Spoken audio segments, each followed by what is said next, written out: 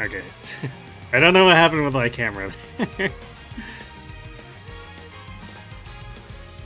I literally just checked it like a few minutes ago, so I don't know. Anyway though, welcome back everyone. So unfortunately we weren't able to get the win yesterday, but we will keep trying. Starting with a couple of spark attempts.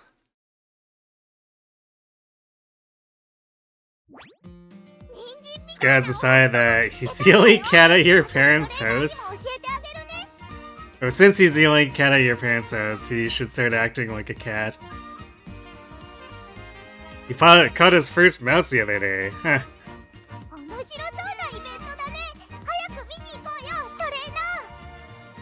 There was mice running around at your parents' house? It's maybe a bit concerning.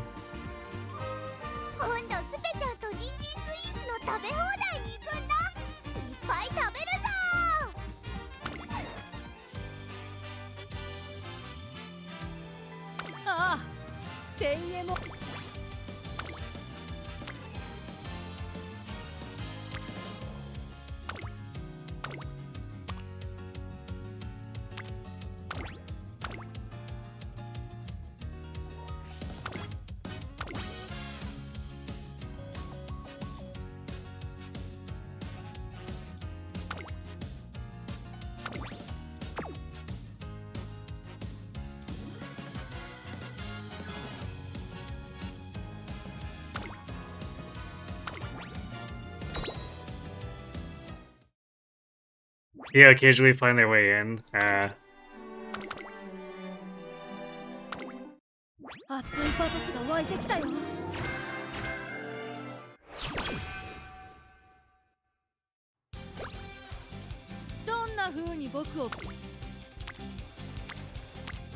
guess good on Scout for picking him off then.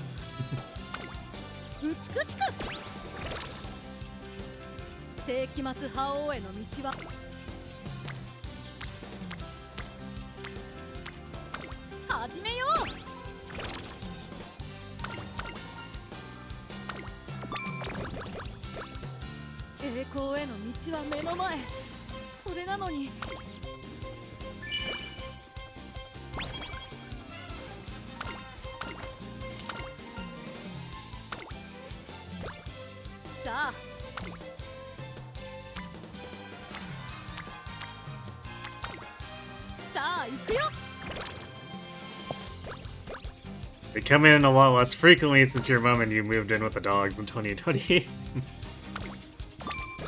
So the dogs intimidate them into not coming in.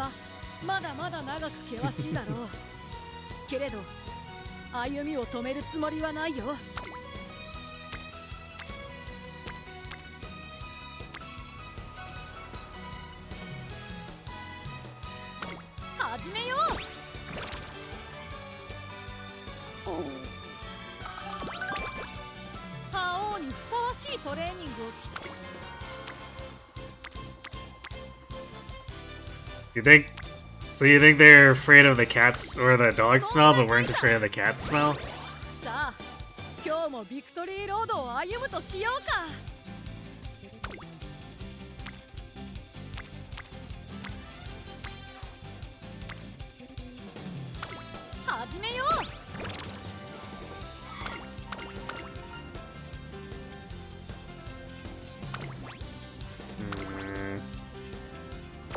I pick speed. I think this one is...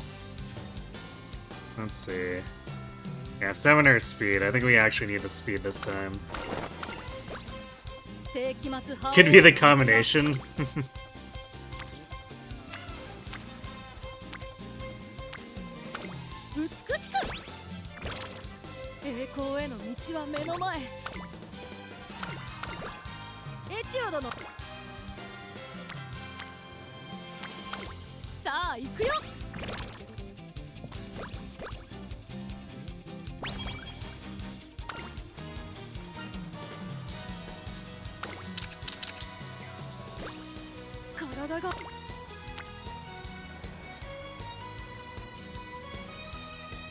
Yeah, I'll try it. It's 4. Nice.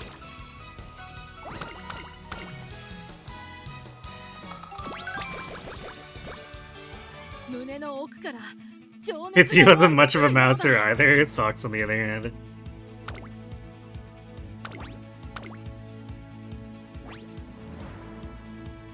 I guess the thing is the mice don't know that.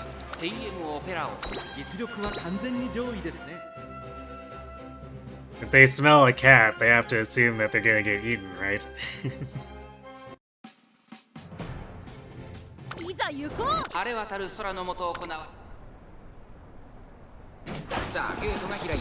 Please hold your applause to the end. Thanks, Family Gremlin. Which Uma is the traitor? I mean, it's always Goldship, right?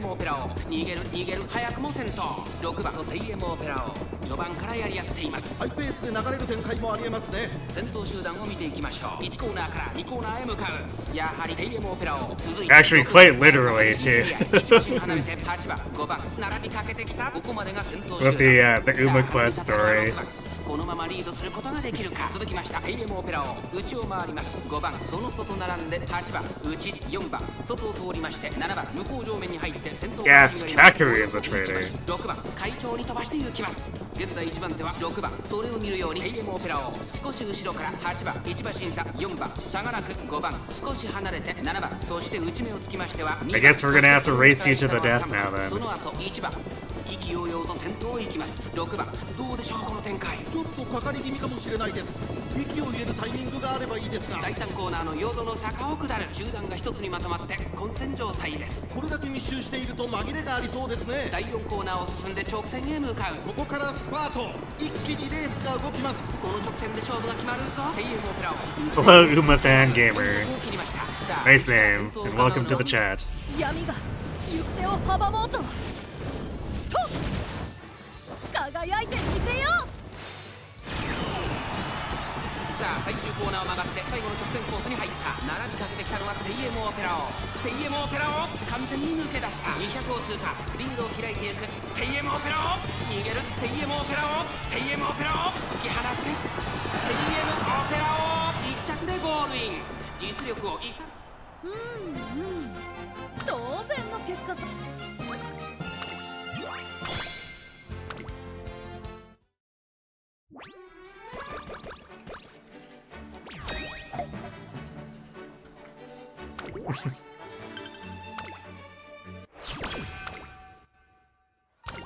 Its opera is quite the goofball.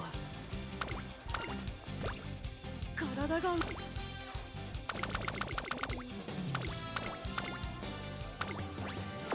栄光への道は目の前。それなのに僕のか問題ないさ。 I guess which explains your compatibility with Golshai.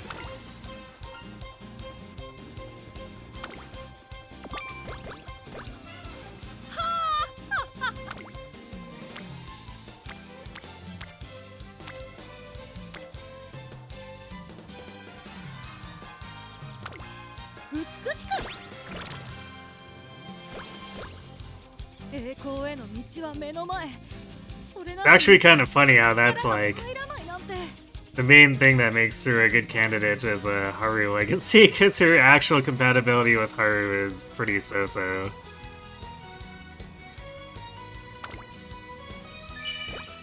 いい調子だよ。絶対的な世紀末覇王となるのも。 How to build Symboli Rudolph? That's a really broad question. What are you trying to do with her?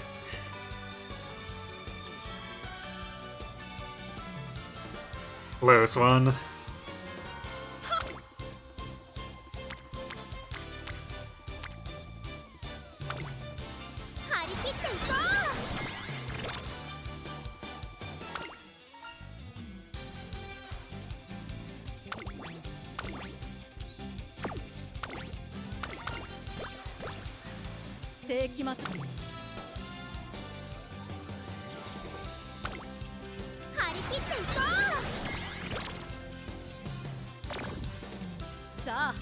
Damn it, we just got that mood.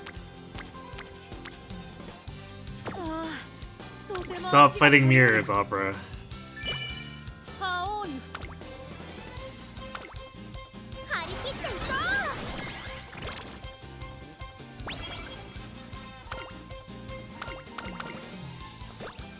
僕の始めよう。さあ今日もビッ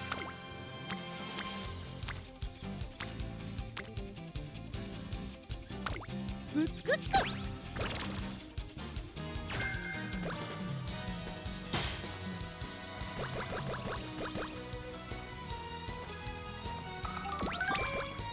体が動かない。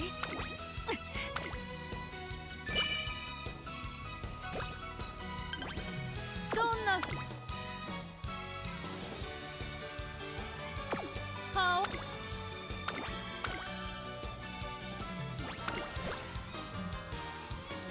こは負けられない一番人気10番。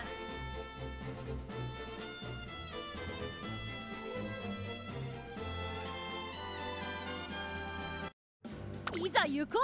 誰をも魅了。今スタートが切られました。各馬娘綺麗なスタートを切りました。みんな集中してましたね。好レースが期待できそうです。 How am I vulnerable? 2番この2人が競り合っているぞ。テイエムオペラ王快調に飛ばしていきます。先頭はテイエムオペラ王単身で飛ばしていきます。2番手の位置で先頭を伺うのは2番2馬身3馬身開いてアグネスタキオン。さあ1コーナーから2コーナーへ向かっていく馬娘たち。さあ花に立つのはテイエムオペラ王。このままリー Dude, ド what would be the equivalent of stealing a vulnerary in this? I guess running off with someone's shoes? Or maybe one of the sashes? 12番2馬身差アドマイアベガ外目をついて18番5番追走外8番差がなく6番少し後ろからゴールドシップ。そしてそのうち成田大臣向こう上面に入って先頭からしんがりまでおよそ11馬身順位を振り返っていきます。現在1番手はテイエムオペラ王続きました。2番1馬身離れてアグネスタキオン4番手3番すぐに続いて14番13番 What's an Uma speedwing? 9番内をついて12番外でアドマイアベガ内で18番その外並んでゴールドシップ。 Well, that's just a speed training card. 外から6番そして内目をつきましては成田大臣外を通りまして15番第4コーナーカーブ勝負どころ最後の直線へとかけていきます。まだ先頭は動かない。このまま直線での争いになるのか。中山の直線は短いぞ。後ろの子たちは間に合うか。まだ1馬身以上の差があるぞ。ここから捉えることができるのか。リードを開いていくテイエムオペラ王200を通過テイエムオペラ王リードは1馬身テイエムオペラ王逃げる逃げるアドマイアメが食らいついていくテイエムオペラ王今ゴールインテイエム僕こそが Uncomfortably close.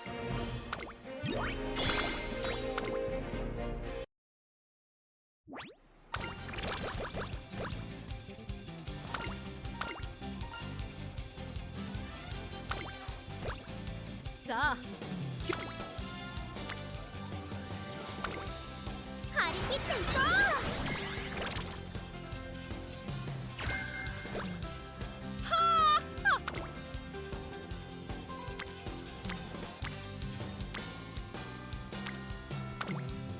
張り切っていこ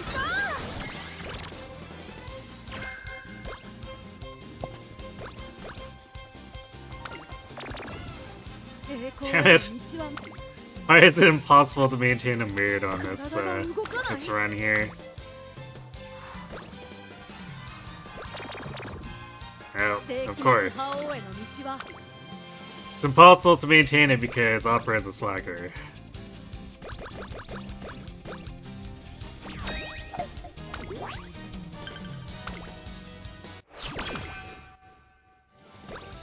Etude 美しく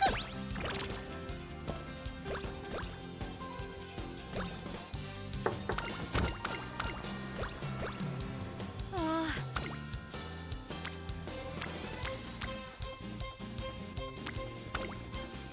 さあカシアに時間をあげるわ。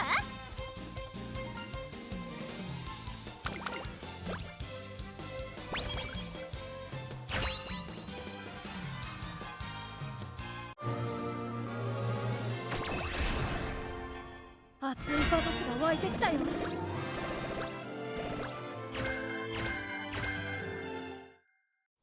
エクセレントな仕上がりと言えるだろうね。 Kind of weak inspiration for someone who has double circle compatibility.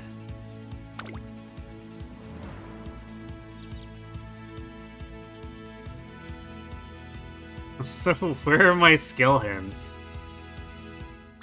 いい胸の奥から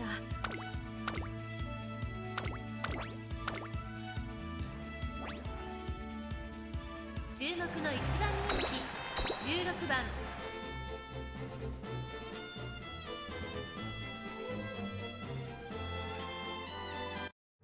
いざ行こう。最もスタート。各馬娘揃って綺麗なスタートを切りました。誰が先頭に抜け出すか注目しましょう。 TM オペラ王と5番、この2人が競り合っているぞ。 TM オペラ王会長に飛ばして行きます。さあ花に立ったのは TM オペラ王。このままリードすることができるか。2番手の位置で先頭を伺うのは18番、1馬身離れてセイルンスカイ。第1コーナー回って第2コーナー、先頭は TM オペラを単身で飛ばして行きます。続きました18番セイルンスカイ。 Actually, you know, another thing that might be close to being a speedwing is the star pieces. 内から行く5番1馬身差、4番その外並んで12番少し離れて東海帝王、2馬身3馬身開いてエイシングフラッシュ、そしてその外11番その内並んで6番内を回りますキングヘイロー、さらにはアドマイヤー。 Those are how you permanently increase 先 stats. 頭からしんがりまでおよそ12馬身。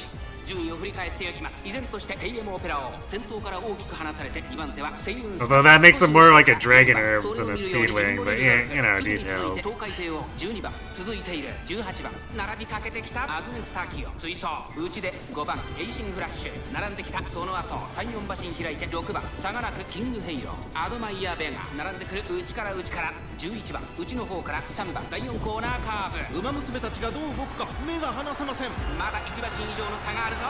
ここから捉えることができるのか。中山の直線は短いぞ。後ろの子たちは間に合うか。まだ差がある。ここから先頭を捉える子は出てくるのか。 TM オペラ王速いもはや独走状態。200を通過シンボリルドルフ食らいついてゆく TM オペラ王突き放す TM オペラ王逃げる後ろを突き放して Skills, who needs skills, right? 今勝利です。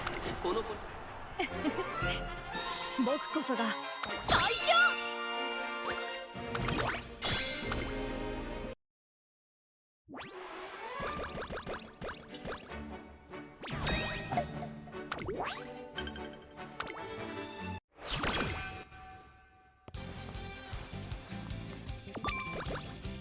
さあ美しくどんな And back down. なるべく Opera's boot 美しいトレーニング is just a のため complete roller いざ coaster. 出発。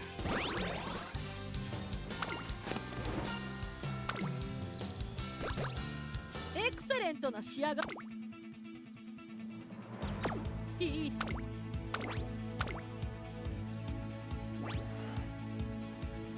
注目の3番人気2番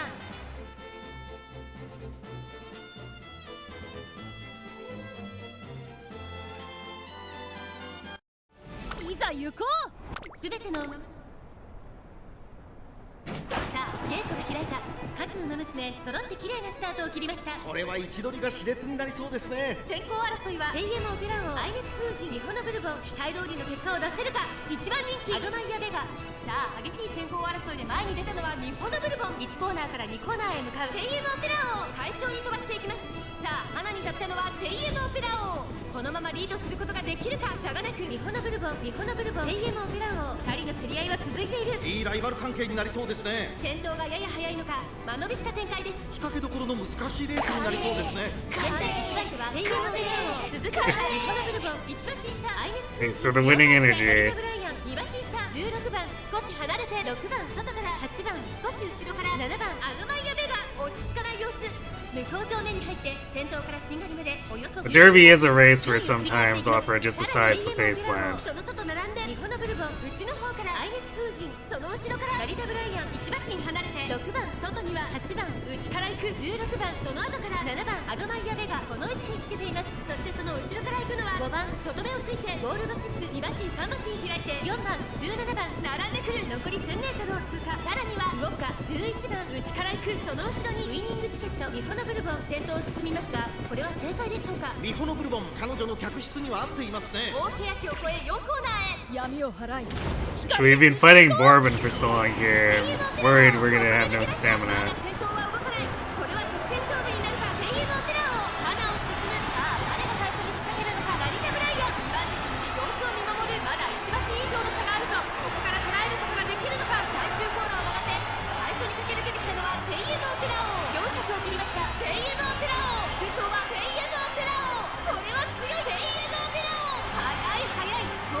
Well, it appears to be mostly fine. 逃げる TM オペラをリードを開いていく TM オペラを先頭は変わらず There should be a chance of faceplant. 見事な走りで勝利をし Like in Smash Brothers Brawl. 僕こそが最強。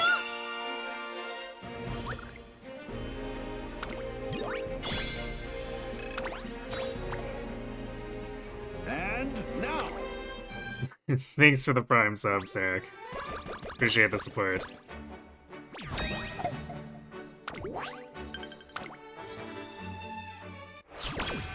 Because everyone loved it in Brawl. 世紀末派 It would at least be more comical in Uma. 問題ないさ。 Especially if it was Gold Ship doing it.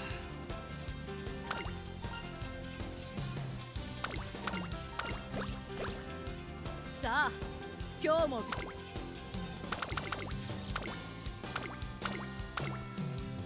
You have mechanics that fight against you. どんな風に僕を輝か Me せたいんだ too. い That's why I'm doing the Haru Arima 言 stuff. ってみ Because the Arima really fights against me.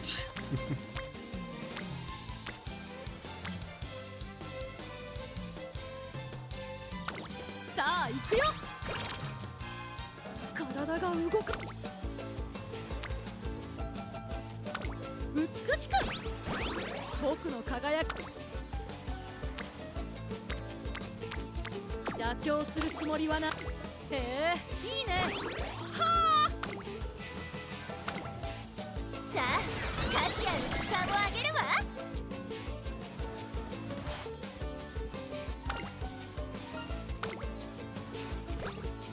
Well, I guess if we boil it down, it's more that inspiration fights against me, which is more universal than you'd expect. It's just more extreme in this context. 一緒に頑張りましょうね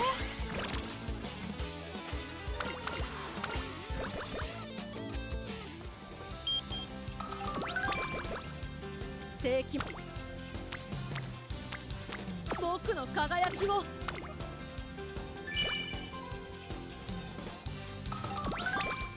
We are not gonna have good stamina for this. 覇王 We don't have a... Yeah, we don't have corner recovery or hints or anything. 調子 Probably gonna have to do... Late Surge for 時間 Kikuka. をあげるわ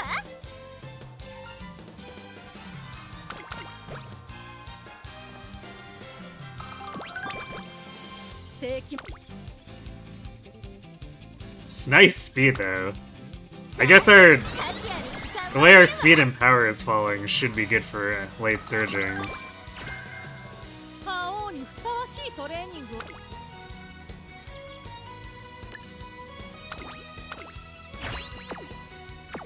さあ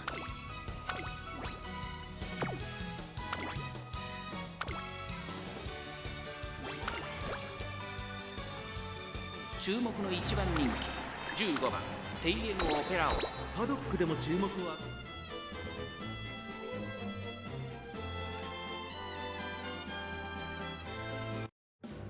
いざ行こうクラシックロ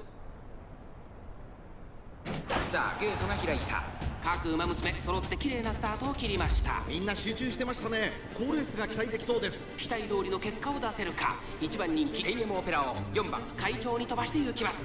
先頭は4番単身 Just で a 飛ばして行 big きます blob of everyone, and then a single generic 前の out トッ front. プが少し離れてライスシャワー外から行く10番メジロマックイーン続いている1馬身離れて18番内から行くスーパークリーク外には17番第4コーナーを進んで直線へ向かう先頭から後方まで間延びした展開です。後方の馬娘が差し返せるのか気になる開きです。先頭4番レースはよどみなく進んでいます。続いてマヤのトップがライスシャワー並びかけてきた少し後ろからメジロマックイーンまずは1周目正面スタンド前に入ったさらに10番さらにはスーパークリーク外18番1馬審査12番外で17番それを見るように13番内を回りますゴールドシップ外からテイエムオペラをその後5番7番並んできた外を回ります16番内で成田大使後方2番手にアドマイヤイヤベガ14番最後方からという体勢であります。4番先頭を進みますが、これは正解でしょうか。4番彼女の客室には合っていますね。第1コーナー回って第2コーナー、順位を振り返っていきます。先頭は依然4番2馬身リード、続きましたメジロマックイーン、外から10番、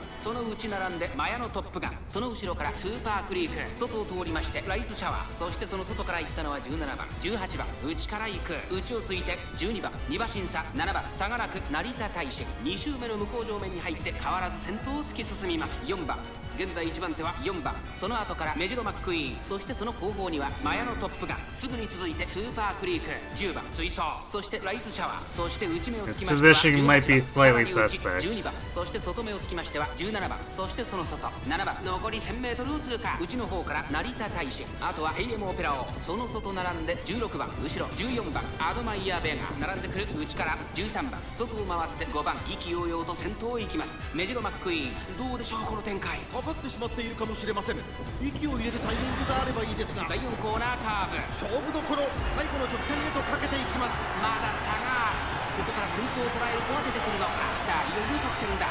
どのタイミングで誰が仕掛けるのか。400を切りました。最終コーナーを曲がって最初に駆け抜けてきたのはスーパークリーク、スーパークリーク強い、強すぎる。 Yeah, we're not like getting like any good acceleration here. What the hell? マヤのトップがスーパークリーク、秋色は衰える。スーパークリークリードは7馬身、先頭は変わらずスーパークリーク、スーパークリーク、これは完璧なし。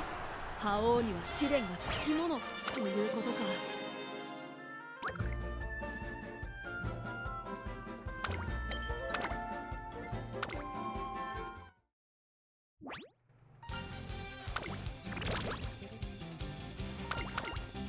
Opera just constantly trying to throw this run, I guess. 世紀末覇王への道はまだまだ長く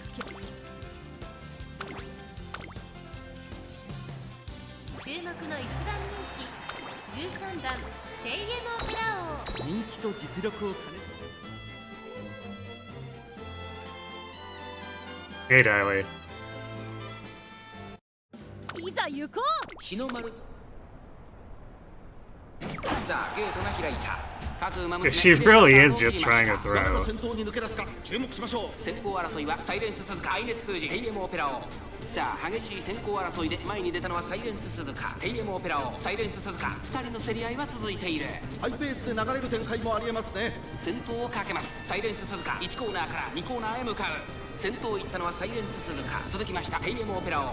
激しい先頭争い、少し離れてアイネス封じ、およそ5馬身開いてダイワスカーレット内7番、それを見るようにヒシアーマーゾ1馬身差東海帝を少し後ろから12番内から行く、11番4番並んでくる、4馬身離れてウオッカ、さらに内メジロライアン、第2コーナーを抜け向こう上面に入ったテイエムオペラ王、快調に飛ばして行きます。順位を振り返っていきます。依然としてテイエムオペラ王、続いてサイレンス鈴鹿、その外並んでアイネス封じ7番4番手、1馬身離れてダイワスカーレット、ヒシアーマーゾ続いている。東海帝を並びかけてきた。外から12番、後から11番、そして内目をつきましては4番、その後からウォッカ、後ろ15番、あとはメジロライアン、そして2番、さらに9番、差がなく5番、後方2番手に10番、最後方ポツンと1人16番、意気揚々と先頭を行きます。テイエムオペラ王、どうでしょうこの展開。かかってしまっているかもしれません。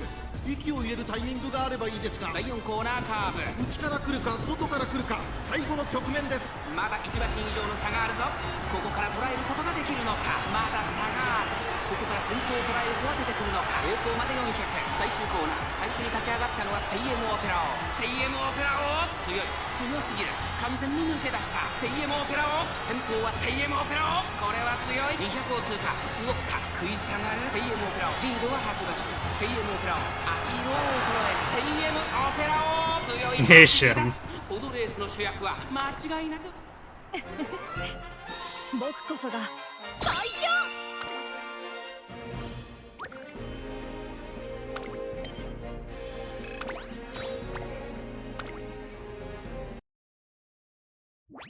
Rage is definitely how I feel about her previous race. The one before this one. This one was fine. 体が動かない。僕としたこと。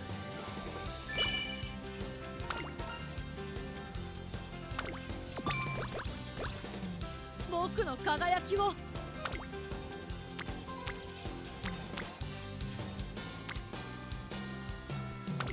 始めよう。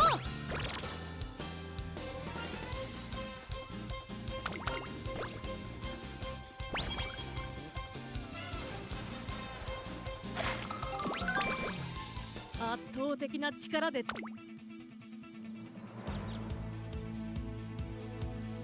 I don't really have anything like great here. I guess I'll just bide on standard distance for a little bit of extra stamina. ああ、すでに当たっ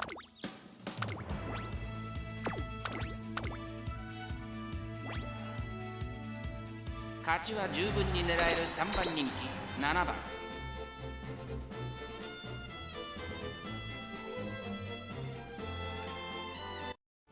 いざ行こう。年末の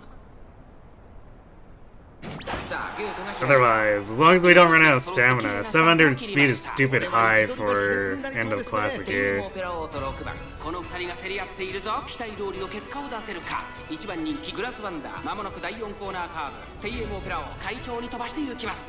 先頭はテイエモオペラを単身で飛ばして行きます。2番手の位置で先頭を伺うのは6番、そしてその後方にはジンボリ・ルドルフ、さらにマヤのトップガンヒシアマゾン。5番手まずは1周目正面スタンド前に入った。そしてその内を回って4番、1馬身離れて16番、外から9番、2馬身3馬身開いてスペシャルウィーク。それを見るように3番グラスワンダーここにいた。その外並んで I guess we're facing Pace Hishi again. 5番、後方2番手に14番、そして最後方15番、1コーナーから2コーナーへ向かう。順位を振り返っていきます。先頭は変わらずテイエモオペラを、続いて6番、2馬身離れてジンボリ・ルドルフ、4番手にはヒシアマゾン、そしてその外から行ったのはマヤのトップガン4番並んできた。そしてその外を回ってスペシャルウィーク、外を回ります9番、内の方から16番、外を回って3番、1馬審査グラスワンダー、その後メジロライアン、少し離れてナイスネイチャー、外を通りまして15番、少し後ろから5番、最後方14番、向こう上面に入って先頭からしんがりまでおよそ12馬身。依然としてテイエモオペラを、続きましたジンボリ・ルドルフ、外ヒシアマゾン、残り 1000m を通過。内を回ります6番、その後ろスペシャルウィーク、さらには4番、外から9番、そしてマヤのトップガン16番、並びかけてきた。差がなく3番、内を回ってグラスワンダー、後ろメジロライアン、内からナイスネイチャー、外目をついて15番、内をついて5番、14番、現在しんがりだ。意気揚々と先頭を行きますテイエモオペラを。どうでしょうこの展開。ちょっとかかり気味かもしれないです。一息つけるといいですが。第4コーナーを進んで直線に向かう。中山の直線は短いぞ。後ろの子たちは間に合うか。スペシャルウィーク食い下がるテイエモオペラを。速いもはや独走状態。 Space catching up. リードは3馬身テイエモオペラを。 Is it fast enough? No, it's not. 逃げるテイエモオペラを突き放せ。勝ったのはテイエモオペラを。最後意地を見せて栄冠を手にしました。僕こそが最強。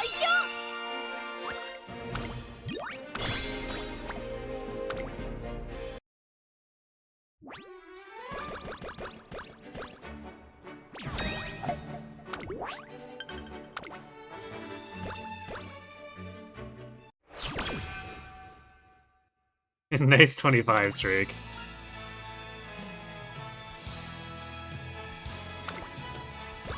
Catch indeed. Or sneak indeed. Either or.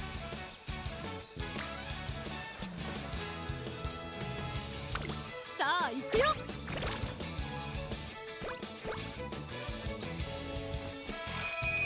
Well, the stamina is not inspiring. It was low for Ikuka, and it's gonna be even lower for Tenno's show unless we can fix it somehow.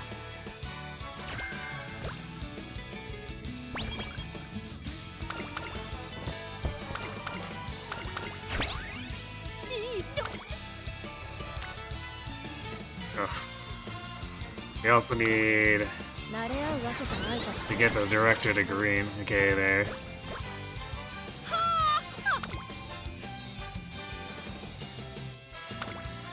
慣れ合うわけじゃないから。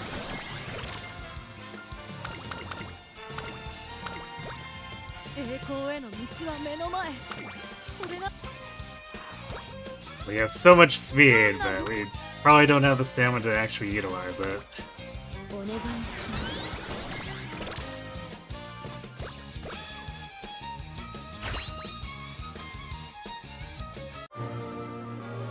Ooh, a gold spark. あ熱いフォトスが湧いてきたよ。 Oh, that was a large boost in stamina. Which we definitely did need.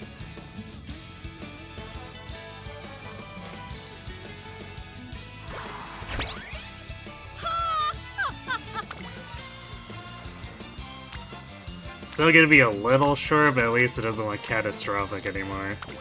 さあ行くよ。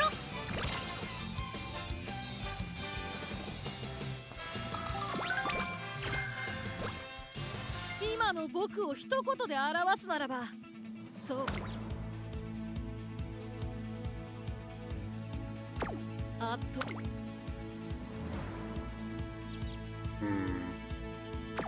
This is Kyoto Turf.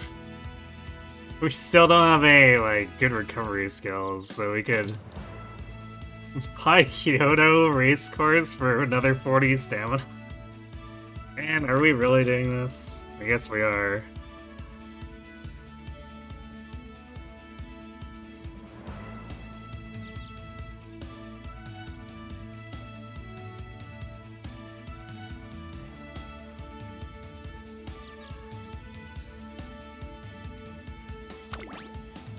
It pushes us over 600, so we should be able to continue front running in that case.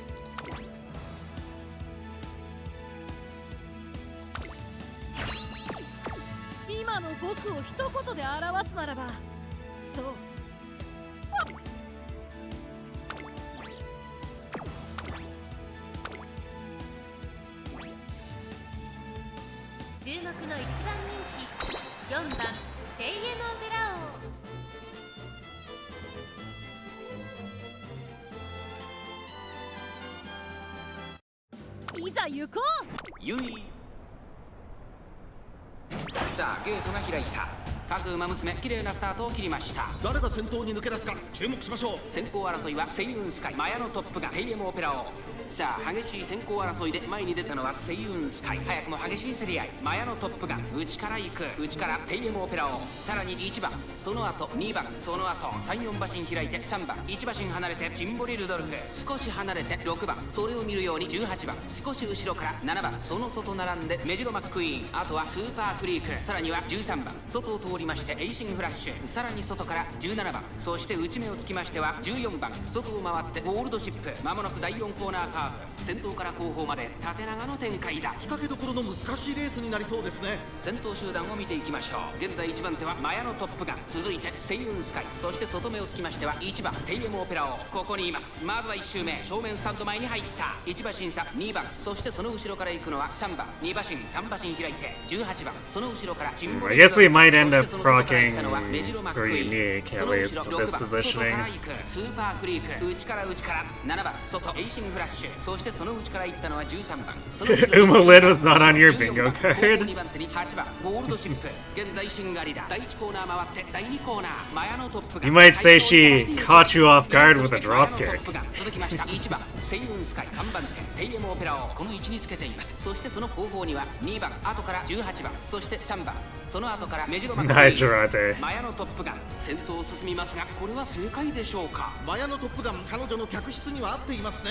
依然先頭はマヤのトップガン。2周目の向こう上面に入って変わらず先頭を突き進みます。マヤのトップガン、マヤのトップガン、まだリードをキープしています。意気揚々と先頭を行きますマヤのトップガン。どうでしょうこの展開。ちょっとかかり気味かもしれないです。一息つけるといいですが。先頭は変わらずマヤのトップガン。残り 1000m を通過。先頭は依然マヤのトップガン。2馬身リード、2馬身離れてセイウンスカイ、テイエムオペラ王。並んでくる1番、4番手、3馬身差2番、18番、外から行く。外からエイシングフラッシュ。テイエムオペラ王、ここにいた。さらに内からマヤのトップが第4コーナーを進んで直線へ向かう。ここからスパート、一気にレースが動きます。まだ差がある。ここから先頭を捉えるとは出てくるのか。さあいよいよ直線だ。どのタイミングで誰が仕掛けるのか。さあ内から先頭を伺うのはマヤのトップが栄光まで Okay, no unique, but we really don't need it. テイエムオペラ王、食い下がるマヤのトップがテイエムオペラ王。速いもはや独走状態。200を通過。テイエムオペラ王、これは決まったか。後ろは大きく離れたぞ。逃げるテイエムオペラ王。テイエムオペラ王、大差で今ゴールイン。あと僕こそが There you go. 最強 Funny Spring Tenno Show front running. Uma emblem is real now. Well, it's just Lin, right? It's not like we have, Well, actually, that's not entirely true, right? There was, like, the gender bends of Cain and Abel, too. Those are a thing, right?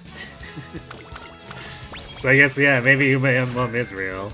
僕の輝きを見せてあげようじゃないか You wanna die every time you think about Uma Lindis? Wait, why?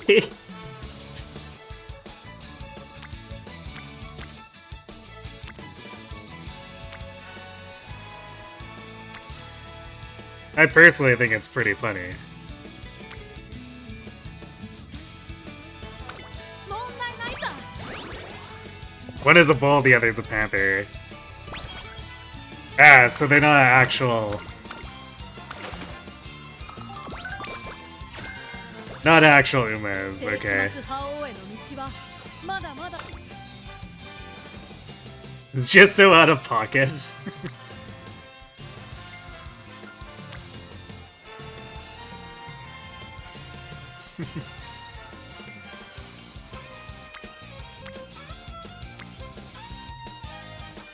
I mean, it makes sense, doesn't it? If you need to do, like, animal crossovers, 覇王にふさわしい then what if your 期待しているよ what if your bow knight just simply combined the rider and the horse?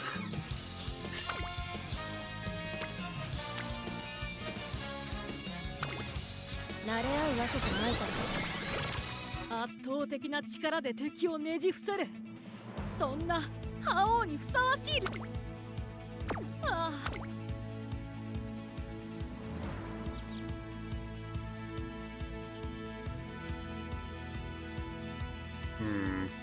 Well, it kind of seems like Maestro is not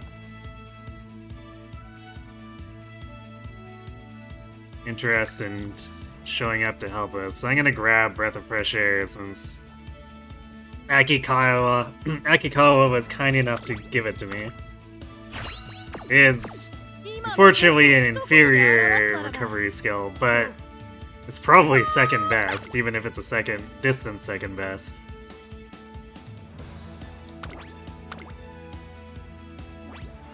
Oh yeah, Slim the Bone Knife. I mean, of course. 11番テイエモ You've seen how, or haven't you seen how popular Brave Lin was way back? 今日に託されたファンの夢さあゲートが開いた各ウマ娘揃って綺麗なスタートを切りましたみんな集中してましたね。好レースが期待できそうです。先行争いはサイレンス鈴鹿 You did not. マヤのトップガン期待通りの結果を出せるか一番人気 AM オペラ王サイレンス鈴鹿快調に飛ばしていきます先頭を行ったのはサイレンス鈴鹿 Well, Brave Lin did so well as basically a bow knight that she just kept using bows going forward. 隊列は縦長になっています後方の馬娘が差し返せるのか気になる開きです。さあ1コーナーから2コーナーへ向かっていくウマ娘たち現在1番手はマヤのトップガン続いてサイレンス鈴鹿1馬身差 AM オペラ王それを見るように12番2馬身3馬身開いて名称怒涛その後 You only played heroes for getting the weapons for engage. メジロマックイーン向こう正面に入って先頭はマヤのトップガン順位を振り返っていきますさらにマヤのトップガンそしてサイレンス鈴鹿外12番 AM オペラ王並びかけてきたその後ろ名称怒涛2馬身離れて1番外からメジロマックイーン内から Well, I have a voice line from Brave Lin. The reinforcements redeem uses a meme line from her.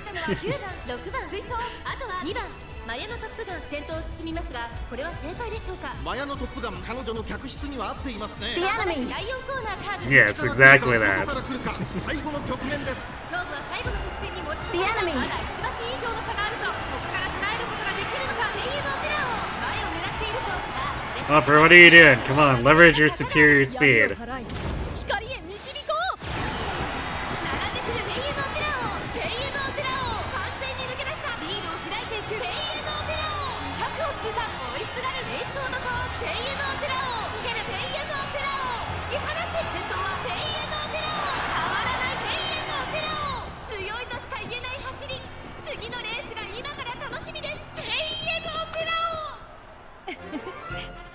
王僕こそが最強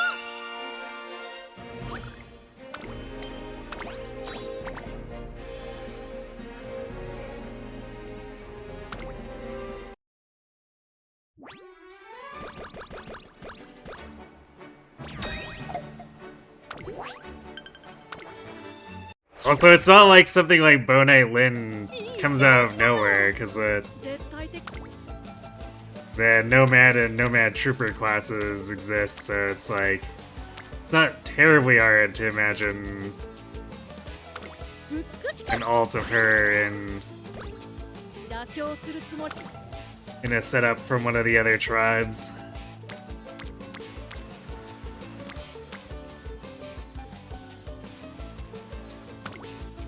張り切っていこ体が動く栄光への道はめいいねはあ Yeah, a little extra stamina can turret for front running.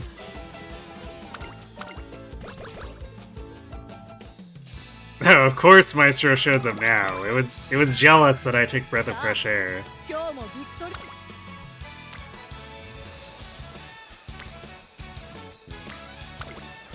お願いします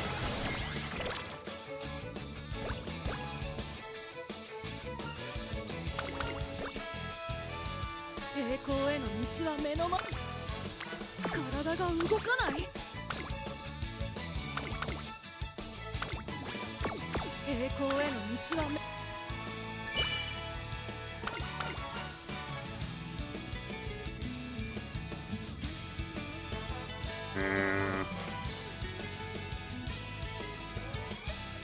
What is this one?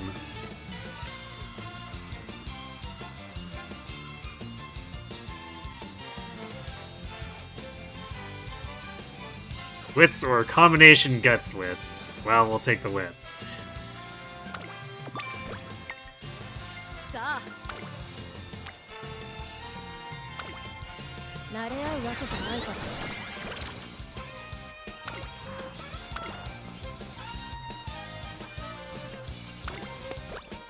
僕の輝きを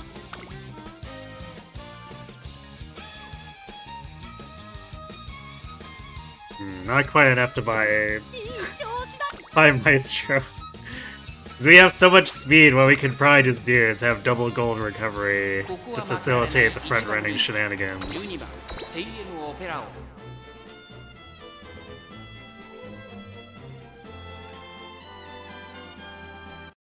いざ行こう馬娘たちの追い Who will win or Centaur win?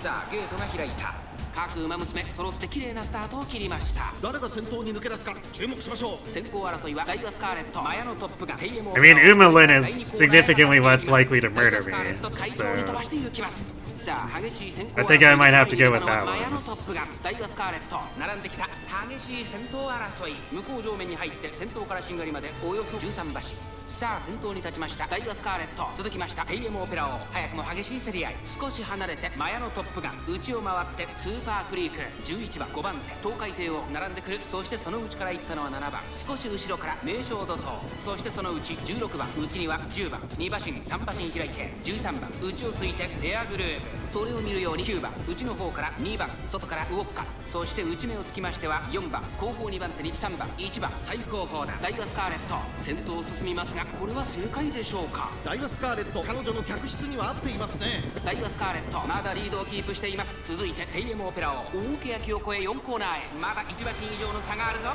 ここから捉えることができるのか勝負は最後の直線に持ち越されたテイエムオペラ王前を狙っているとさあ誰が最初に仕掛けるのかテイエムオペラ王2番手につけ様子を見守る Surely we can outrun Daiwa. 最初に駆け抜けてきたのはダイワスカーレットテイエムオペラ王抜け出した4着を切りましたリードを開いていくテイエムオペラ王ダイワスカーレット食らいついていくテイエムオペラ王速い速いもはや独走状態残り200テテイエモオペラを突き放すテイエモオペラを逃げる先頭はテイエモオペラを変わらない There we go. Easy clap. 強い走りだ。このレースの主役僕こそが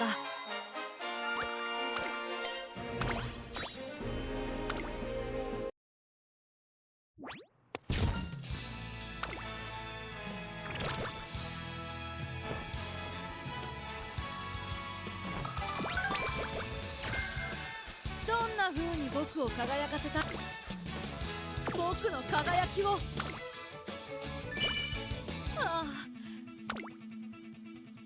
Okay, there we go. Now we buy Maestro and we have 2 gold recoveries. 今の僕を一言で表すなら注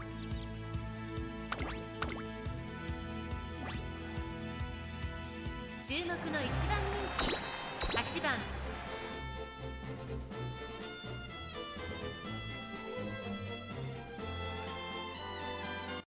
いざ行こう世界のスタート各馬娘揃って綺麗なスタートを切りました。誰が先頭に Which 抜け we 出 might す need because we late started as a 先頭 front 争いは runner. TM オペラ王17番東海帝王先頭は TM オペラ王単身で飛ばしていきます。2番手の位置で先頭を伺うのは17番2馬身3馬身開いて東海帝王第1コーナー回って第2コーナー TM オペラ王快調に飛ばしていきます。さあ花に立ったのは TM オペラ王このままリードすることができるか。続きました17番その後3、4馬身開いて7番さらに13番外を通りまして名称怒涛少し離れて5番後ろ東海帝王外を回ってエイシンフラッシュそのうち並んでオグリキャップ少し後ろからエアグルーブそれを見るように10番外には動くか Also, I do appreciate that その後6番 other people than me saw the headgear that 3番後方2番 Horsewind has and decided to equate it to Goal-Shy parody. Because I've seen some of those dropkick limb pictures circulating around.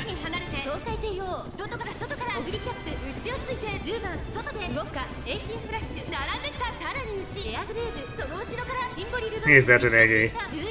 その後ろ3番残り 1000m を通過そしてその外から行ったのは6番さらには16番18番現在しんがりだ意気揚々と先頭を行きます13番どうでしょうこの展開ちょっとかかり気味かもしれないです。闇を払い光へ導こう Ah, the generic has triggered my trap card. まだ先頭は動かないこのまま直線での争いになるのか名称のとここで Hello. We may have triggered Meisho Dota's trap card. I don't know if we're gonna catch her.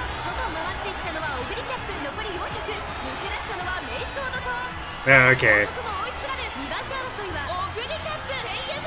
Frontal camera made it look worse than it is, but Gary Cat might just wreck us instead.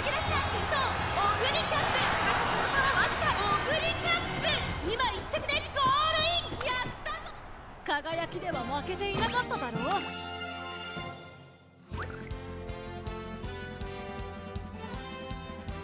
Yes, in the showdown between Opera and Meisho, the winner is Oguri. Wait, what?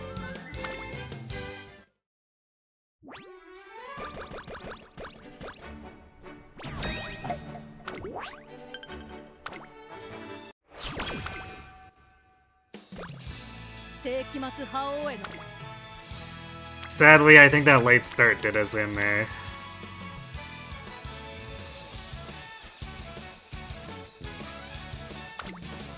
トレーニングの時間ですね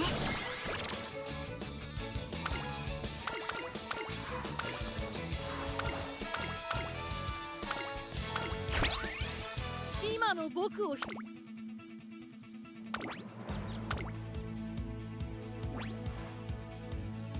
注目の1番人気9番テイエムを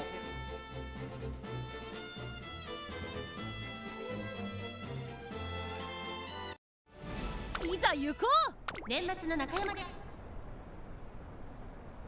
あゲートが開いた各馬娘揃って綺麗なスタートを切りましたみんな集中してましたね。好レースが期待できそうです。先頭は TM オペラ王単身で飛ばしていきます先頭から大きく離されて2番手は16番まもなく第4コーナーカーブ TM オペラ王快調に飛ばしていきますさあ花に立ったのは TM オペラ王このままリードすることができるか2番手の位置で先頭を伺うのはアイバスターレットト2馬身差エルフォンドルパター4番手にスーパークリーク。まずは1周目正面スタンド前に入った外から行く16番少し離れて成田ブライアン大きく離れて1番6番外から行く少し後ろから5番さらにその外からはエイシンフラッシュ。それを見るようにグラスワンダー12番並んでくる内を回ってシンボリルドルフ内の方から8番後方2番手に14番1コーナーからそして2コーナーへ向かっていきます。順位を振り返っていきます。先頭は相変わらず AM オペラ王続いてダイバスターレット2馬身3馬身開いて成田ブライアンエルフォンドルパター4番手内からYou know, Daiwa's been showing up an awful lot lately.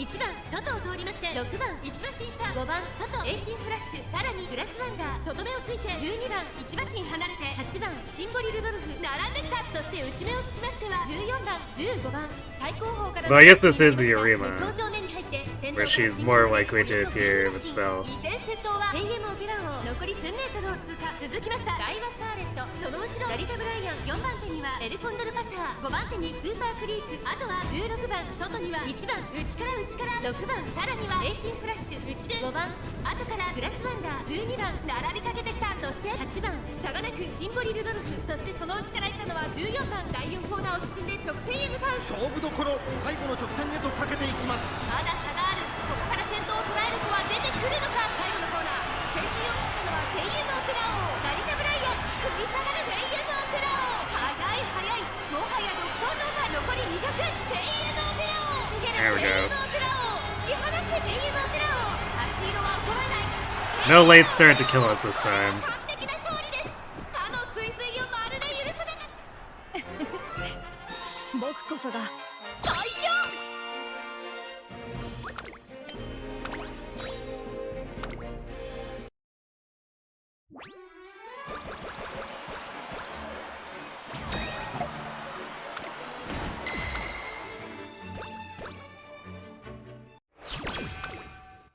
さあ今日もビッグさあ Big speed. 差を上げるわ。圧倒的な力で敵をねじ伏せる。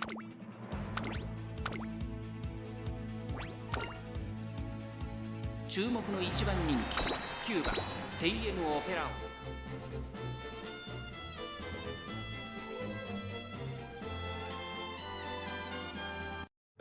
いざ行こう。曇り空の下さあゲートが開いた。各ウマ娘綺麗なスタートを切りました。これは位置取りが熾烈になりそうですね。先行争いはテイエムオペラ王ダイバスターレットセイウンスカイ。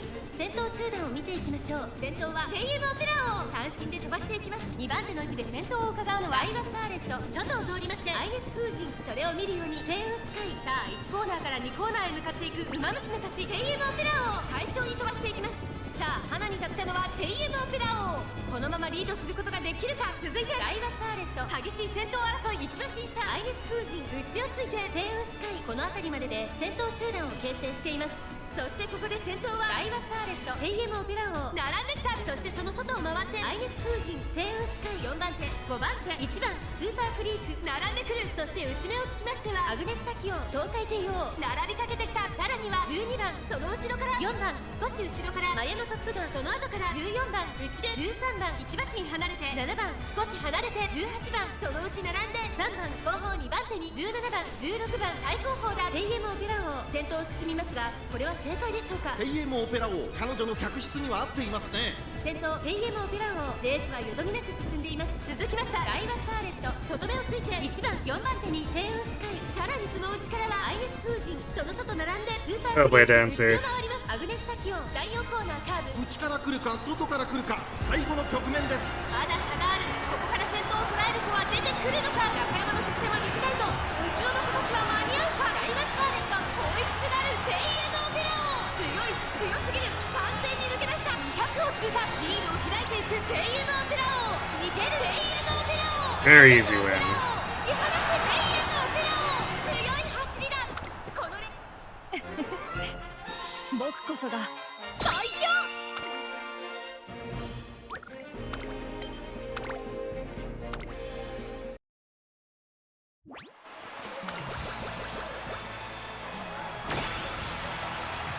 栄光へ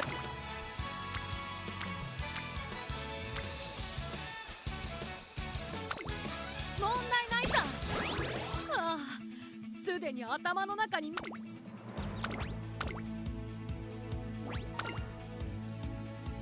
4番人気は3番テイエムオペラオ。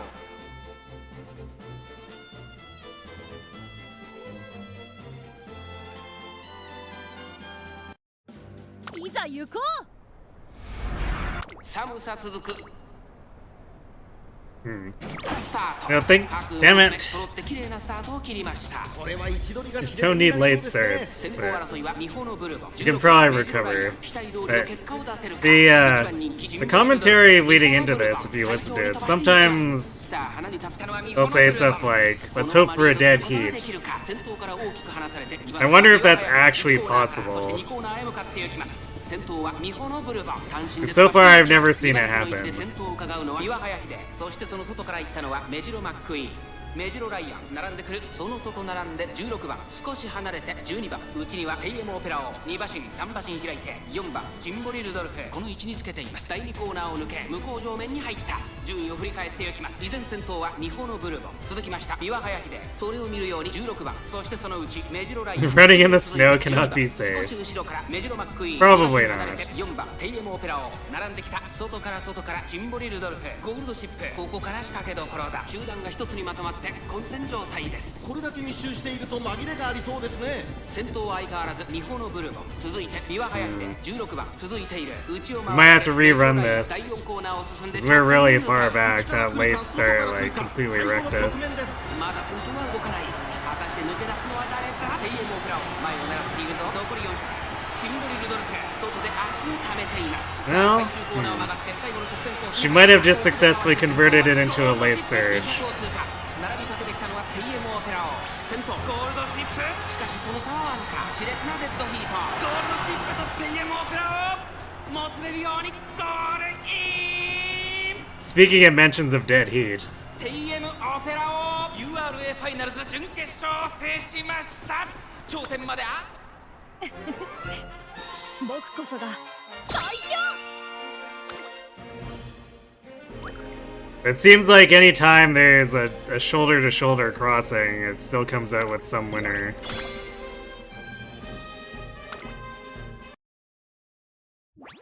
So I wonder if the game is just programmed to coin flip a tie to break it or something like that. 今日も Because I've never seen an actual tie happen. お願いします。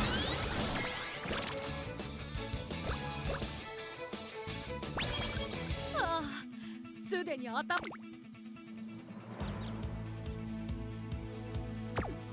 倒的な力。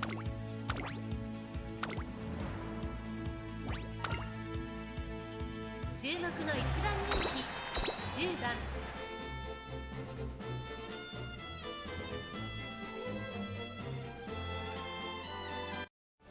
いざ行こう。美しい青スタート。各馬娘綺麗なスタートを切りました。誰が先頭に抜け出すか注目しましょう。先行争いはマルゼンスキー、テイエムオペラ王12番。花を奪っていったのはマルゼンスキー。続いてテイエムオペラ王、テイエムオペラ王とマルゼンスキー。2人とも花は譲りません。ハイペースで流れる展開もありえますね。シアマトン落ち着かない様子。さあ1コーナーから2コーナー GG's indeed for that テ race. イエムオペラ王快調に飛ばしていきます。先頭はテイエムオペラ王単身で飛ばしていきます。2番手の位置で先頭を伺うのはマルゼンスキー。早くも激しい競り合い。その後ろグラスワンダー。その後3、4馬身開いて11番5番手12番4馬身差。成田大臣8番続いている1馬身差。ナイスネイチャー少し離れてオグリキャップ少し後ろからハッピービーク外を回って17番すぐに続いて2番7番並びかけてきた。それを見るように13番岸山と追走。そして内目をつきましては1番後方2番手に5番9番最高峰からのレースになりました。マルゼンスキー先頭を進みますがこれは正解でしょうか。マルゼンスキー彼女の客室には合っていますね。順位を振り返っていきます。依然先頭はマルゼンスキー続きましたテイエムオペラ王3番手グラスワンダー2馬身3馬身開いて11番1馬身離れて12番そしてその後ろから行くのは8番そしてその外を回ってナイスネイチャーそのうち並んで成田大臣その後からオグリキャップ外7番差がなく2番13番並んでくるその外並んでハッピービーク岸アマゾン並んできた。間もなく第4コーナーカーブ勝負どころ最後の直線。闇を払い光へ導こう。 It's been a while since her unique is procced. 互いに足を止めている展開。果たして Could outrun Grass Wonder though.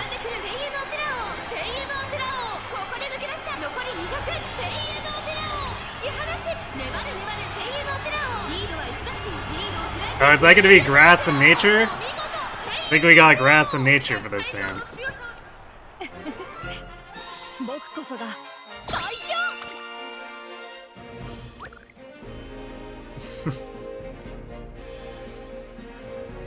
Or a nice Nature, can't escape third place.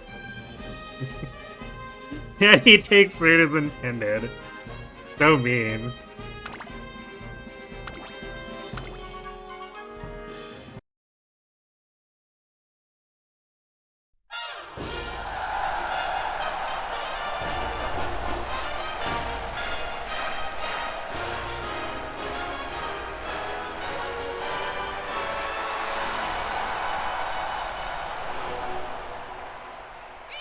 Choose Grass Wonder and Nice Nature? I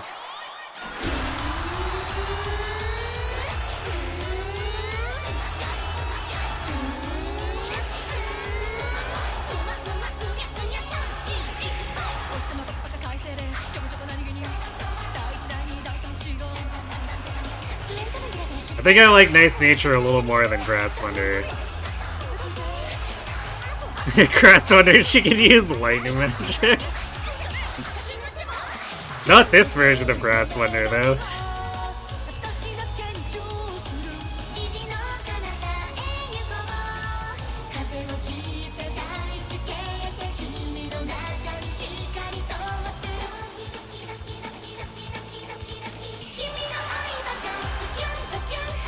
You do have that version of Grass? Nice.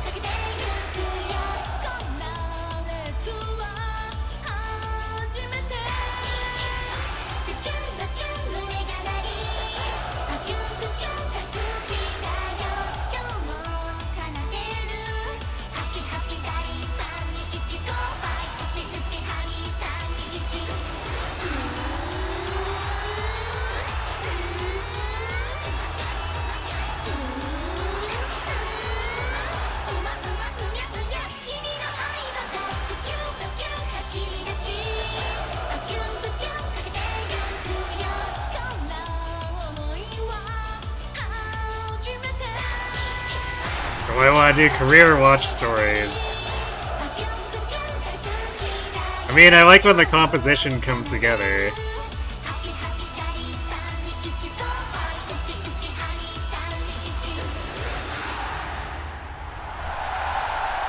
But I usually just watch the story stuff during each career the first time.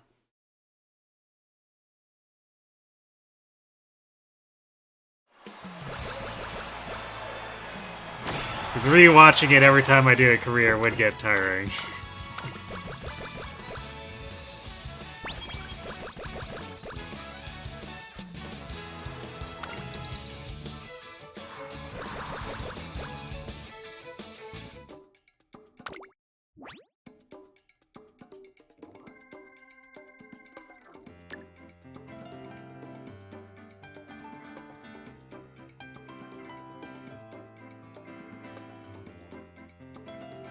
Yeah, we didn't get much that it's like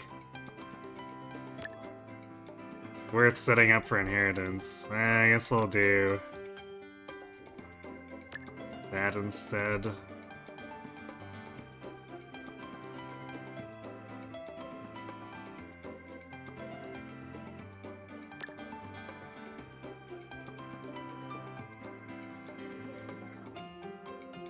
Guess I'll just grab Spring Runner, sure, why not?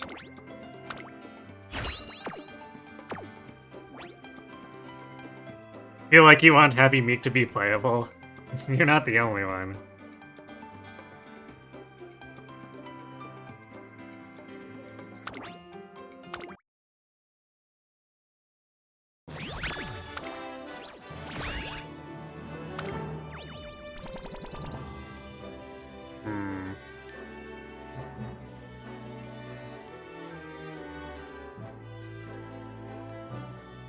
Unfortunately, not a great spark.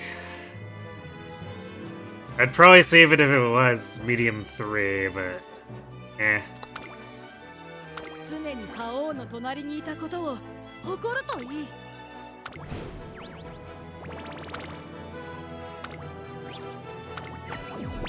We're looking for turf or long 3. But I'm not completely opposed to getting 3-star pink sparks of other stuff, because I can just always save it for other projects.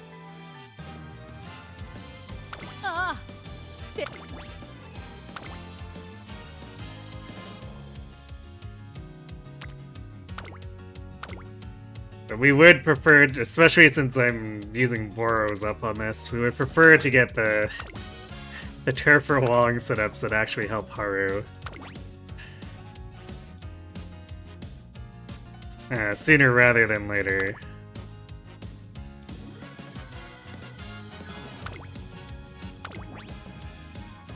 Alright, last Boro, and then we go on to the actual Haru runs.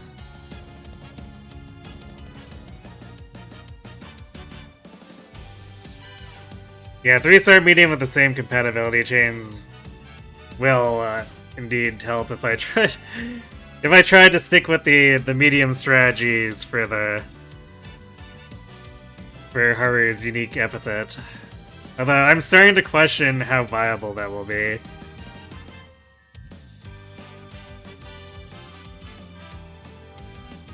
Just because we'd have to have like an insane classic year inspiration to catch enough of the medium turf races with it.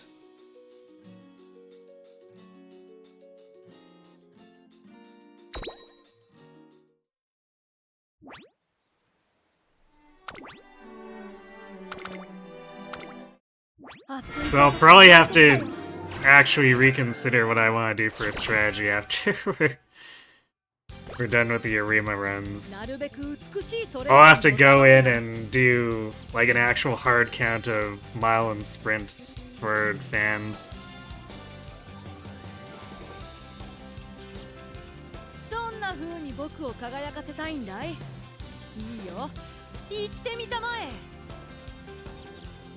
Yeah, even going for the miles will definitely be problematic since I can't go above C turf as a starter.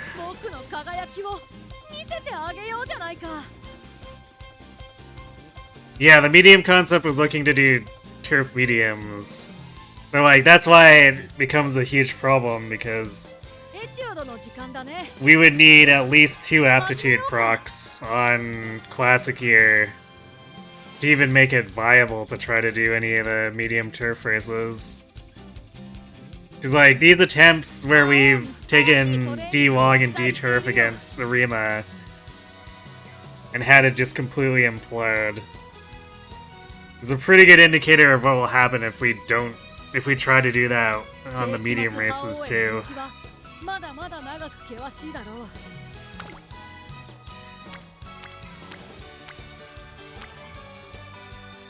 So the mile setup that immediately goes for the C turf and hopes for like just a nominal bump to B turf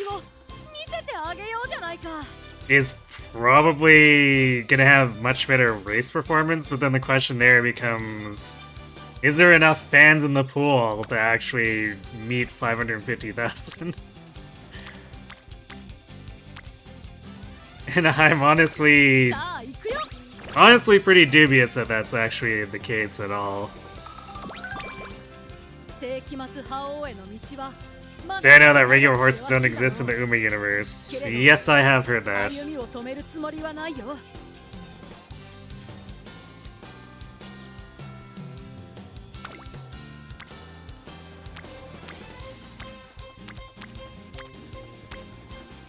Which does, I guess, beg questions. Like, I guess have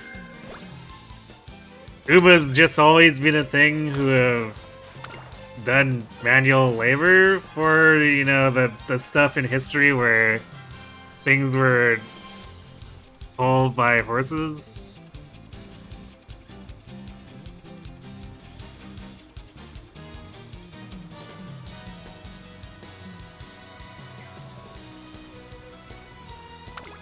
Yeah. Yeah, fan bonus stack is probably going to be something I'm going to have to optimize. That is definitely something I haven't researched enough as well.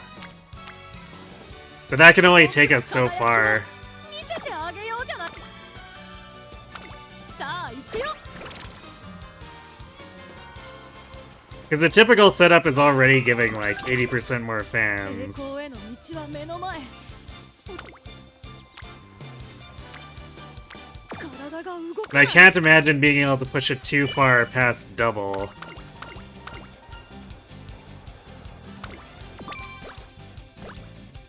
エチュードの時間だね。よし。 And even with a large multiplier, like sprint and mile base fan rate is just really garbage. Especially if it's also a dirt track instead of a turf track. さあ行くよ。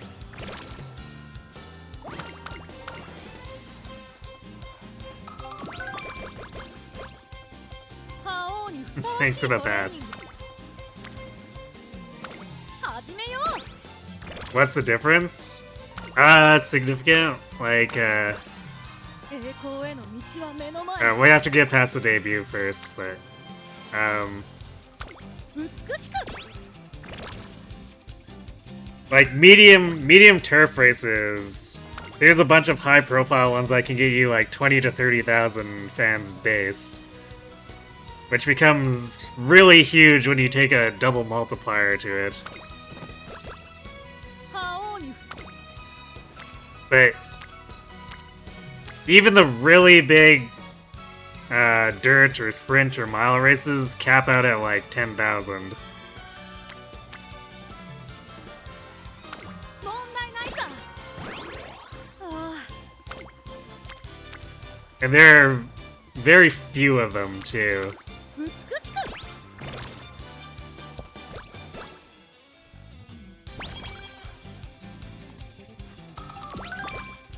栄光への道は目の前。それなのに力が入らん。体が動かない。僕とした。 Yeah, you can basically like the medium / long dual specialist privilege is real because like at the end of classic and senior years you can just pick up basically 100,000 fans for free off of the Japan Cup and Arima together.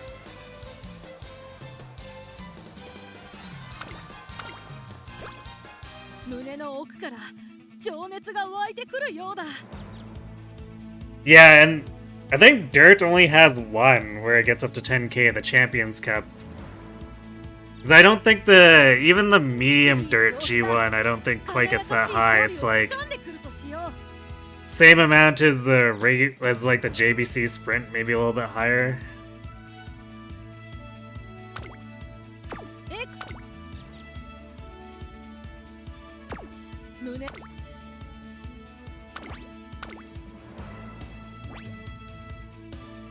こは負けられない一番人気7番テイエムオペラ王。実力は完全に上位ですね。 You keep hearing Full Metal Alchemist in your head? Like the いざ行こう。 theme song, or is there a particular track by that name? スタート。各馬娘綺麗なスタートを切りました。誰が先頭に抜け出すか注目しましょう。 TM オペラ王と2番、この2人が競り合っているぞ。さあ花に立ったのは TM オペラ王。このままリードすることができるか。先頭から大きく離されて2番手は2番、そしてその外から行ったのは6番4番、並んでくるここまでが先頭集団。 TM オペラ王会長に飛ばして行きます。第1コーナー回って第2コーナー、先頭集団を見ていきましょう。先頭は TM オペラ王単身で飛ばして行きます。2番手の位置で先頭を伺うのは2番、そしてその後ろから行くのは4番、それを見るように6番、大きく離れて9番、少し後ろから3番、その外並んで5番、少し離れて1番、そしてその後方には8番。2コーナー回って向こう上面、依然先頭は TM オペラ王。続きました2 You 番。 don't know why your in real life name is two names combined? 5番手5番、そしてその内を回って9番。 I mean, it's a trend that comes and goes, right? 1馬審査8番、意気揚々と先頭を行きます TM オペラ王。どうでしょうこの展開。ちょっとかかり気味かもしれないです。息を入れるタイミングがあればいいですが、集団が一つにまとまって混戦状態です。お互いに So I guess you just happened to land in そして TM オペラ during that 続いて time 2番 when その the 後ろ it に was 4 maybe 番その trending. 後6番5番手に5番第4コーナーカーブ。馬娘たちがどう動くか目が離せません。2番ここで抜け出した。まだ先頭は動かない。これは直線勝負になるか。 TM オペラを花を進む栄光まで400。さあ誰が最初に仕掛けるのか。最後のコーナー先陣を切ったのは TM オペラを追いすがる5番 TM オペラを。先頭は TM オペラを。これは強い。200を通過。5番食らいついてゆく TM オペラを。リードは1馬身 TM オペラを。足色は衰えない TM オペラを。今1着でゴール。 I think that was X Balink who made that pretty uncomfortable at the end there. Her speed is a little bit low. No, it's... Okay, she looks like X Balink, but her name is actually Tudor Garden. Huh. I don't know if I've seen this generic before.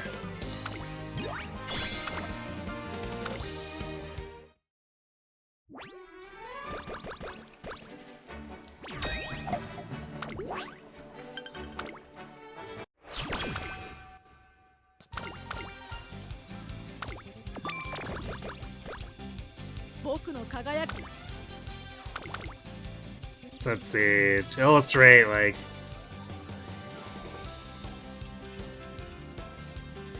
Say... Like even in the OPs here... Sprint miles, normally like 1600. I guess going up to a G3 improves it quite a bit, but... You don't get too many G3s and whatnot for, say, dirt.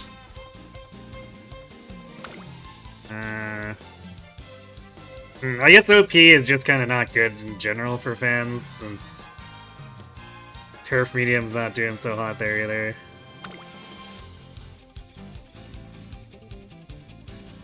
But like, you can see here, this dirt miles, whole 1,000 fans, oh boy.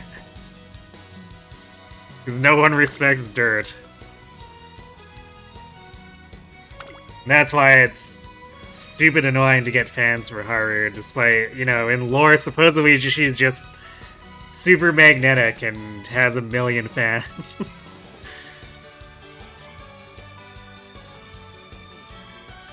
Hello, Magnetius. Welcome to the chat. And the stream, for that matter, I guess. So let's see. Then you do get some really high-profile turf miles, like the Hanshin and the Asahi High. They're worth around 7,000.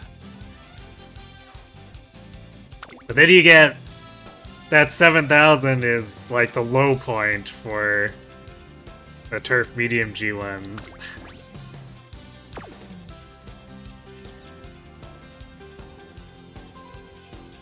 Because it only goes up from here, doing stuff like the Satsuki, etc.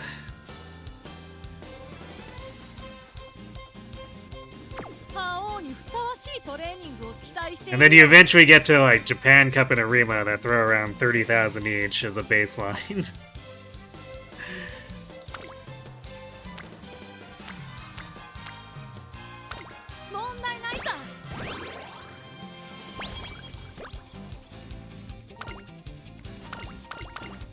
So yeah, when you consider that mile has like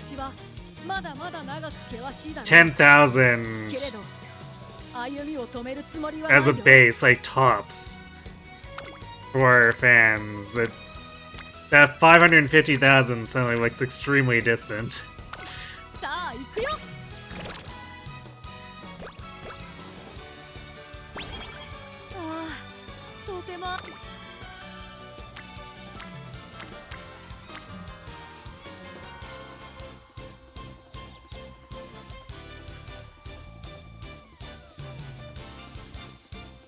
You're trying to make money in this game right now, you can't even do any card upgrades. Yeah, it's a common complaint. It's so expensive to get your support cards up. Yeah, it's easy to feel like you have no money.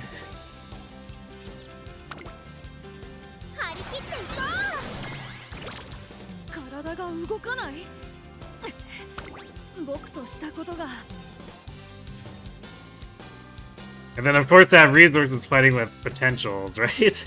So that's why I kind of rarely end up doing upgrades or leveling new support cards. 覇王にふさわ Unless I think it's absolutely necessary. I don't want to do it because it will easily eat through like 200k of my monies. 美しくどんな風に僕 Ugh, game really wants us to do guts, huh? I mean, I guess as long as we're improving 3 or more people, like actually improving them, it's a pretty decent deal despite having to click guts. 始めよう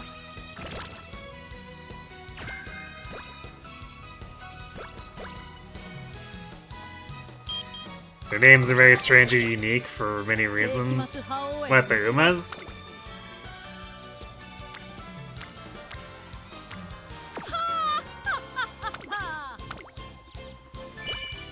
覇王に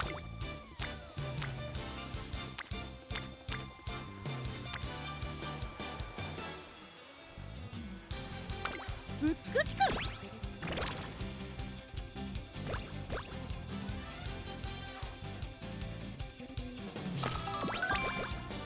どんなふ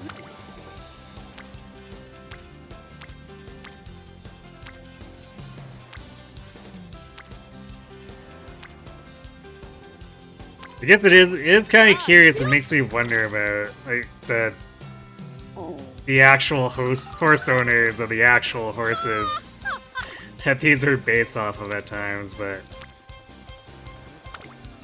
お願いします I guess maybe it's 調子だよ maybe it's supposed to be a publicity name by giving 僕の輝きを stuff that sounds strange. どんな風に僕を So a lot of these names are otherwise not things I think of that people would give as like an affectionate name to an animal they have. さあ今日もビクトリーロードを歩む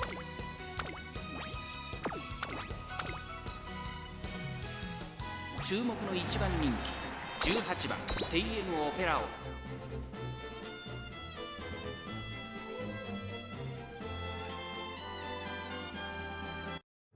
いざ行こう誰をも魅了し心を奪う気スタート各馬娘綺麗なスタートを切りました誰が先頭に抜け出す Yeah, stuff like Twin Turbo or whatnot. It does make me wonder if they're going for like the kind of thing you do for, say, a wrestler stage name as a way to draw attention. 続きました6番3番手には11番すぐに続いて当選上段外を通りまして9番そして10番その後太陽マシン開いて成田大神 Because like otherwise, I can't imagine say someone naming their dog Special Week or Twin Turbo. 内の方から7番そしてその外を回って12番外には15番さらに内から5番それを見るように13番向こう上面に入って先頭からしんがりまでおよそ11馬身順位を振り返っていきます依然先頭は AM オペラ王続いて6番その後ろから当選上段外11番さらには9番2馬身離れて10番そしてその後ろから行くのは成田大神アドマイヤベが並んできた内でゴールドシップその後から4番少し後ろから14番少し離れて7番その外並んで15番17番続いているそしてその内を回って13番そしてその外から行ったのは12番まもなく第4コーナーカーブ勝負どころ最後の直線へとかけていきますさあいよいよ直線だどのタイミングで誰が仕掛けるのか中山の直線は短いぞ後ろの子たちは間に合うか外から飛んできたのはアドマイヤベが追い上げてくるとはまだ Yeah, the Matakanes are particularly strange.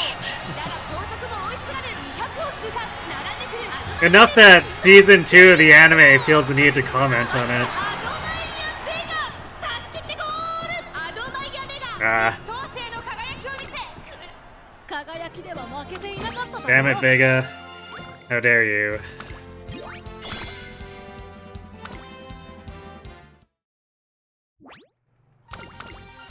You do love the Matakane names since they're just so ridiculous to say. Yes.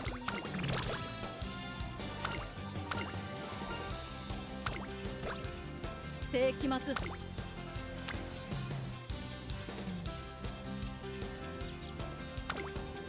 トレーニングの時間ですね。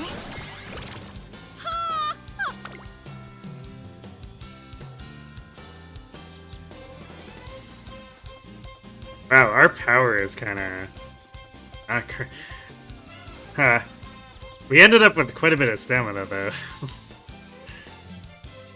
What a weird stat spread. トレーニングの時間ですね。 Even with your Japanese linguistics training, you still trip up saying their names.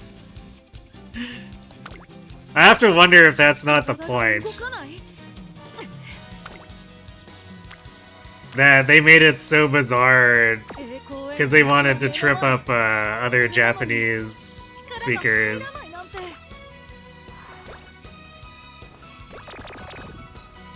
Wow. 2 runs in a row and we get this crap slacker shit. Opera. You really need to stop slacking and losing, like, half your races.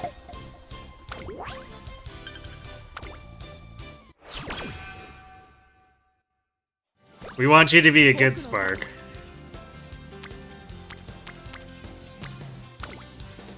さあ、タチアの時間をあげるわ。さあ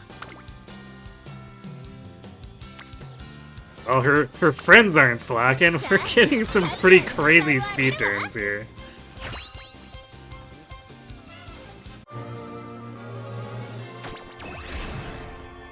熱いバトスが湧いてきたよ。 Wow. Why can't we get inspirations like that for Haru? I mean, I know a bunch of it is because Haru has like 40% of the compatibility that anyone else gets, but like, damn. That's kind of rude.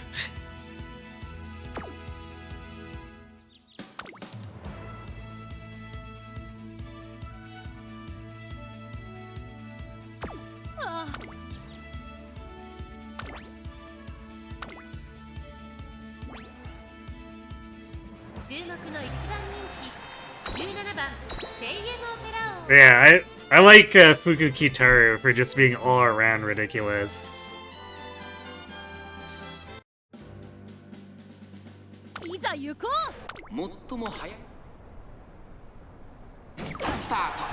各馬娘揃って綺麗なスタートを切りました。これは位置取りが熾烈に Look at Opera still slacking. TM オペラ王11番ミホノブルボン。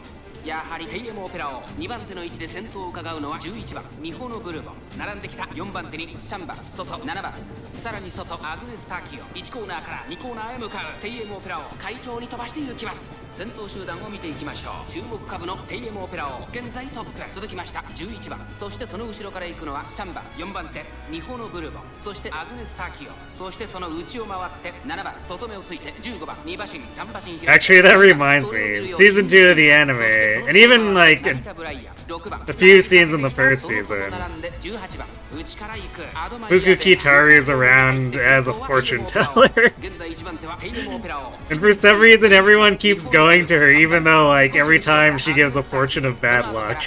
少し離れて3番1馬身離れて15番1馬身差2番キングヘイロー並んでくるその後ろアドマイヤーベガ成田ブライア追走内を回って6番さらには18番そして外目をつきましてはジンボリルドルフさらに10番その後4番後方2番手に成田大使9番現在シンガリラ第4コーナーカーブ馬娘たちがどう動くか目が離せません。勝負は最後の直線に持ち越されたまだ1馬身以上の差があるぞ。ここから捉えることができるのか。中山の直線が短いぞ。後ろの子たちは間に合うか。TM オペラ王先頭は TM オペラ王これは強い200を通過先頭は変わらず TM オペラ王 TM オペラ王逃げる TM オペラ王リードは3馬身 TM オペラ王足色は衰えるお見事 TM オペラ王着差以上の強さを見せた見事 There we go, that's a bit better. 最強 TM オペラ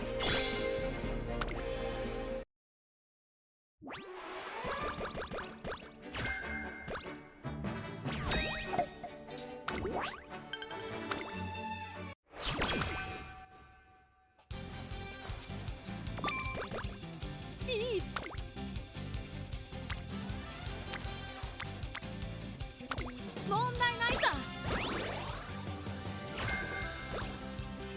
僕の輝く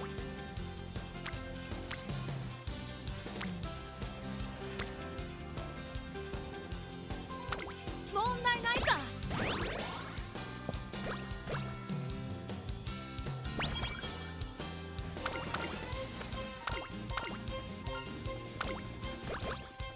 ああ、すでに頭の中に鳴り響いている。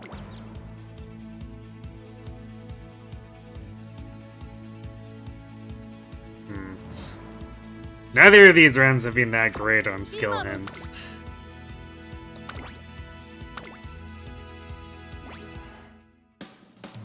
実力は引けを取りません。2番人気は10番テイエムオペラ。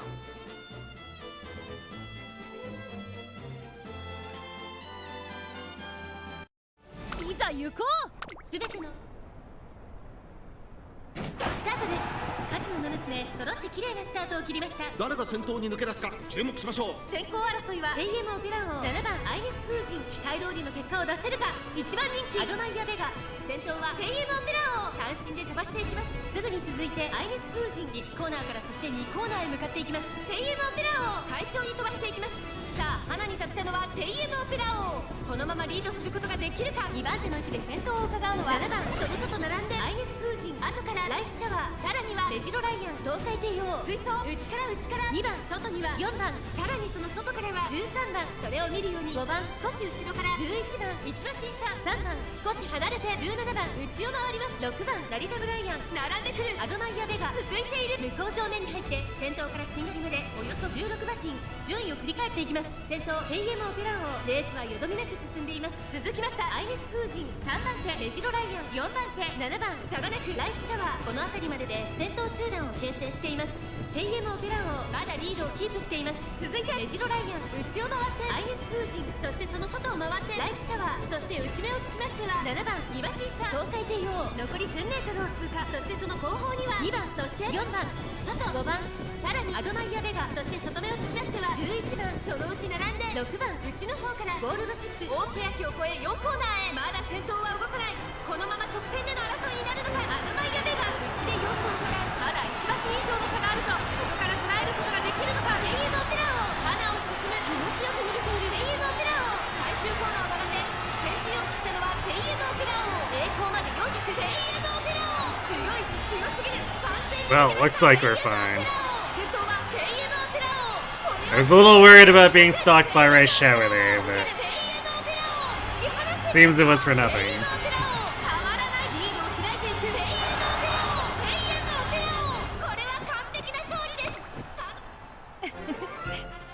僕こそが最強。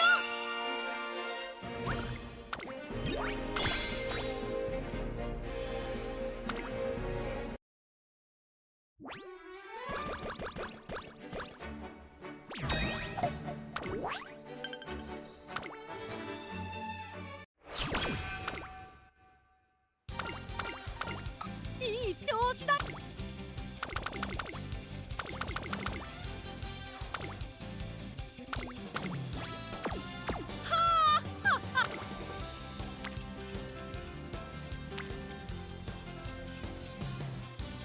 Well, we have an actual chance to have our stamina in a good place this time.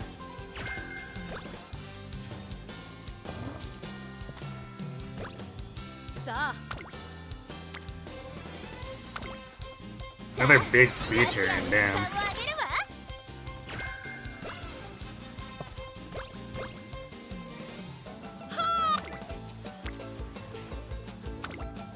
お願いします。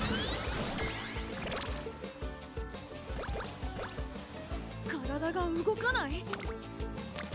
栄光への道。いいね。はあ。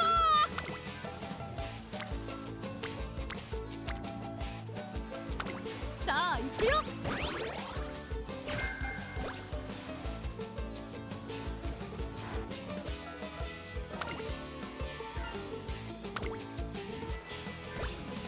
妥協。さ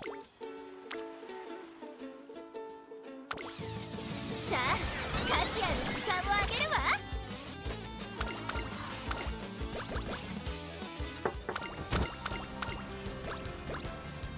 栄光。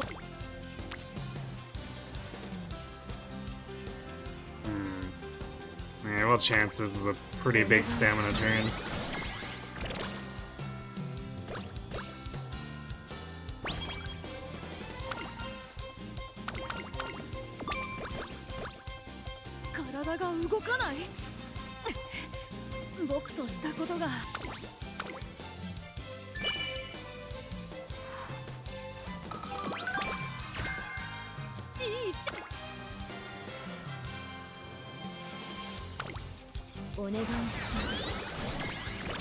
$550 stamina. That seems like it should be relatively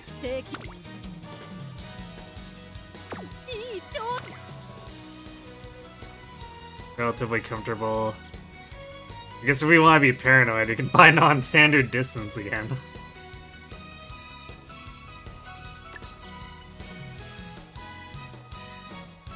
You know, let's be paranoid.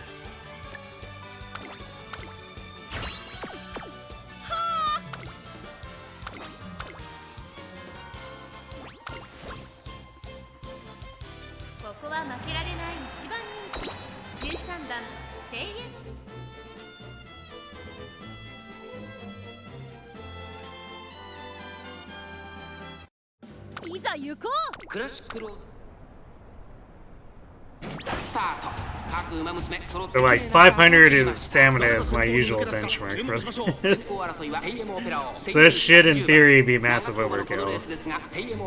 早くも先頭に躍り出た。続いてセイウンスカイ、そしてそのうち10番、さらには18番ビワハヤヒデ追走。1馬身差4番、1馬身離れてスーパークリーク、外を回って15番、3馬身離れて7番、少し後ろからマンハッタンカフェ、そしてその外から行ったのはゴールドシップ。第4コーナーカーブ、テイエムオペラを快調に飛ばして行きます。前から大きく開きました。間延びした展開です。後方の馬娘が差し返せるのか気になる開きです。依然先頭はテイエムオペラを続きました。10番、3番手にセイウンスカイ、外からビワハヤヒデ、1周目の直線、スタンドの大歓声に迎えられながら馬娘たちが走り抜ける。18番、5番手内の方からスーパークリーク、その後ろに4番、外で15番、その後3、4馬身開いてマンハッタンカフェ、後ろ7番、それを見るように14番、その外並んで待ちかね福来たる、少し離れてゴールドシップ、そしてその外を回ってアドマイヤーベガ、6番並んできた。さらに2番、後方2番手に1番、1コーナーから、そして2コーナーへ向かって行きます。順位を振り返って行きます。現在1番手はテイエムオペラ王、その後ろセイウンスカイ、10番並んでくる。3馬身差ビワハヤヒデ、2馬身3馬身開いて18番、外目をついて4番、内を回りますスーパークリーク、外には15番、2馬身差マンハッタンカフェ、その後から7番、そしてその後方にはゴールドシップ、そして待ちかね福来たる、外から14番、2周目の向こう上面、各馬娘たちの動きが激しくなっています。テイエムオペラをこの位置につけています。そして外目をつきましてはセイウンスカイ、ここまでが先頭集団。テイエムオペラをここにいた。そしてその後ろから行くのはセイウンスカイ、外ビワハヤヒデ、そしてその内から行ったのは10番、2馬身離れて18番、外を回ります4番、残り 1000m を通過。スーパークリーク並びかけてきた。外を通りましてマンハッタンカー、勢いよと先頭を行きます。テイエムオペラをどうでしょうこの展開。かかってしまっているかもしれません。息を入れるタイミングがあればいいですが、ここで一気に後続が差を詰めてきた。第4コーナーを進んで直線へ向かう。内から来るか外から来るか、最後の局面です。さあいよいよ直線だ。どのタイミングで誰が仕掛けるのか。まだ差がHey, coffee. 先頭を捉えるとは出てくるのか。気持ちよく逃げているテイエムオペラを。残り40分、最終コーナーを曲がって最初に駆け抜けてきたのはテイエムオペラを。テイエムオペラを速い速い、もはや独走状態。残り200。 As the borderlands. 逃げる、追いすがるゴールドシップ。テイエムオペラを突き放す。粘る粘る、リードを開いていく。テイエムオペラを、テイエムオペラを、強い走りだ。このレースの主役は間違いなく。I'm doing alright. Game isn't being the most cooperative, but we're managing.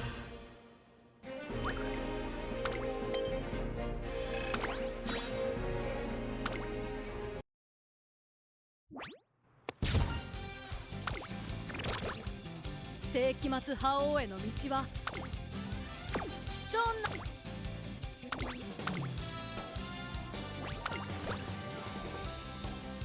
注目の1番人気12番テイエムオペラ王。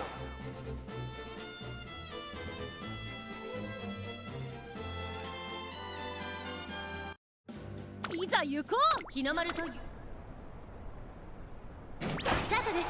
各馬娘綺麗なスタートを切りました。誰が先頭に抜け出すか注目しましょう。先行争いはテイエムオペラ王、サイレンス鈴鹿7番、さあ期待に応えて TM オペラ王逃げる逃げる早くも先頭サイレンス鈴鹿 You've hit a bit of a wall when it comes to the Cookie and Concise guide. Ah, so you're doing that instead of Borderlands tonight? 1コーナーから2コーナーへ向かう先頭集団を見ていきましょう What's the trouble? サイレンス鈴鹿単身で飛ばしていきます続いて TM オペラ王激しい戦闘争い2馬身3馬身開いて16番そしてその内から行ったのは Editing その後ろから行くのはシアマゾン editing stuff out is hard. 1馬身離れて東海帝王外を回ってアグネスタキオン内で4番少し後ろから13番向こう上面に入って先頭からしんがりまでおよそ14馬身サイレンス鈴鹿快調に飛ばしていきますサイレンス鈴鹿まだリードをキープしています続きました7番内から16番 TM オペラ王この位置につけています少し離れてシアマゾンそれを見るようにライバスターレット内をついて東海帝王さらに内からアグネス I guess 4番並んでくる2馬身離れて the nice thing about the series there is you set out a very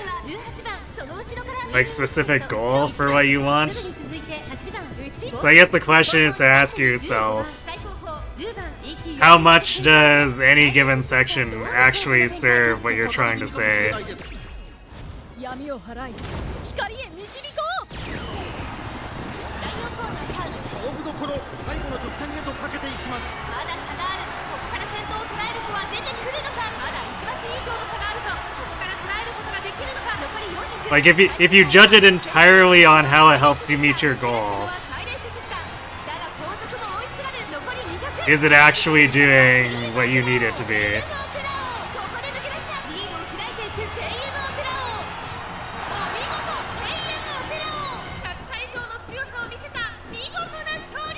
京都の坂を越え TM オペラ王今堂々とした貫禄とともに女王が Especially since you were going with a series that's called Cookie and Concise.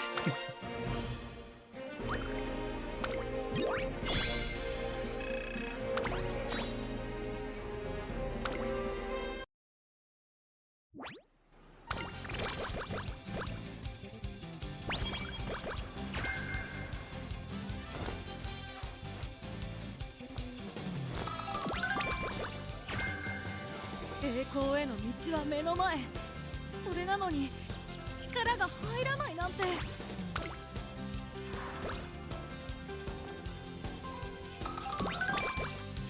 さあ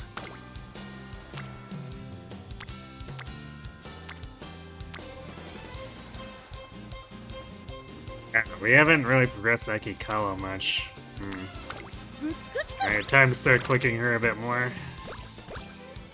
ああすでに頭の中に鳴り響いているよ僕を称える Funnily enough, kinda it's massively informative and the info itself is spot on. Problem is not at all concise. I guess in that case you might need to look at 敵をねじ伏せる compressing ふ sections. さわしいレースができそうだよ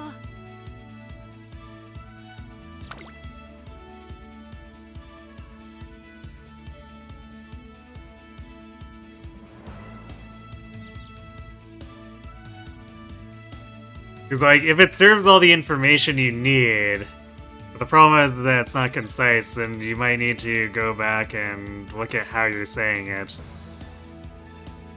And try to make that better. So it might be less cutting stuff and more just, like, making it more efficient. .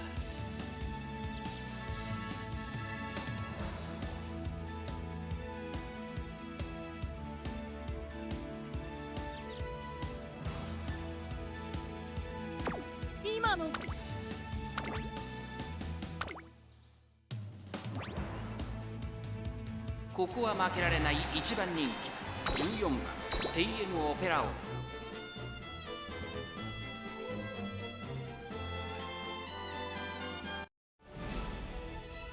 いざ行こう年末の中山で争われるスタート各馬娘揃って綺麗なスタートを切りました。みんな集中してましたね。好レースが期待できそうです。 TM オペラ王と12番、この2人が競り合っているぞ。 TM オペラ王快調に飛ばしていきます。第4コーナーを進んで直線へ向かう。先頭は TM オペラ王、単身で飛ばしていきます。2番手の位置で先頭を伺うのは12番、1番、3番手、あとは2番。その外並んでメジロライアン、そして内目をつきましてはダイワスターレット。 You can add more jokes into the simplified descriptions for some of them if you're able to find the space. グラスワンダー、そしてその外を回って6番、それを見るように4番、さらにはゴールドシップ。 Yeah, you'll definitely want to prioritize the information first. 後方2番手に9番、シアマゾン。最高峰からのレースになり I guess maybe one thing to look for is like if you have any points that have similar lead-ins, that's probably a good place to look at for 第1コーナー回って第2コーナー、 seeing if you can combine the information all on 続きました12番 into the same section where you use the one lead-in instead of the 5番手 however many other times you need to use a similar lead-in for those other points. その後ろにグラスワンダー、外目をついて6番、さらにゴールドシップ、外を通りまして16番、9番、並びかけてきた。向こう正面に入って先頭は TM オペラ王、依然先頭は TM オペラ王。続いてメジロライアン、少し後ろから12番、残り1000メートルを通過。4番手、1番、すぐに続いてダイワスターレット、そしてその内から行ったのは2番、外を回ります。スペシャルウィークマンハッタンカフェ、並んできた。後からゴールドシップ、その後グラスワンダー、そしてその後ろから行くのは6番、そして9番、外には16番。 But I guess in that way it would potentially help you retain some of your more efficient 先ほど jokes. 客室には合っていますね。第4コーナーカーブ、ここからスパート、一気にレースが動きます。この直線で勝負が決まるぞ。中山の直線は短いぞ。後ろの子たちは間に合うか。スペシャルウィーク繰り下がる TM オペラ王、速い速い、もはや独走状態。残り200、 TM オペラ王、足色は衰えない TM オペラ王。リードは4馬身、粘る粘る TM オペラ王。受ける、後ろを突き放して TM オペラ王、今勝利です。この子にかなう馬。僕こそが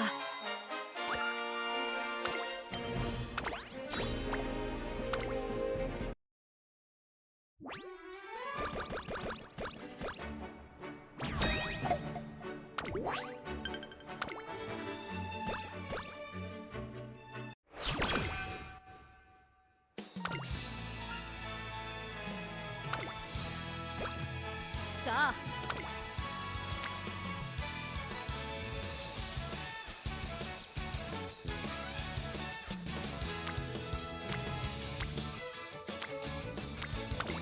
I guess our speed's starting to lag a little bit.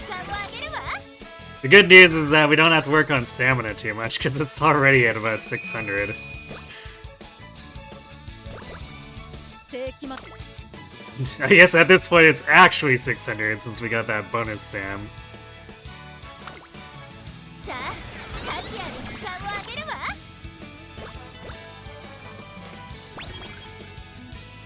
No, you. This is I'm still doing spark runs, so that was Opera winning the Arima. 王となるのも時間の問題のようだ。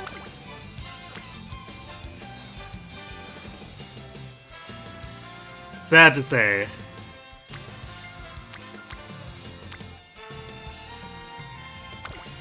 問題ないさ。 At the very least, with the Borderlands saying not being a video project series, you can dedicate all your work time into rewriting the script. Yeah, there we go.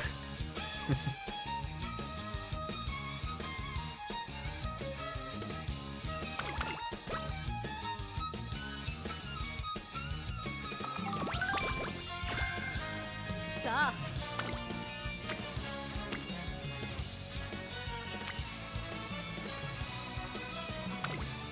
お願いします。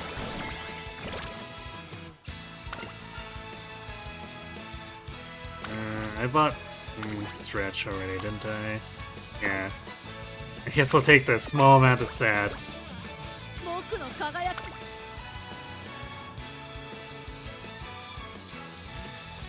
Wow, our power is kind of lacking. But like, I guess that's not a problem for front running here. Although we do want to eventually get it up to 600 by the end, just because it enables potential 3-star blue spark.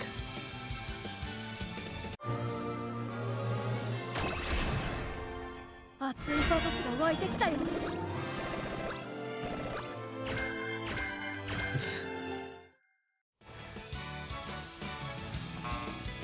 Yeah, this opera has hit 2 long and 1 turf. Imagine if Haru got that. We would be cooking.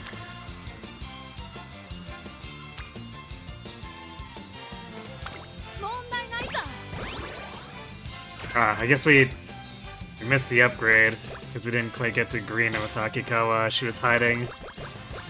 Sad. 今の僕を一言で表すならば、そう。パーフェクト。 Although I guess the okay part about that is it's not like we were expecting to use this opera for any post-career races.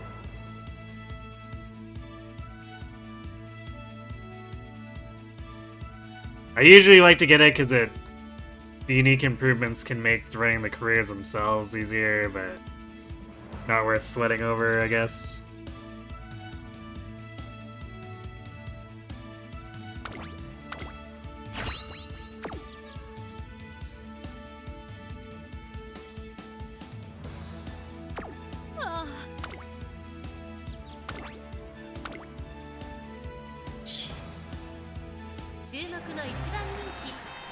I need to be right back. 1 second. I'll start the race and let it run.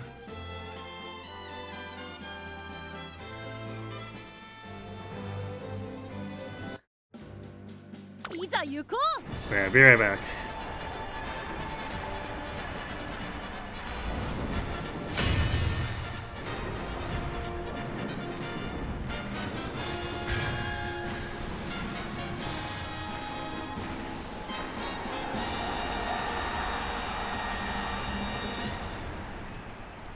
G1 1条の盾をかけた熱き戦い、最長距離 G1 天皇賞春。3番人気はこの子です。ライスシャワー。2番人気を紹介しましょう。シンボリルドルフ。スタンドに押しかけたファンの期待を一身に背負って三冠馬娘テイエムオペラ王。1番人気です。気合十分、いい顔してますね。各馬娘ゲートに入って体勢整いました。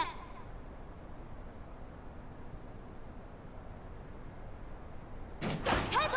各馬娘揃って綺麗なスタートを切りました。誰が先頭に抜け出すか注目しましょう。先行争いはテイエムオペラ王マヤのトップガン。4番先頭はテイエムオペラ王。単身で飛ばしていきます。2番手の位置で先頭を伺うのはマヤのトップガン。激しい先頭争い。3番手に1番少し後ろから4番この辺りまでで先頭集団を形成しています。テイエムオペラ王快調に飛ばしていきます。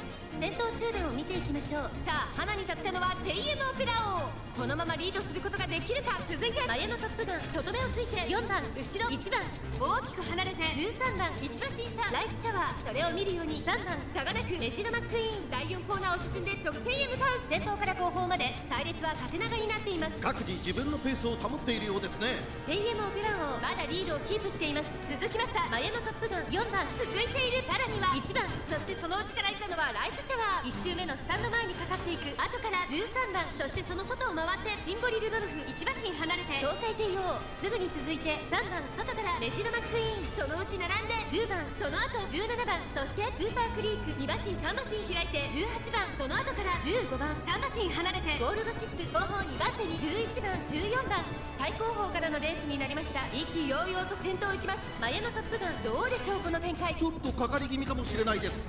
息を入れるタイミングがあればいいですが。1コーナーからそして2コーナーへ向かっていきます。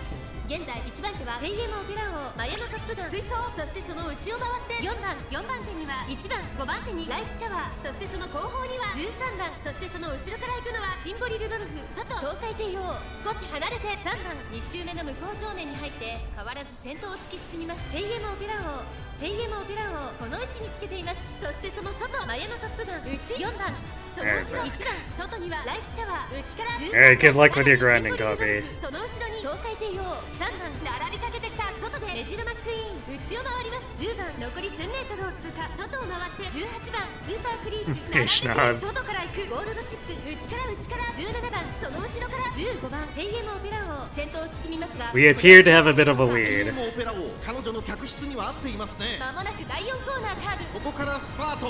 一気にレースが動きます。まだ差がある。ここから先頭を捉出てくるのか。この直線で勝負が決まるぞ。さあ外で先頭を伺うのはピンポリルドルフ。残り400。最後のコーナー、最初に立ち上がったのはテイエムオペラ王。余裕の走りだ。後ろをぐんぐんつかまして、これはセーフティーリード。残り200。テイエムオペラ王、これは決まったか。後ろは大きく離れたぞ。テイエムオペラ王、見てる。リードを開いていくテイエムオペラ王。 Well, that's a distance win. 最初で今ゴールイン。圧倒的な僕こそが最強。 It's the funny double distance win. We won by distance over Rudolph, who won by distance over Rice.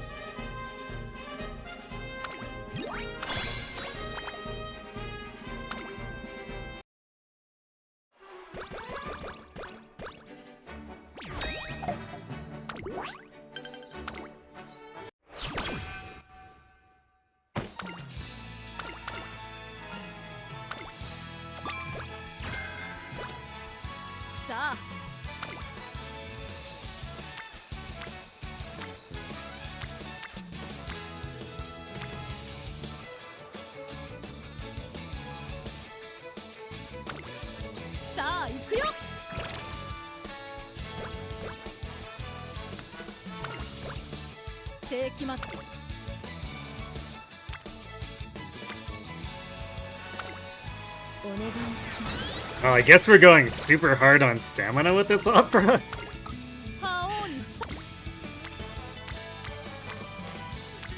It's been an interesting set of training turns.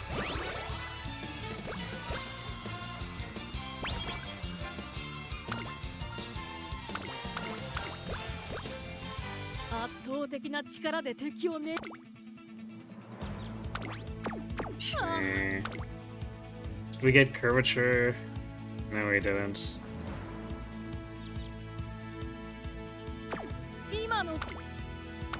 Alright, well, we'll save the skill points for now then. 注目の1番人気18番テイエムオペラ。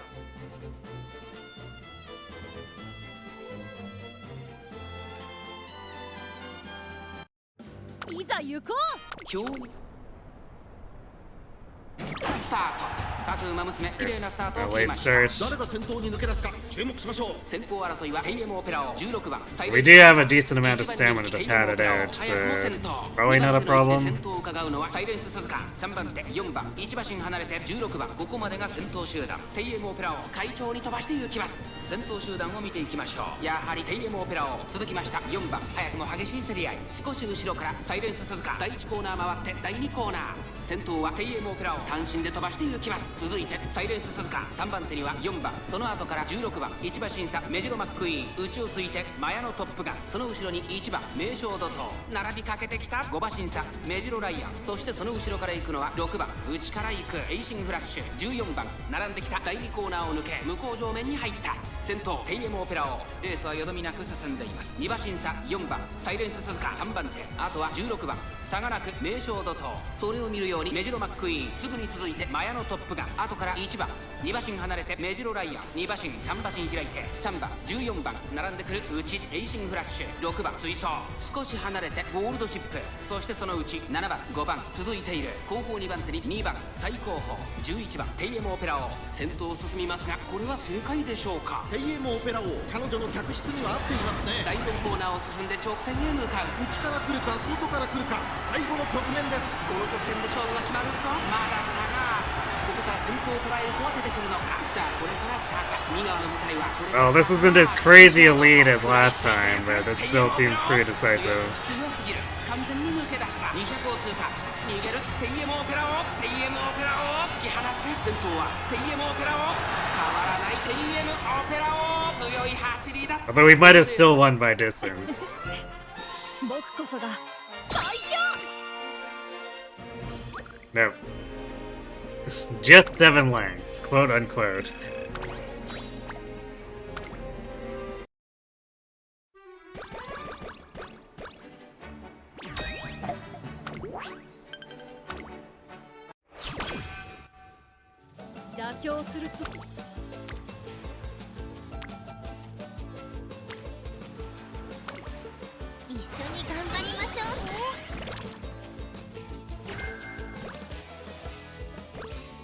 栄光への道は目の前。へえ、いいね、いい調子。さあ価値ある時間をあげるわ。はあ、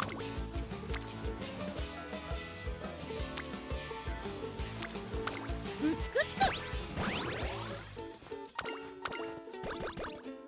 さあ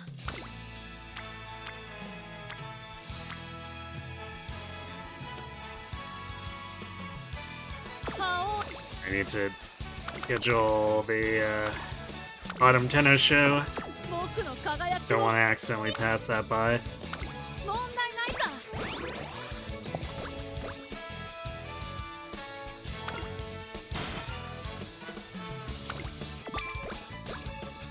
いいちょお願いします。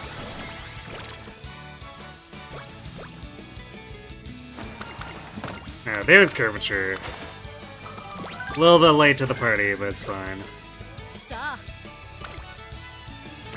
僕の輝きを。いい調子だよ。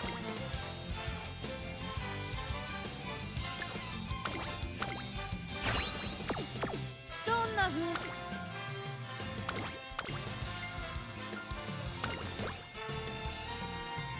注目の一番人気9番 This is a really weird place to be, just like having 900 stamina.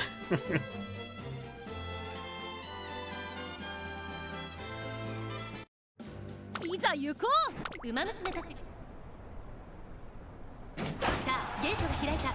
各ウマ娘揃って綺麗なスタートを切りました。これは位置取りが熾烈になりそうですね。先頭はテイエムオペラを単身で飛ばしていきます。これから第2コーナーへかかっていきます。テイエムオペラを快調に飛ばしていきます。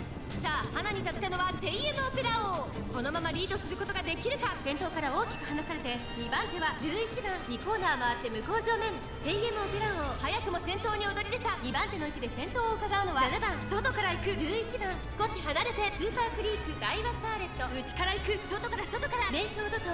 少し後ろから Maestro just really trashed that entire pack of face chasers there. 4番差がなく13番。さらにその外からは15番。そしてその内を They got murmured. 8番エイシンフラッシュ。追走後方2番手に18番。5番現在シンガリラ。テイエムオペラ王先頭を進みますが、これは正解でしょうか。テイエムオペラ王、彼女の客室には合っていますね。依然先頭はテイエムオペラ王。続いてダイワスターレット。外を回ります11番。大欅を越え4コーナーへ。さあいよいよ直線だ。どの I couldn't see if Opera got hit by it though, 'cause she was off screen. さあ誰が最初にかけるのか。ダイワスターレット2番手につき様子を見守る。最終コーナー最初に駆け抜けてきたのはテイエムオペラ王。リードを開いていくテイエムオペラ王。残り400。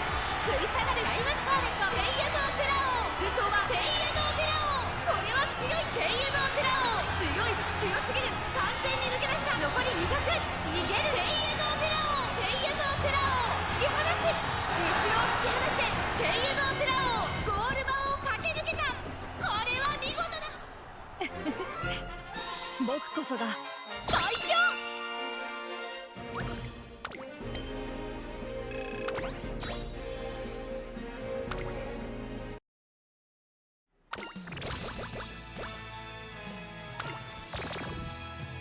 5 more races before we see if we actually got a good spark.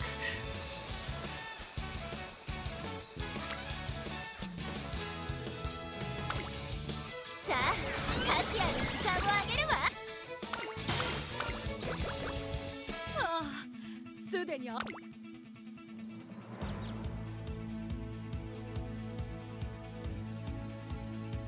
Is there anything else I actually want to grab here? Not really. あと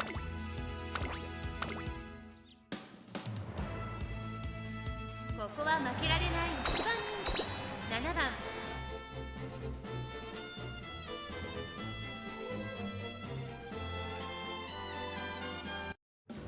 いざ行こう。世界の馬ス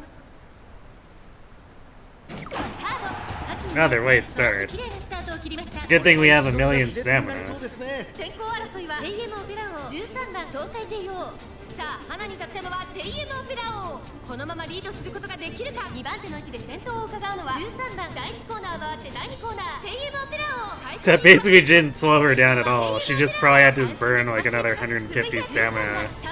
名称ドと外から外から東海帝王。すぐに続いてシアマゾン、オグリキャップ並んできた。レアグルーブ並んでくる。それを見るように9番、さらにシンボリルドルフ外から行く。16番少し離れて15番。うちには10番ゴールドシップ続いている。1馬審査6番 Which 離れて actually makes that 17番 early Maestro そして最高峰2番 probably a full restore. 進みますが、これは正解でしょうか。テイエムオペラ王、彼女の客室には合っていますね。向こう正面に入って先頭からしんがりまでおよそ13馬身。順位を振り返っていきます。State of art, such a profound name for a horse. Indeed. 3番手にはオグリキャップ、4番手には名称ドと外を通りまして9番 Out of black. 東海帝王水槽差がなくシアマゾン内から15番内で16番外を回ってゴールドシップ。 Okay, we definitely got debuffed by Maestro that time. さらには10番後ろ6番、そしてその後ろから行くのは1番、そして外目を突き出しては17番、そのうち並んで2番5番。現在しんがりだ。大欅を越え4コーナーへ。闇を払い光へ導こう。オグリキャップここで抜け出した。先頭は見合ったままこのまま直線での争いになるのか。ゴールドシップここから仕掛けどころだ。テイエムオペラ王前を狙っていると。さあ外から先頭を伺うのはオグリキャップ。オグリキャップ2番手につき様子を見守る。最終 This might cause Ogiri to テイエムオペラ王 rob us again. これは強い。 No, never mind. テイエムオペラ王強い強すぎる。完全に抜け出した。残り200。リードを開いていくテイエムオペラ王。逃げるテイエムオペラ王。テイエム Our massive stamina survives the debuff and off we go. Was it a printer company that bought that for us? Maybe. Really do gotta wonder what the names of some of them.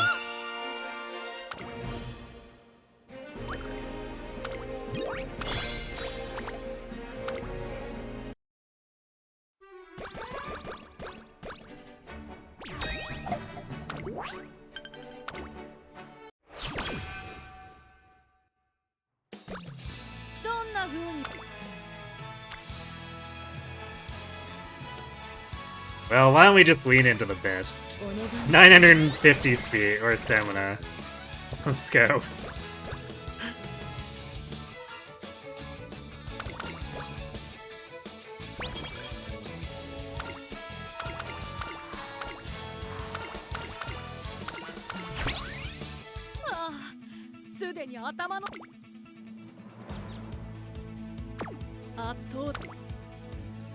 And actually, with non-standard distance too, we're at almost 1,000.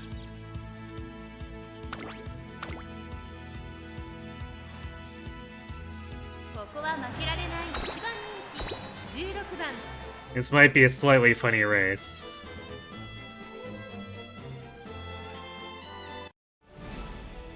いざ行こう。年末のスタート。各ウマ娘綺麗なスタートを切りました。みんな集中してましたね。好レースが期待できそうです。テイエムオペラ王とダイワスカーレット、この2人が競り合っているぞ。長丁場のこのレースですが、テイエムオペラ王早くも先頭に躍り出た。間もなく第4コーナーカーブ。先頭はダイワスカーレット。単身で飛ばしていきます。2番手の位置で先頭を伺うのはテイエムオペラ王。激しい先頭争い。大きく離れて1番、さらにはエルコンドルパサー。少し離れてリワハヤヒで1周目の直線。スタンドの大歓声に迎えられながらウマ娘たちが走り抜ける。それを見るように Dialogue egg in front of us, 少し huh? 後ろから12番、そのうち並んで10番、外目をついて東海帝王。2馬身3馬身開いてシンボリルドルフ外を通りましてグラスワンダー。1馬身離れて13番、さらにその外からは14番。1コーナーから2コーナーへ向かうダイワスカーレット。快調に飛ばしていきます。順位を振り返っていきます。依然先頭はダイワスカーレット。続きましたテイエムオペラ王。その後3、4馬身開いて1番、さらに Pudding parfait. 1馬身差リワハヤヒで外から行くメジロマックイーン。後ろ東海帝王内をついて10番、外で12番。そしてその内から行ったのはシンボリルドルフ。そしてその内を回ってグラスワンダー。その後ろ14番、その後13番、外15番。後方2番手に2番。向こう正面に入って先頭はダイワスカーレット。先頭ダイワスカーレット。レースはよどみなく進んでいます。先頭から大きく離されて2番手はテイエムオペラ王。残り 1000m を通過。3番手にエルコンドルパサー。4番手に1番、そしてその外を回ってメジロマックイーン。内の方からリワハヤヒで外を回ります。東海帝王内から10番、そしてその外から行ったのはシンボリルドルフ。そして外目を突き出してはグラスワンダー。内で12番、内を回って13番第4コーナーカーブ勝負どころ最後の直線へとかけていきます。天佑のオペラ王ここで抜け出した。さあいよいよ直線だ。どのタイミングで誰が仕掛けるのか。最後のコーナー最初に駆け抜けてきたのは天佑のオペラ王。天佑のオペラ王速い速い、もはや独走状態。残り200食い下がるブラスハンター天佑のオペラ王突き放す。逃げる天佑のオペラ王リードを開いていく天佑のオペラ王。天佑のオペラ Can't beat the thousandth dam. このレースの僕こそが最強。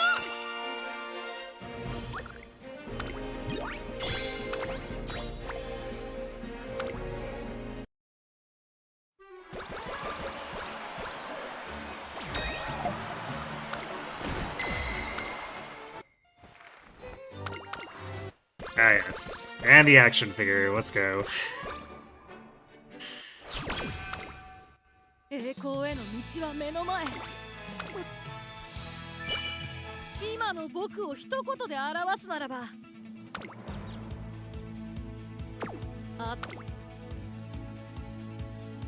We're getting the non-standard bonus here, too. ああ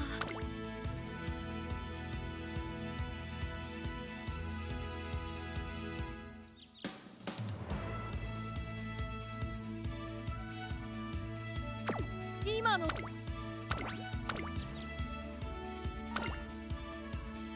注目の1番人気3番 TM オペラ王。実力は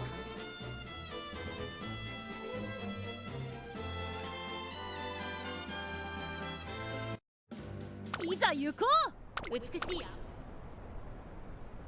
スタートです。各馬娘揃って綺麗なスタートを切りました。これは位置取りが熾烈になりそうですね。先行争いは TM オペラ王岩早秀18番。先頭は TM オペラ王単身で飛ばしていきます。先頭から大きく離されて2番手は岩早秀。それを見るようにエルコンドルパター、さらにマヤのトップガン外18番。少し離れて6番。1コーナーからそして2コーナーへ向かっていきます。 TM オペラ王快調に飛ばしていきます。さあ花に立ったのは TM オペラ王。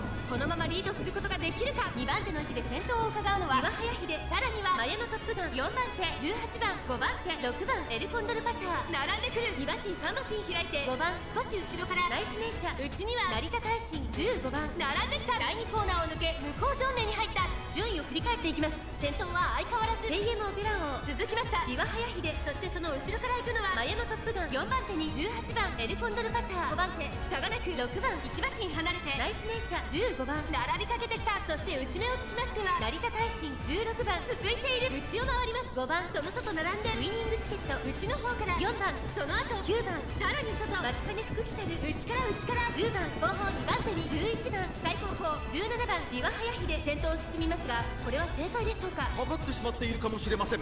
一息つけるといいですが、第4コーナーを進んで直線へ向かう。勝負どころ最後の直線へとかけていきます。まだ先頭は動かない。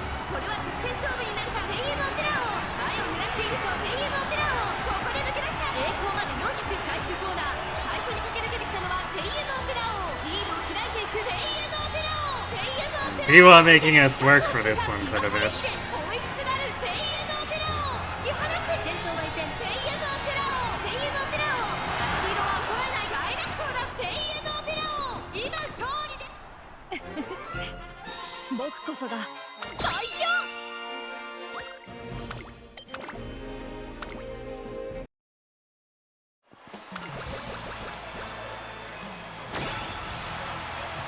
覇王に Well, I guess we're back to gaining speed instead now. Make up your mind, game. 圧倒的な力で敵をねじ伏せる。今の僕 Alright, we're totally buying standard distance. You know, why not? We'll do utter proficiency and firm conditions too, because we're gonna probably pick those up to potentially have an inheritance anyway. 注目の1番人気6番 TM オペラ王。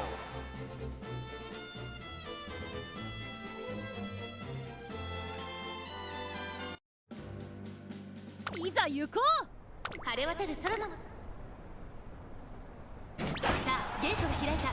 各各馬娘綺麗なスタートを切りました。みんな集中してましたね。好レースが期待できそうです。先行争いはアイネス風神、テイエムオペラ王、セウンスカイ。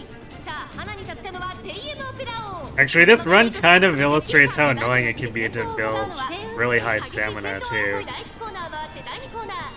Because the game gave us a bunch of good stamina turns, but we're still like nowhere close to 1100.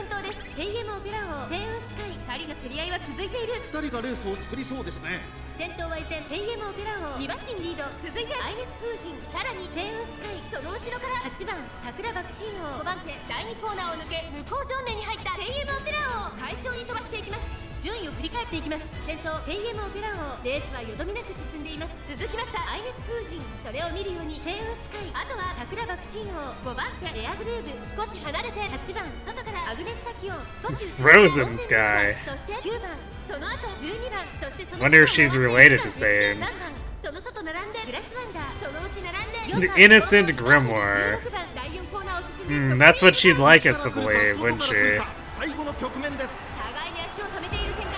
このまま直線での争いになるのか。テイエムオペラ王、花を進むんだ。外から先頭を伺うのは桜爆心王。さあこれから坂、2側の舞台はこれから坂がある。テイエムオペラ王、先頭はテイエムオペラ王。これは強いテイエムオペラ王。速い速い、もはや独走状態。残り200、逃げるテイエムオペラ王。2番手争いはグラスワンダー、エアグルーブ、ダイレクションだ。テイエムオペラ王。僕こそが最強。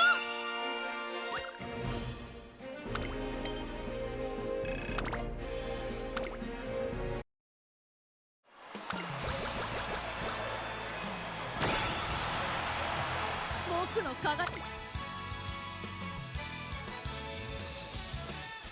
This is gonna be a really awkward spread. Speed and stamina are both gonna get over 1,000, but be well short of 1,100. 圧倒的な力で敵をねじ伏せる。 So rip any 10% chances of 3-star sparks. ここは負けられ Or ない I guess 3-star blue sparks. 11番テイエムオペラ王。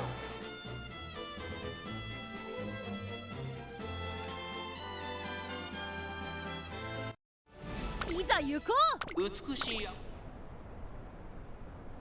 今スタートが切られました。各馬娘揃って綺麗なスタートを切りました。みんな集中してましたね。好レースが期待できそうです。テイエムオペラ王とミホのブルボン、この2人が競り合っているぞ。テイエムオペラ王、快調に飛ばしていきます。先頭集団を見ていきましょう。テイエムオペラ王、先頭に立つのか。5番続いている。激しい先頭争い。その外並んでミホのブルボン、向こう上面に入って先頭は5番。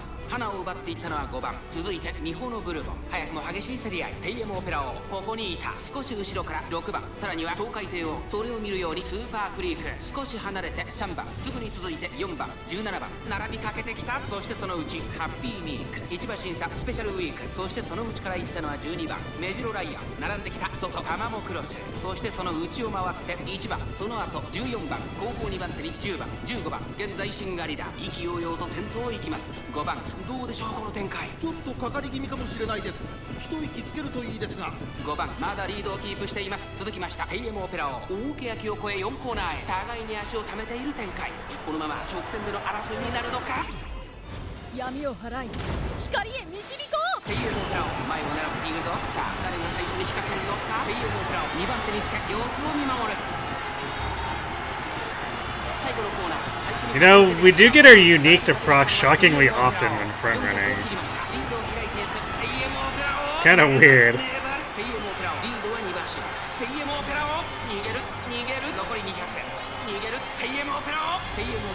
Yep. Gonna have Spain, Majiro, Ryan. Or is it Creek?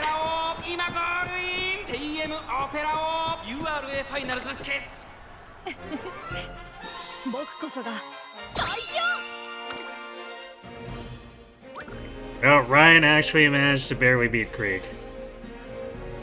Nice, we don't often get Ryan in our concert.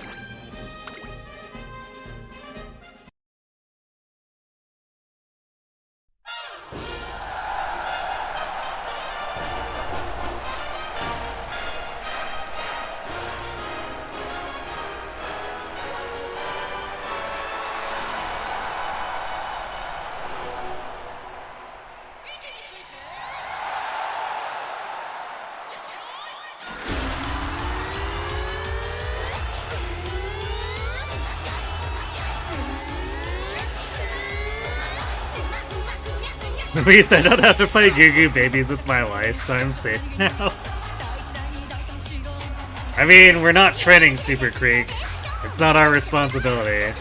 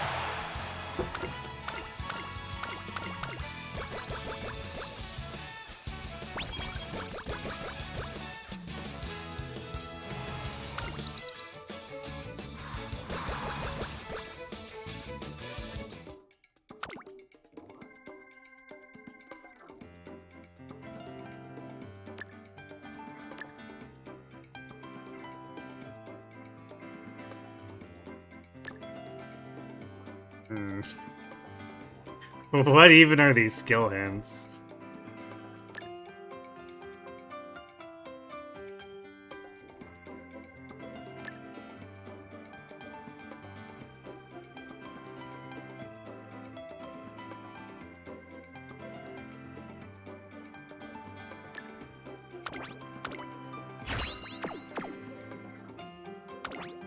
Alright, well...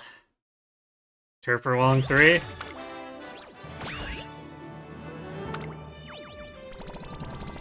No. Man, Speed 3 though. So I guess we're holding on to it because of the Speed 3, but... Not exactly what I was looking for.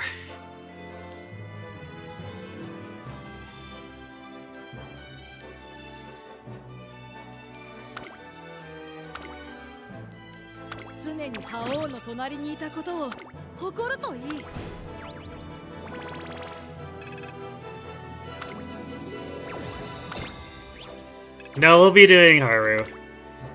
It's just I usually lead in with 2 attempts at improving my sparks to give Haru a better chance, but no payout tonight. I mean, I guess technically that last one was a payout of some sort, just not one that helps Haru.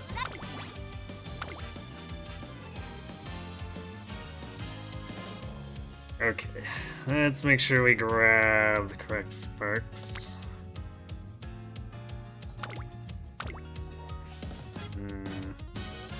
Should be that.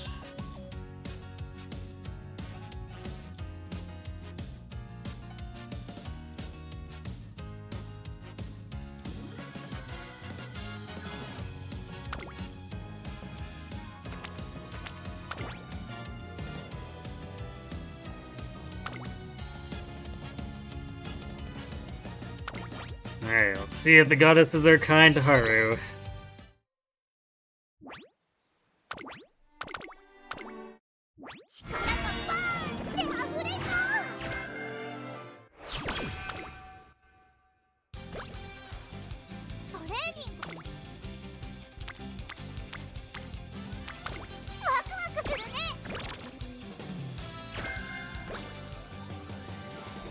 何からよしやるぞ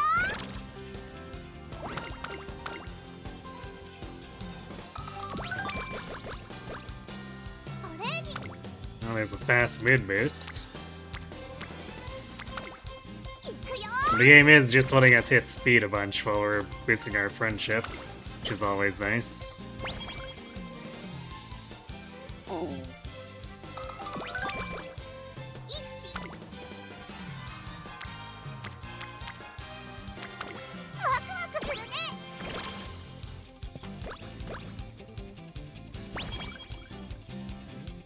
You're back, time to grind this out.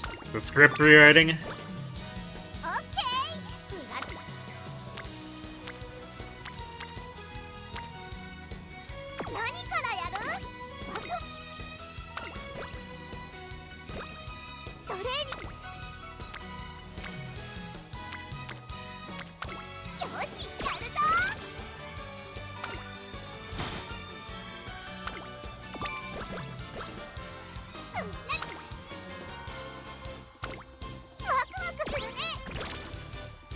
Yeah, this is a pretty cooperative pre-debut.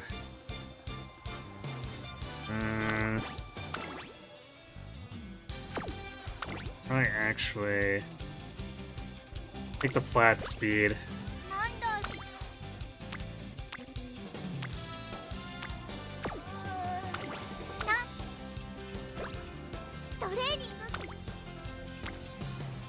Just to be sure. Oh, the boss you need the loot from? Ah, okay. Well, good luck with the loot drops then. Hopefully he gives you some... He or she, whatever the boss is, gives you something good.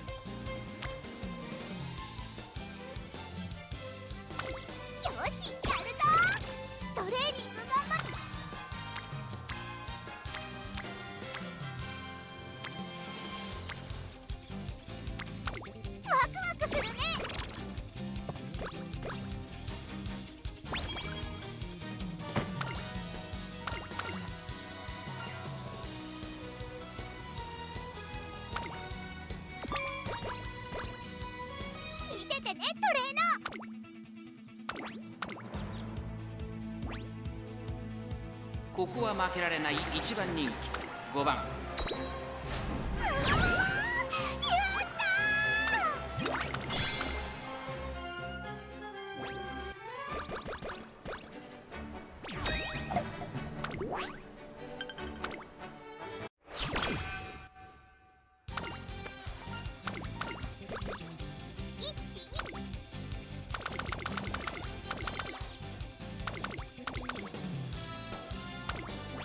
To the energy event in short order there too. Definitely helping our training efficiency.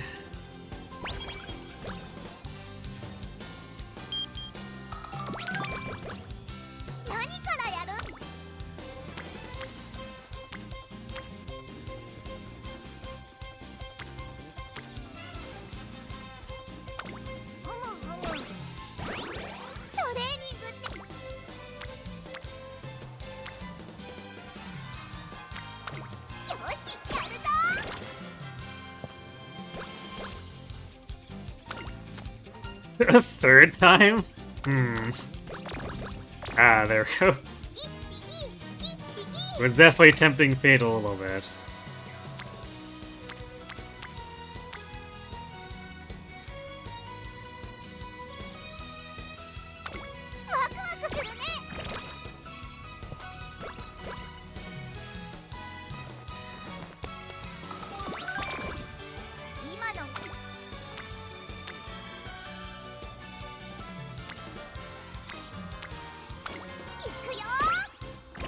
We get infirmary after this, I guess.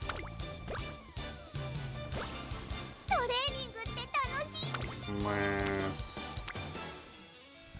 Yeah, definitely... I'd like to take that, but slow metabolism will block the speed. So I'll just do that.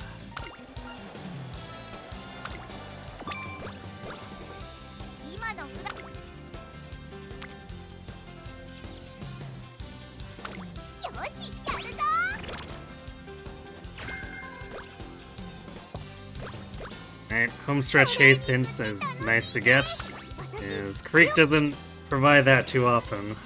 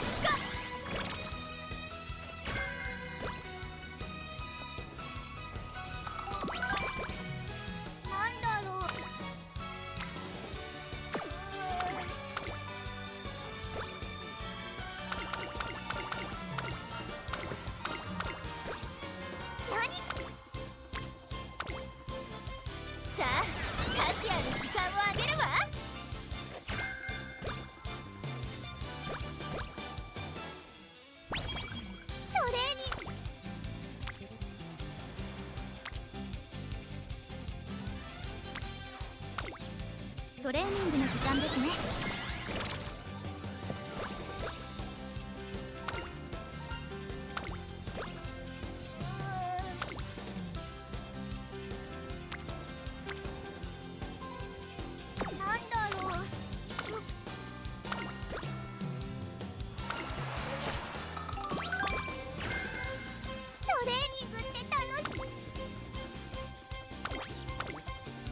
Shouldn't have any problems with these. 注目の一番 Wow, Heike really tried to steal that from us though. She needs to stop that.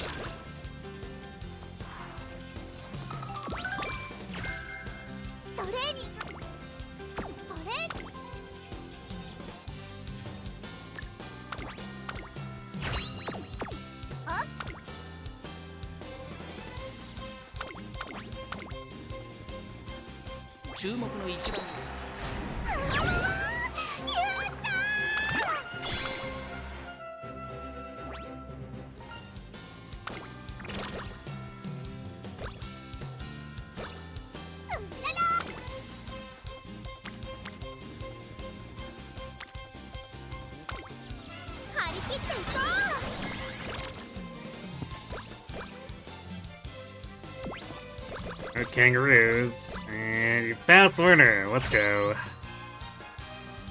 Alright. Can we get some pink sparks to go with that? Because we need pink sparks to make this meaningful. Oh, there's the long. Okay. Hopefully we get better from senior year though. We need more than just one aptitude.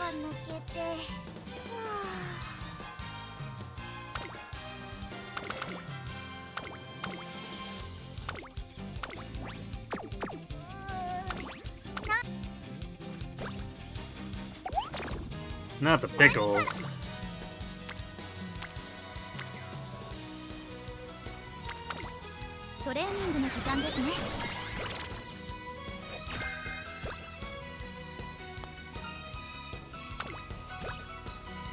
You got a good shotgun, but it's not what you wanted, so... Are you not gonna use it then? Is it just a trophy?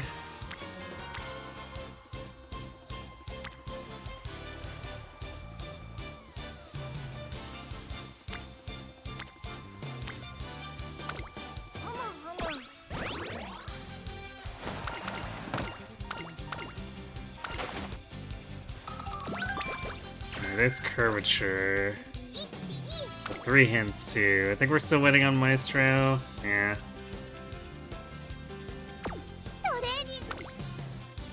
Well, hopefully we don't have any mishaps with Maestro refusing to show up. That would be very tragic.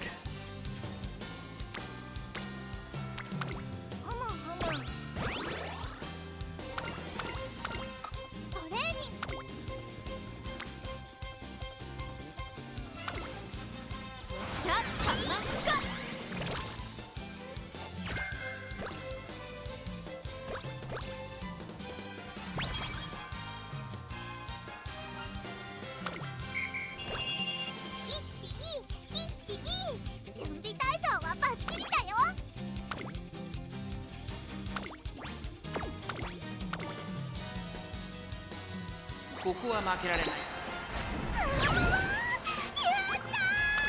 I would have been very concerned if those stats lost.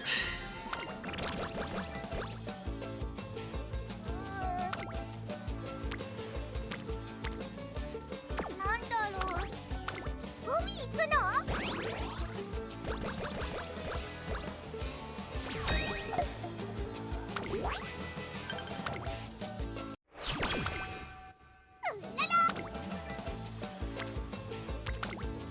トレーニングの時間ですね。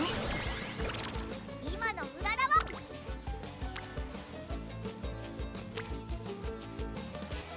Biggest concern right now is probably our stamina.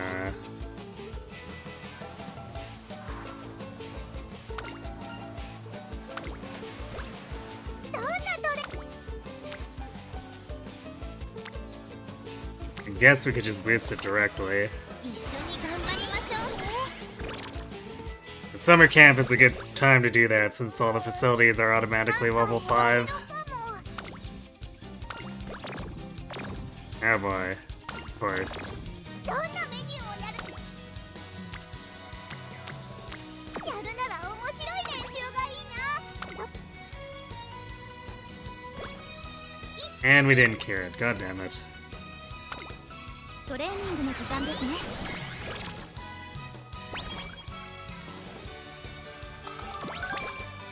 何からやる？トレーニングって楽しい。 Twice in a row. God damn.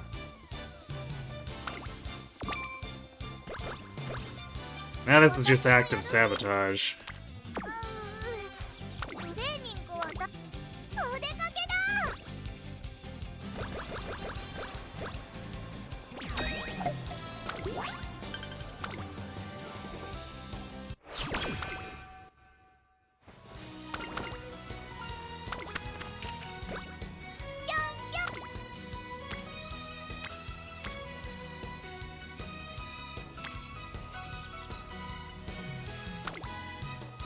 シャッターなんつか。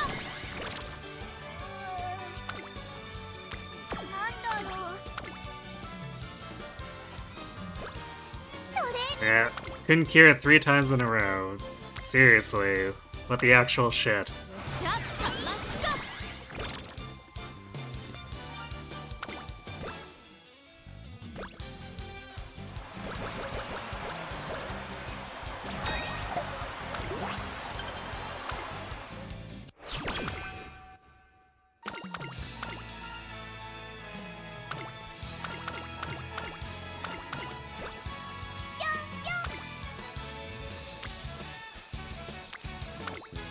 効果的に鍛える。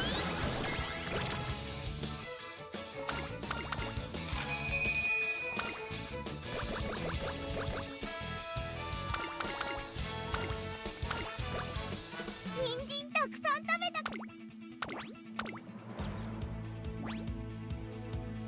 ここは負けられない。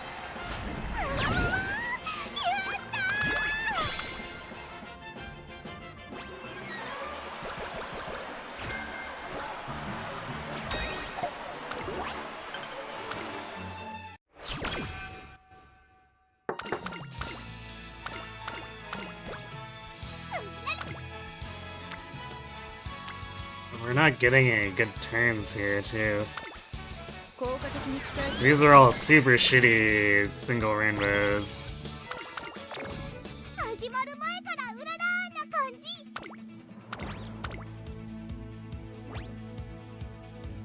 注目の一番。やったやったやった。ジャ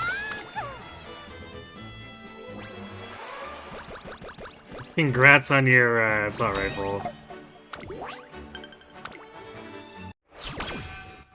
なんだろう。すっごく。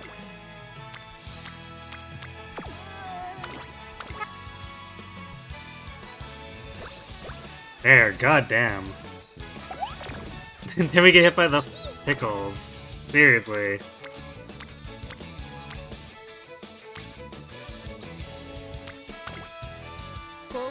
This has gone from a great start to just like actual shit.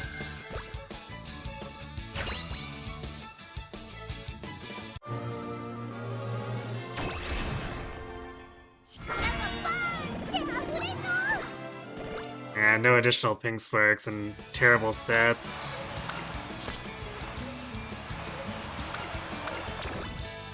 なんだろう。なんか Yeah, this is just the goddess's gaslighting us again. トレーニングの時間ですね。オッケー。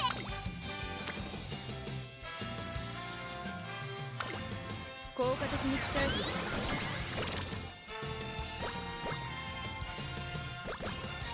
なんだろう。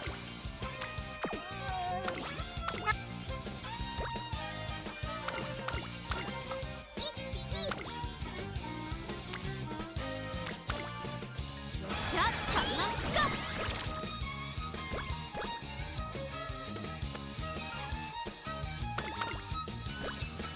何か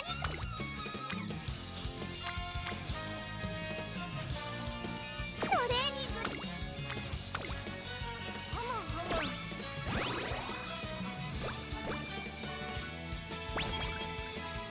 どうなっ張り切っていこう。ぴょんぴょん。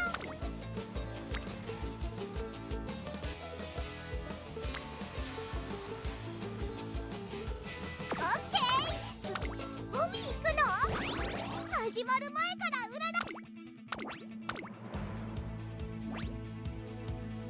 注目の一番人気。やった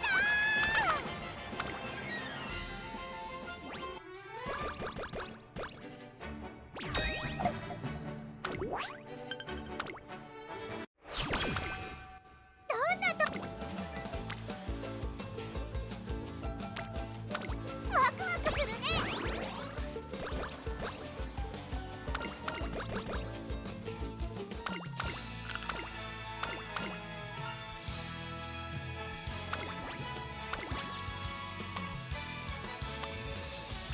Answer hints. But I don't think we got Maestro, too. 今のうららはスーパーうららなんだよ。 Yeah. トレーニング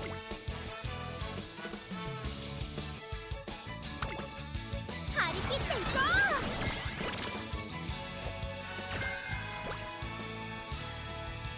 So if the aptitude didn't torpedo it, we're pretty close to Maestro not being here and torpedoing. トレーニングの時間ですね。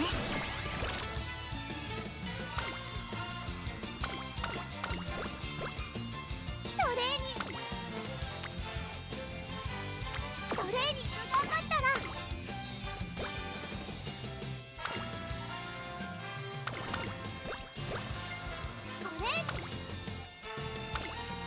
トレーニングの時間ですね。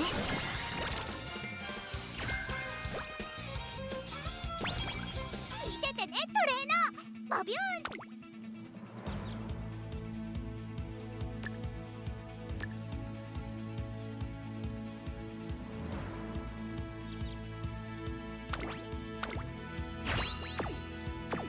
人参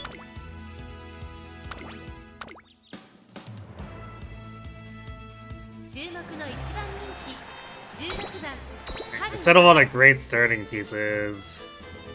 It's a shame it ended up this way. 出走だスタート各ウマ娘綺麗なスタートを切りました。これは位置取りが熾烈になりそうです We ね got another new assault rifle. エルコンドルパター先頭はハルウなら安心で飛ばしていきます。2番手の位置で先頭を伺うのはアイキシャトル、3番手エルコンドルパター、岸山ゾン追走1馬身離れて2番、そしてその後方にはオグリキャップ1馬身差10番、7番並びかけてきた外から13番、内には3番、11番続いている外から行く15番、そしてそのうち9番差がなく8番、後方2番手に4番、そして最後方14番、まもなく第4コーナーカーブ。ここからスパ Are ー you ト getting a lot of incremental upgrades, or is that guy just like prone to giving top end gear?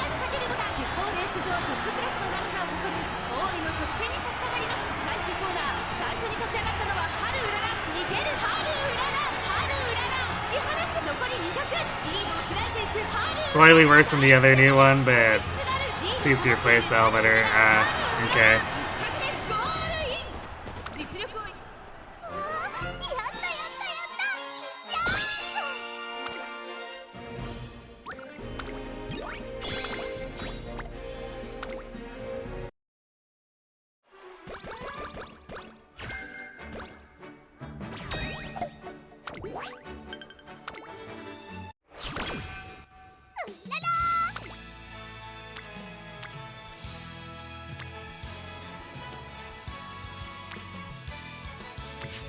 It's only 4 less stamina to take the power here. 効果的に使える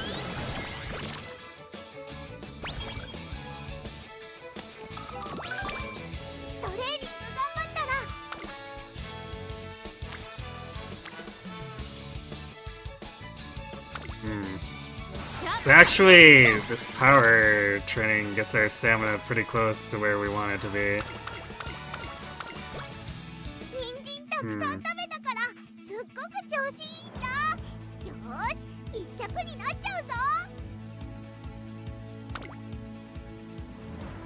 Well, she might still be able to make a good effort on this, we'll see. No non-standard difference, or distance, so we can't try to patch up the stamina further.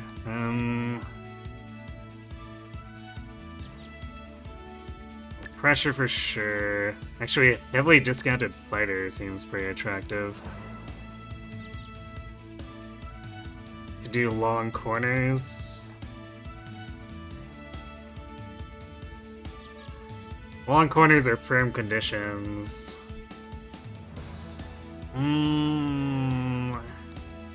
Might actually want to do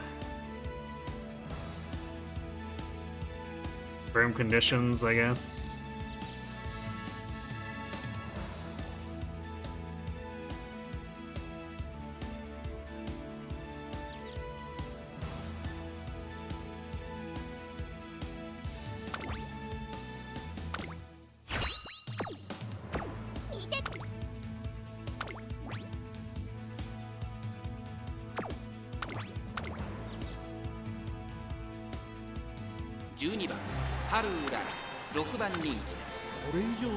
Alright, we do have ads hidden right away here, so I'm gonna let those run first, so that they don't hit in the middle of the race, and then we will see how Haru can do, so be right back.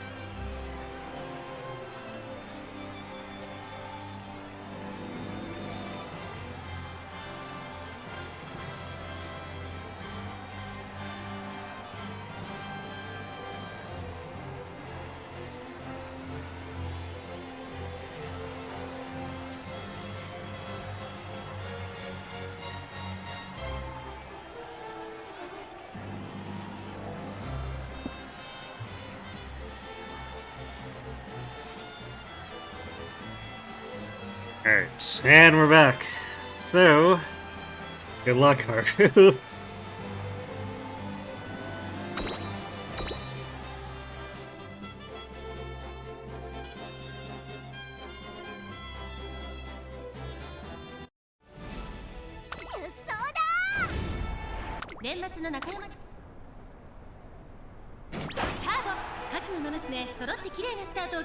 これは位置取りが熾烈になりそうですね。先行争いはセイウンスカイ15番当選上段、期待通りの結果を出せるか。1番人気グラスワンダー第4コーナーカーブ、セイウンスカイ快調に飛ばしていきます。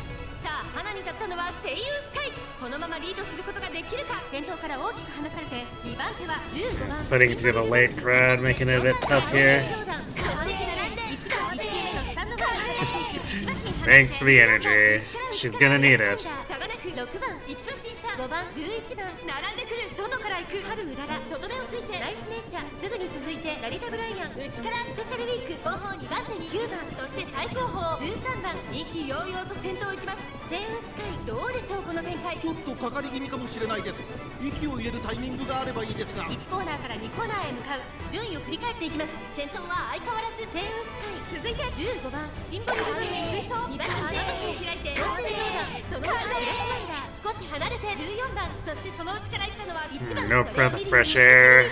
そして6番春うらら、続いている。少し後ろから11番、その外並んで5番、そして内目をつきましてはラリタブライアン第2コーナーを抜け向こう上面に入った。先頭セイウンスカイ、レースはよどみなく進んでいます。 So if it ends up procking, it's gonna be quite late. シンボリルドルフ3番手15番、外にはグラスワンダー、 So we basically only have the one opportunity in the very middle there where we wanted to hit. さらにその内からは1番、そしてその外から行ったのは春うらら、さらには6番、さらに5番、内の方から11番、そしてその外を回ってナイスネイチャー、そしてその内を回ってラリタブライアン、間もなく There's pressure, but we're also too far forward for her unique. 最後の局面です。互いに足を止めている展開。果たして抜け出すのは誰だ。最後のコーナー、最初に立ち上がったのはグラスワンダー、グラスワンダー、ここで抜け出したグラスワンダー、先頭はグラスワンダー、これは強い。200を切ったグラスワンダー、スピードは衰えないグラスワンダー、リードは3打数、先頭はグラスワンダー、変わらない大楽勝だグラスワンダー。 Well, we got it at the very end, but it generally doesn't matter.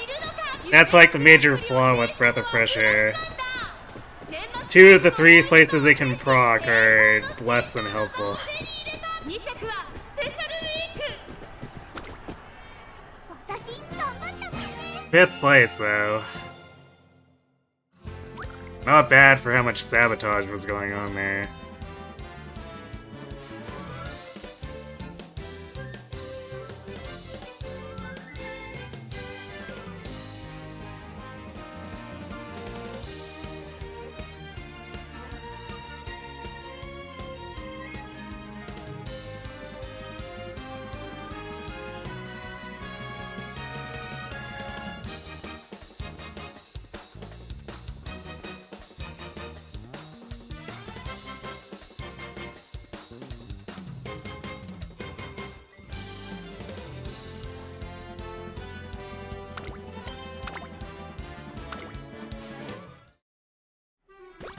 So, Tazuna being Captain Obvious, of course.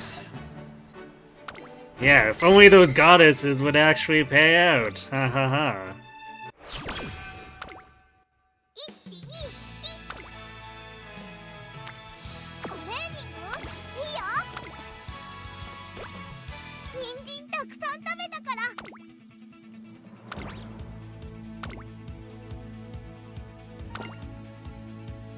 注目の1番人気11番。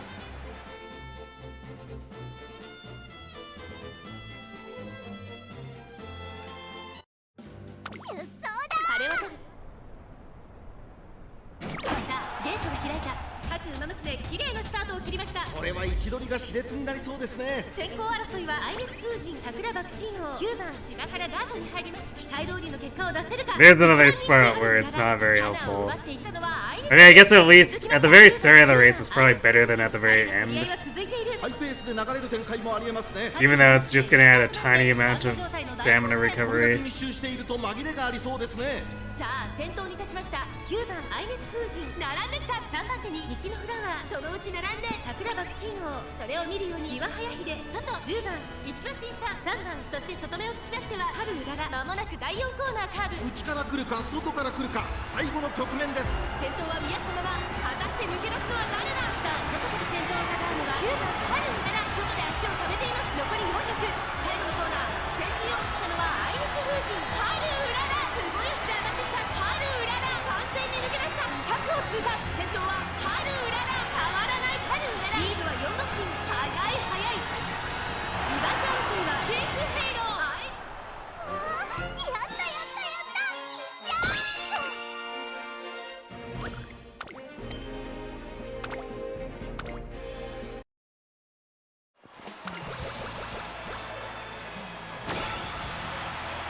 トレーニング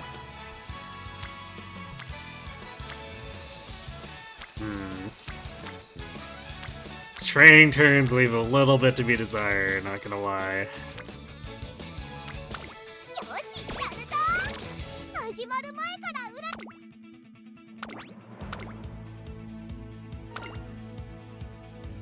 5番人気は8番春うらら。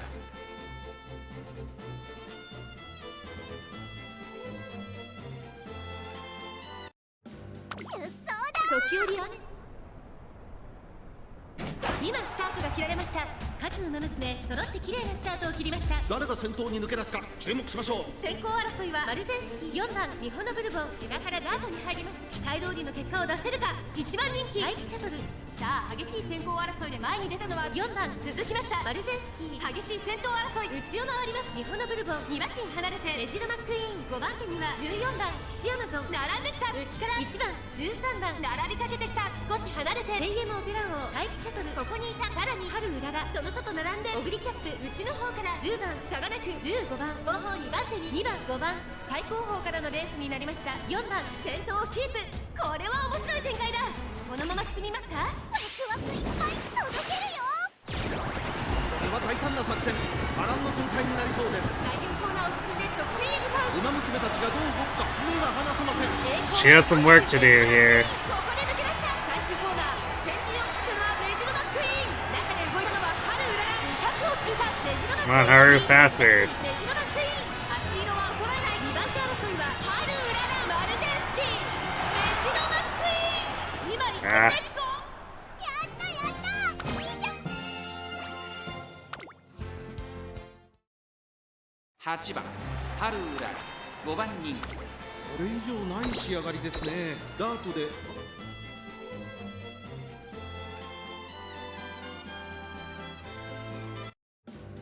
出走だ。時折雨。スタート。各馬娘綺麗なスタートを切りました。みんな集中してましたね。好レースが期待できそうです。先行争いは春うらら、マルゼンスキー、ミホノブルボン、島からダートに入ります。期待通りの結果を出せるか。1番人気アイキシャトル、春うらら、快調に飛ばしていきます。先頭は春うらら、単身で飛ばしていきます。2番手の位置で先頭を伺うのはマルゼンスキー。早くも激しい競り合い。少し後ろからミホノブルボン、内には11番5番手にメジロマックイーン、キシアマゾン並びかけてきた。内をついてテイエムオペラ王、外を回ります。5番15番並んでくる。それを見るようにアイキシャトル、そしてその後方には4番13番続いている。そしてその内から来たのは12番14番並んできた。後方2番手にオグリキャップ。まもなく第4コーナーカーブ。馬娘たちがどう動くか目が離せません。さあいよいよ直線だ。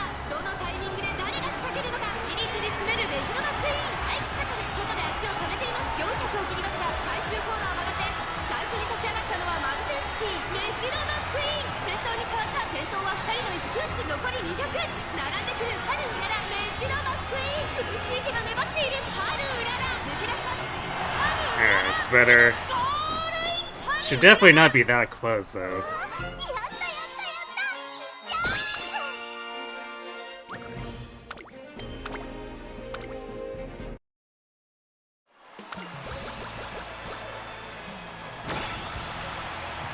トレーニングって楽しいね。いくよ。始まる前見て。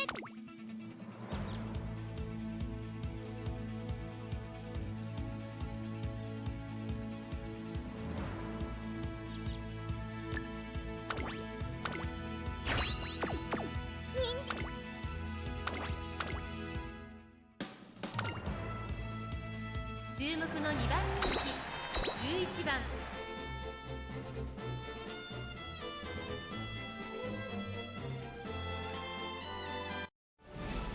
出走だ。スタート。各馬娘綺麗なスタートを切りました。これは位置取りが熾烈になりそうですね。先行争いは春うらら9番アグネスタキオン。期待通りの結果を出せるか。1番人気ハッピーミーク芝からダートに入ります。春うらら快調に飛ばしていきます。さあ花に立ったのは春うらら。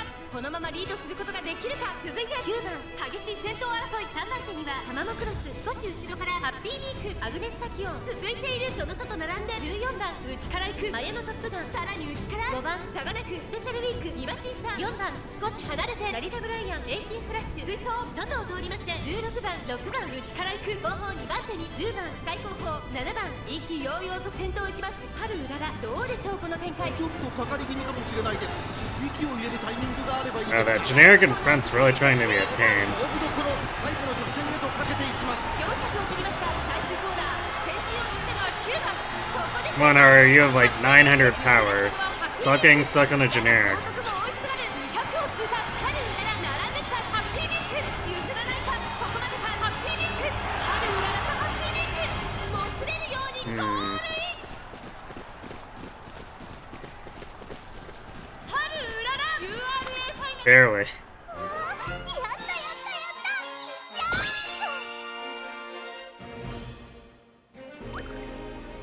Meek and Tama, okay. Man, I can't believe how sour that start went.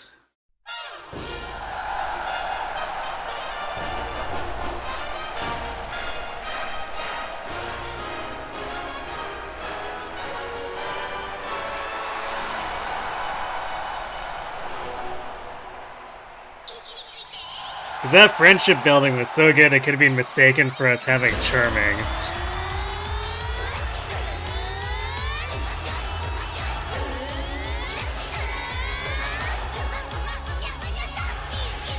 Where's the Umalin you've heard so much about? I mean, it's just Golshai. She dyed her hair white, okay?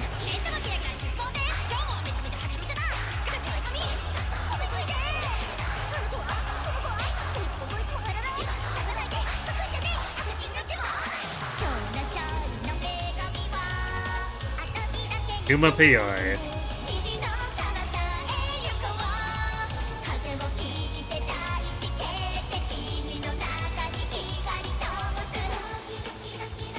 Makes sense to you. Glad it does.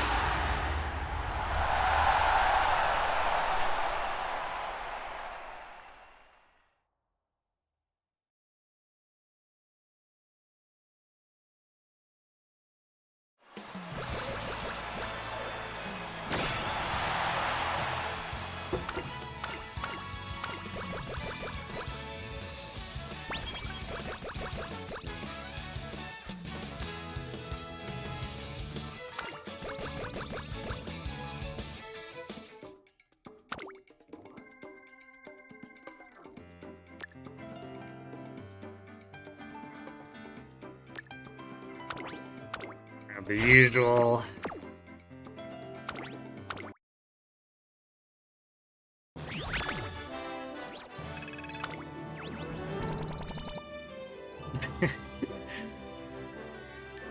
They cut 3-star February stakes. やればできる Otherwise, not much of a spark set.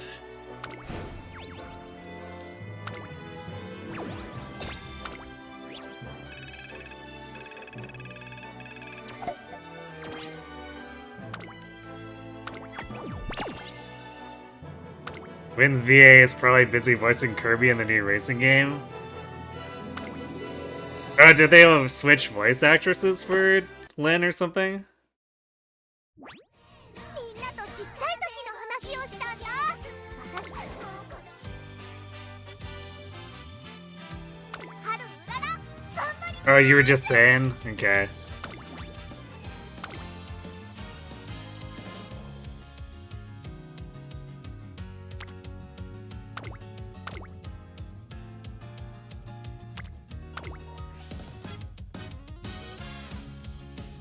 Alright, let's do this again.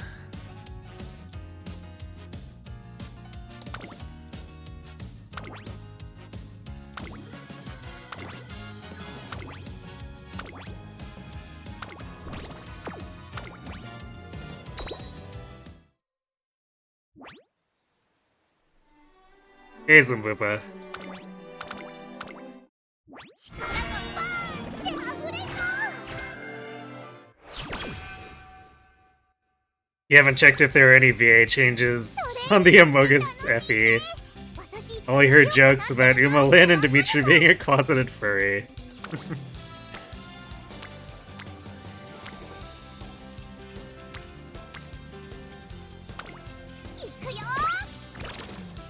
Yeah, Lyn, or like Shadow's Lyn ending up with headgear that's basically the same as Golshi's is pretty damn funny.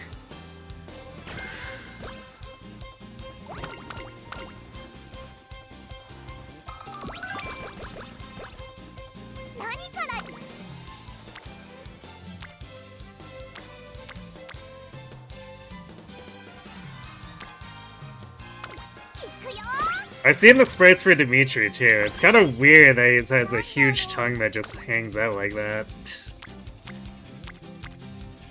Not what I would have expected.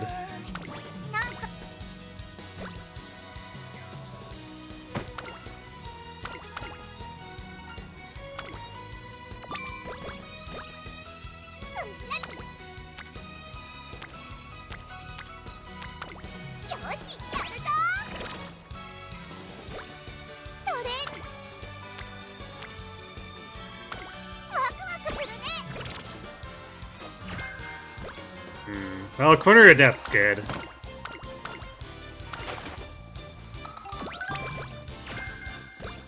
Especially since we just got Curvature.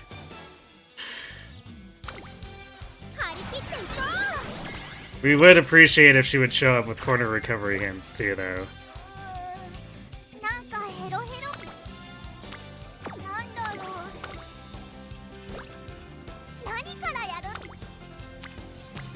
Okay, we're actually getting good rests this time. Less good friendship building, so we'll see how that evens out.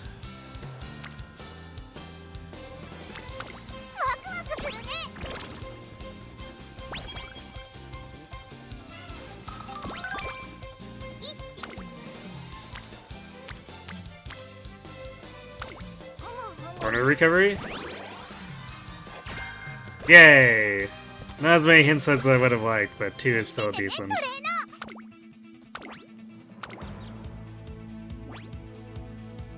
注目の一番人気4番ハルウララ実力は完全に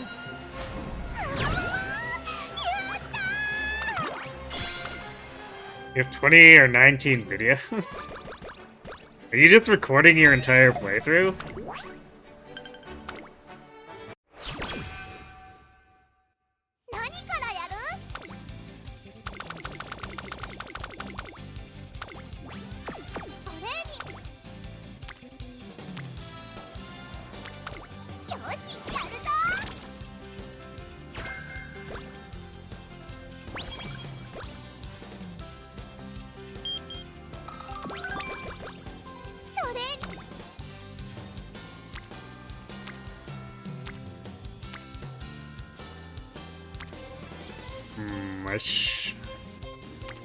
I do kind of need the speed, but I should also be building friendship. I guess I'll take this opportunity, but...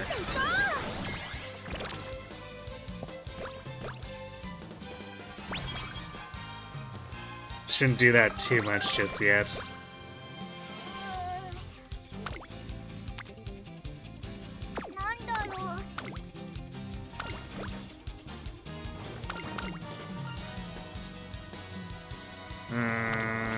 Do we pick speed?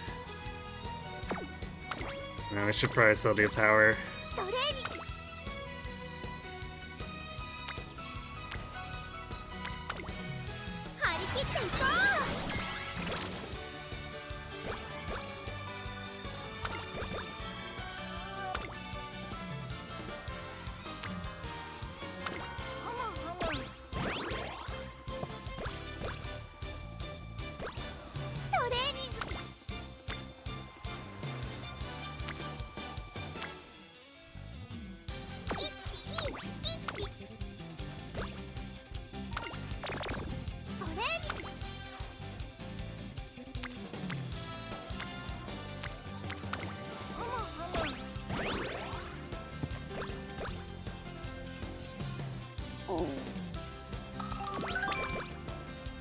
One energy recovered from that. I'm kind of surprised there was any to recover at all.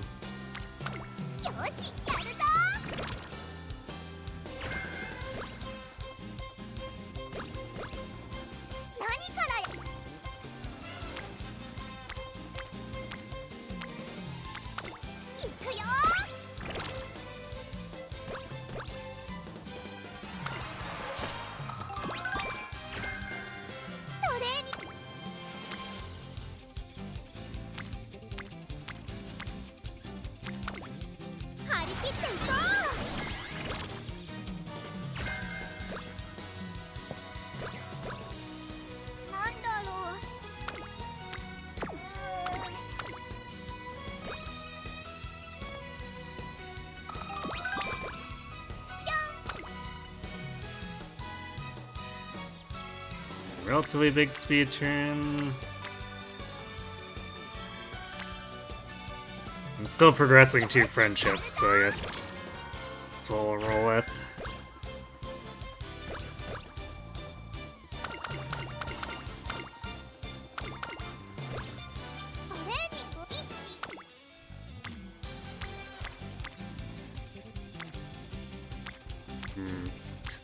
Damn it, why'd everyone have to scatter?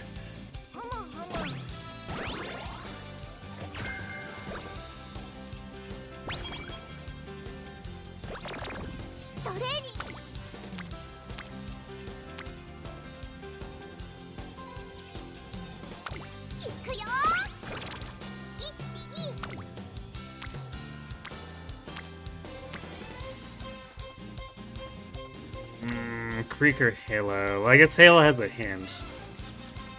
So let's do Halo. Oh, cloudy days, joy. But it could have been more corner recovery. That's why I like targeting her.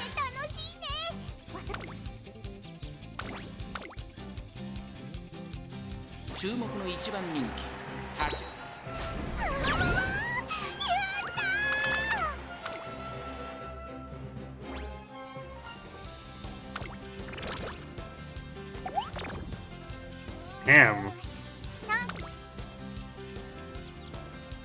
The assault on Haru's mood is just like relentless.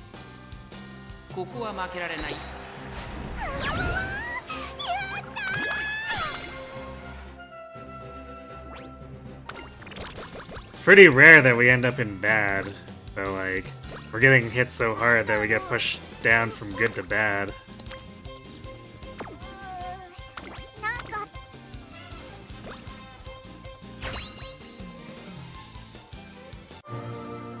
Alright, show me those pink sparks. Those are not pink sparks. Although I guess it's maximum hints for corner adept.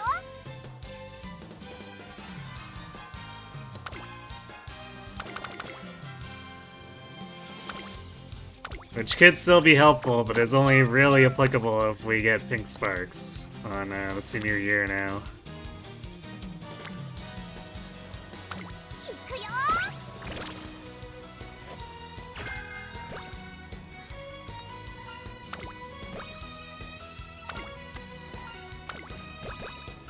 何か。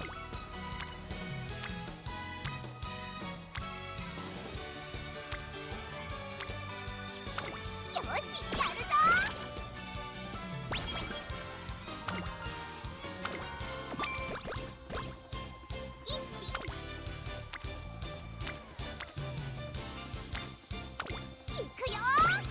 Finally getting Hishi and Halo to line up for the exact last bit before they go to orange.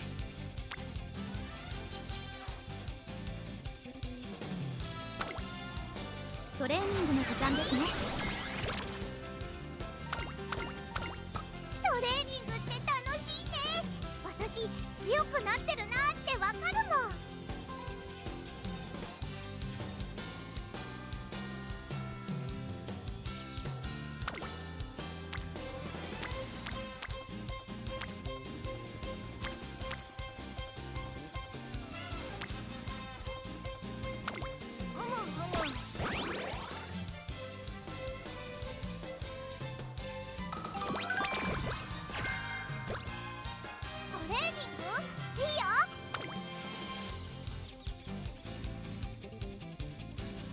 We pretty much might as well buy Curvature now, because we're not going to get more hints for this. I guess we could technically get Fast Learner, but it's so unlikely that we might as well just take the edge.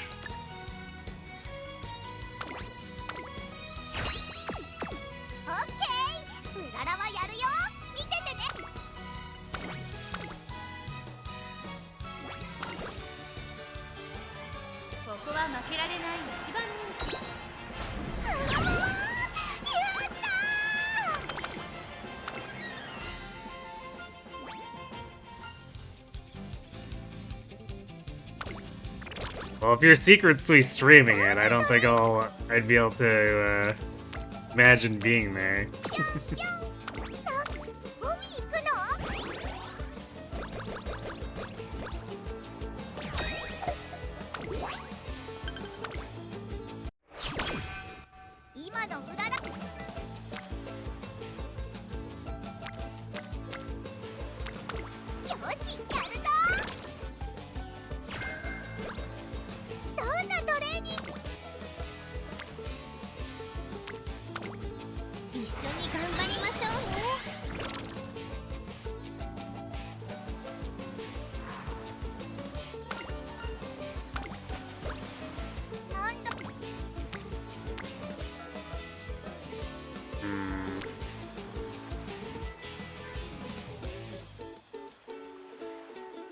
It's kind of borderline.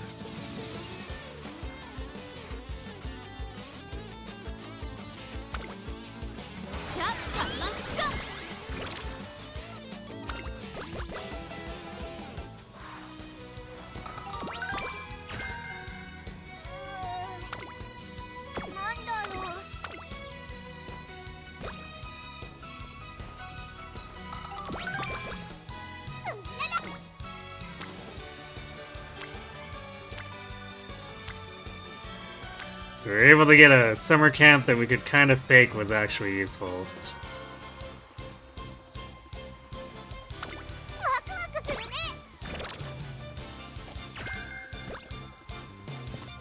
But boy, did we have to force it.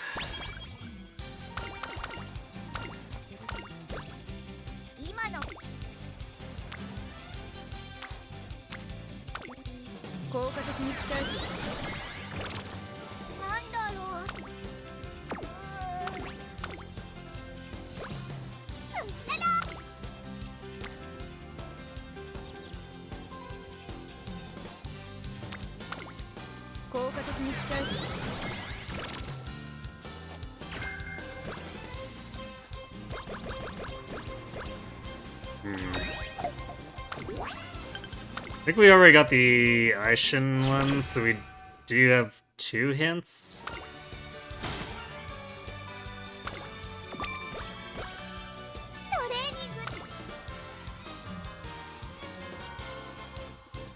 Yeah, we have 2 hints on home stretch. We could potentially get halos as well, so we'll wait on it, especially since we have curvature.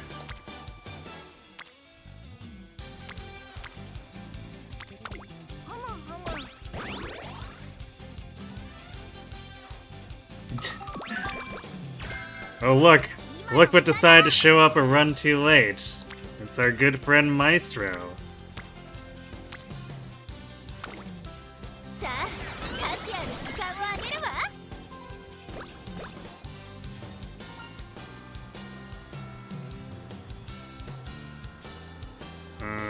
Wow, it's been a hot minute since I've had this event.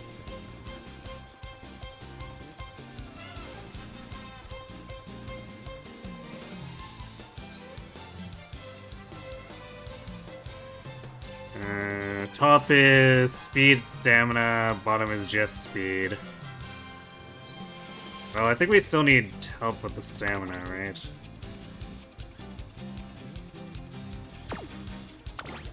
So yeah, let's take the 10-5 split.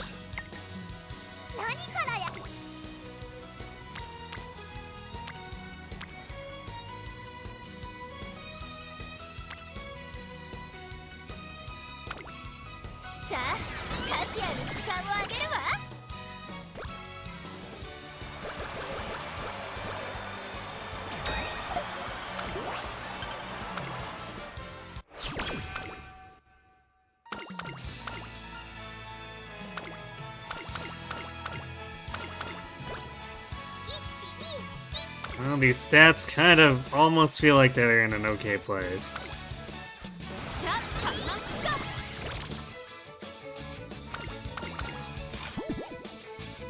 Sudden tissue.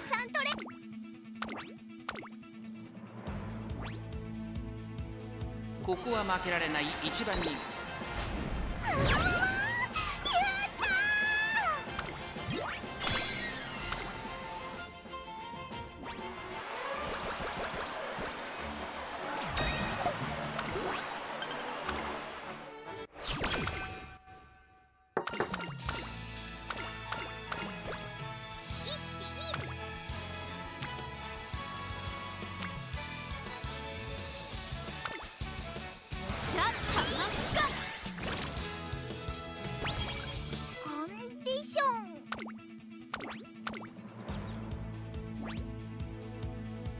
注目の一番。やったやった！2着だよ。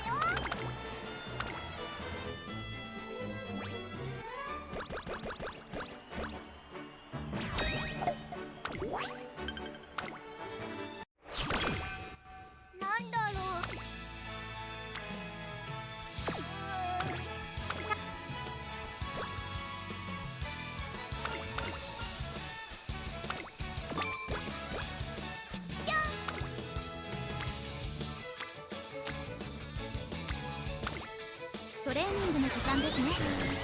Definitely not getting good speed turns.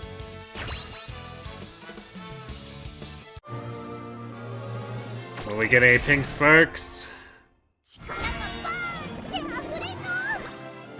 Nope.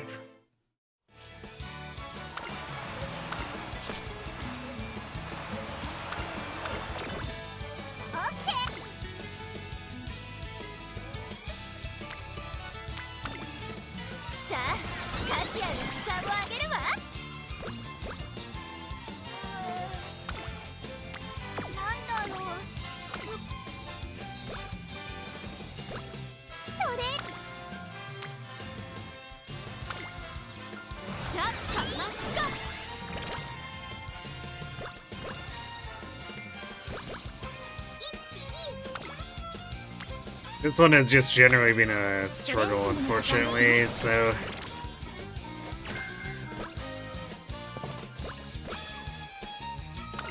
kind of par for the course that both inspirations screwed us over.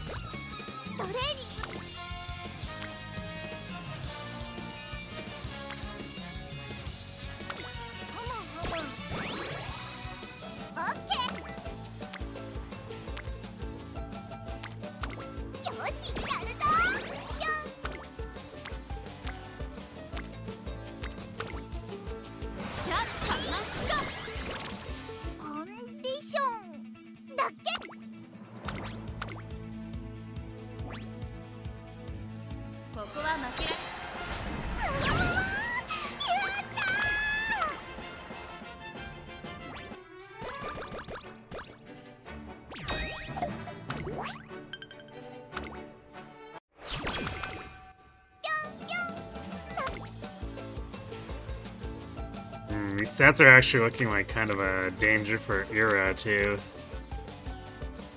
どんなトレーニングだ。海行くの？一気。よっしゃ、カマンスか。何からやる？ふむふむ。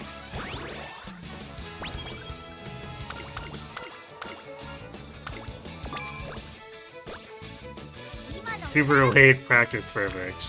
Fantastic. トレーニングの時間ですね。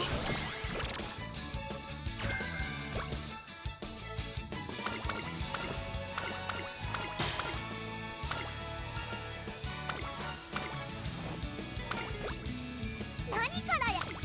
Also, her showing up that late is basically the same as Charming showing up super late. Not helpful. やる気。たくさんトレーニングした。この。 Show you how many. We didn't get that many ints, but it's still enough to save us a bit.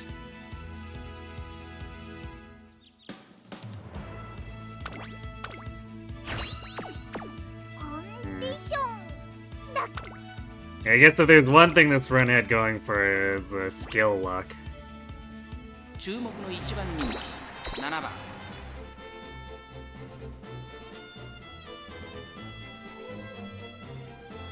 Unfortunately, skills are not enough to make up for the aptitudes. At least not with the SP we get. I'm sure there's like some super cracked combination これは位置取りが熾烈になりそうですね。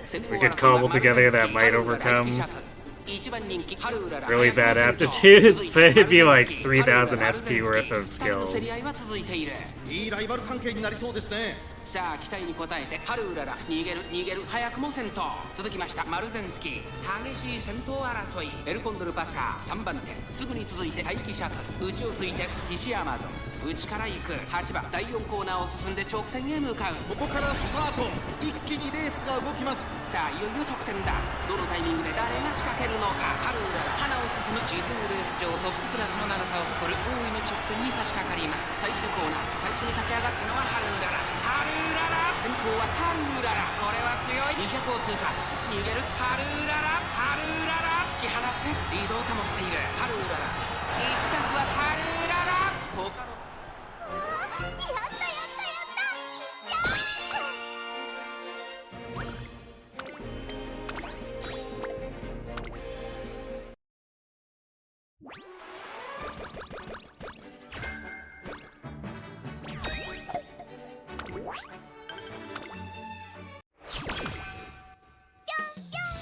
なんか鳥さんみたい。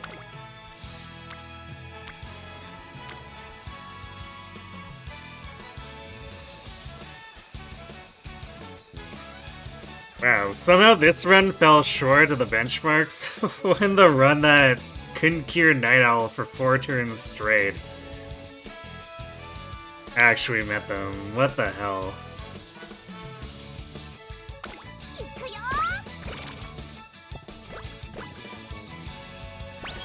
I mean, I guess it's the absolute minimum benchmark, so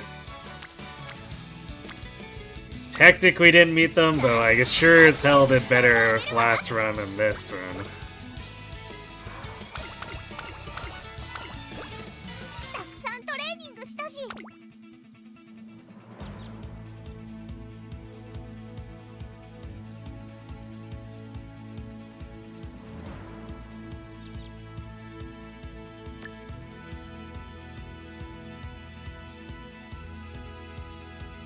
Ending up the random pace chaser savvy.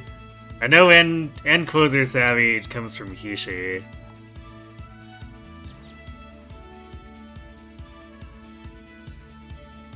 But actually, I wonder if the pace chaser one is creeks. We don't see it proc too often, or like we don't get the hints too often, so.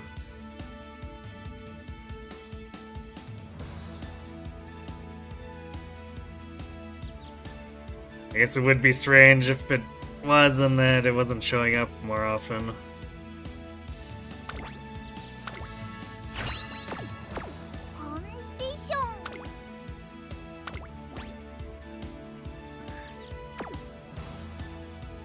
Alright, well, do your best, Haru. 6番人気5番春うららいい感じに気合が乗っていますね。この子の鋭い差し足が炸裂するか。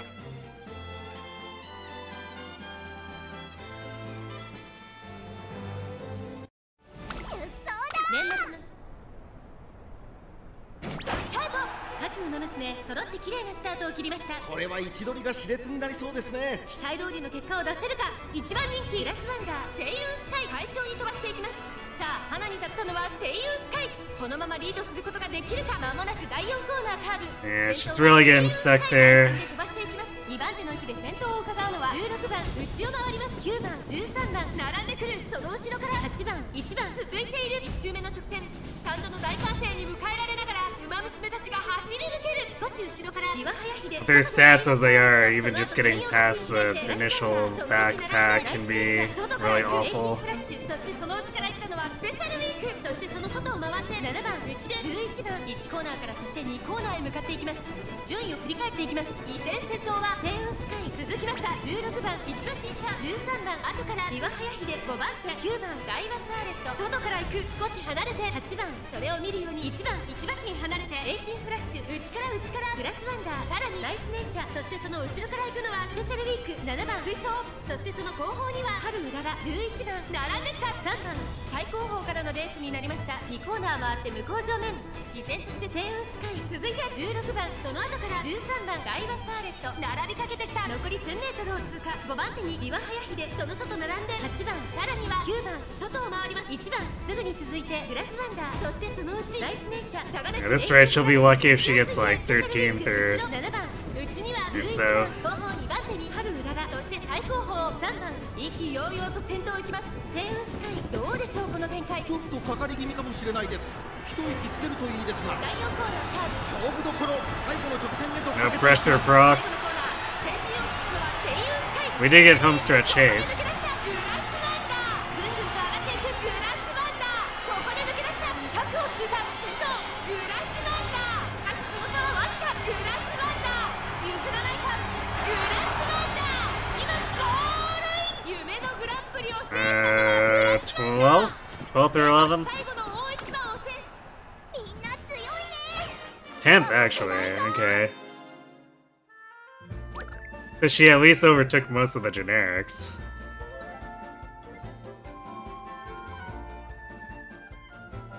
I had some really rough career luck though, so it's like...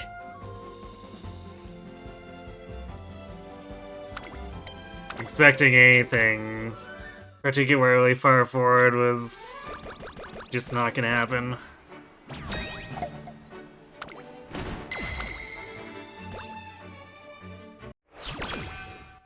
何からやる。トレーニングって楽しい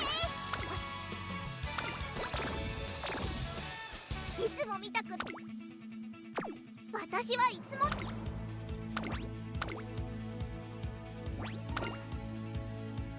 注目の2番人気2番春うらら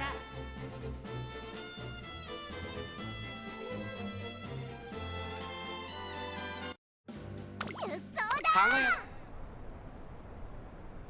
スタートです。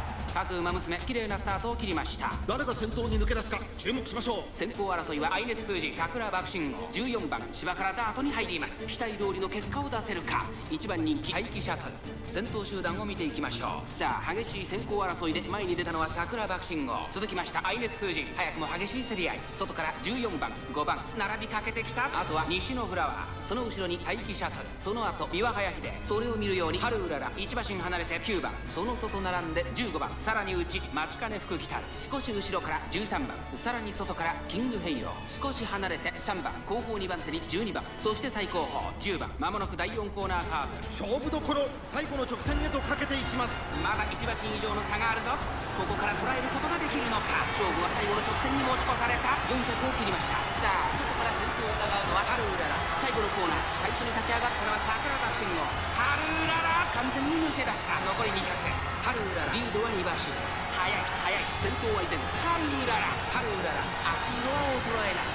強さを見せつけてハルーララゴールイン。やったやったやった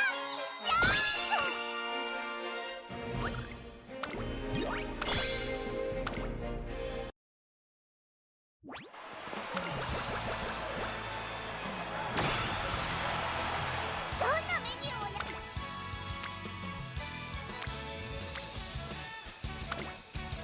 しゃカリマンスカ私はいつも Even these last few training turns feel kind of horrendous. いつも見た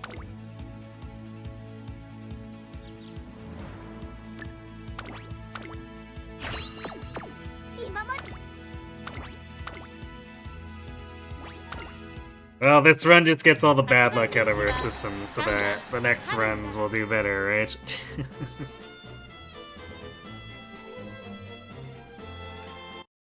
出走だスタート。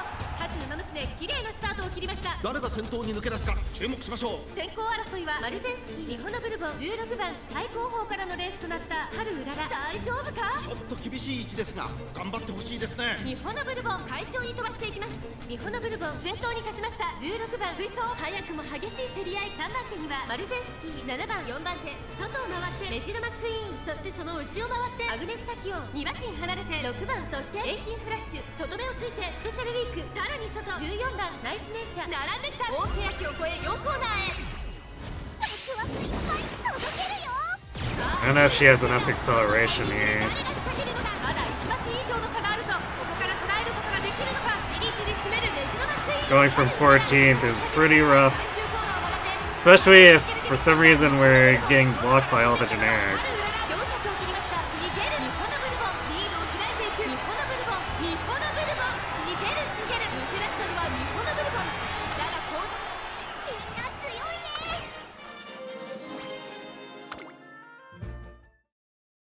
15番ハルーララ、8番人ちょっと厳しいメンバーですが健闘を期待。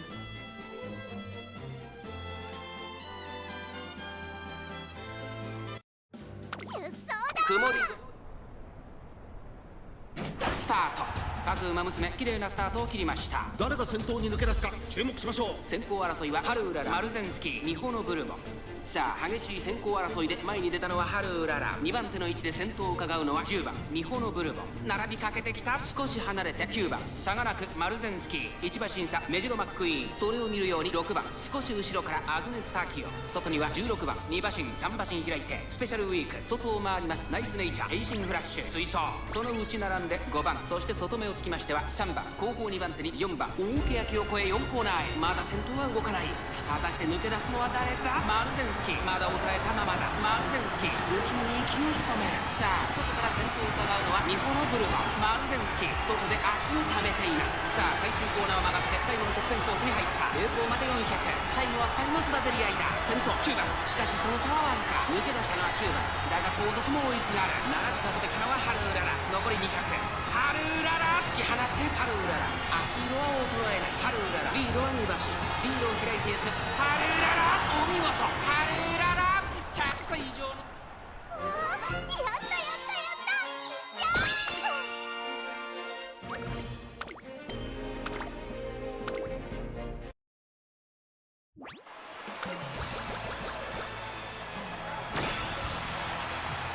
るなら思っ Man, what a joke. トレーニングの時間ですね。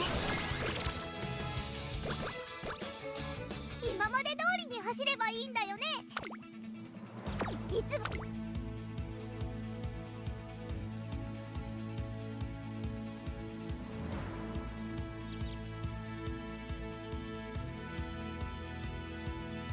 私は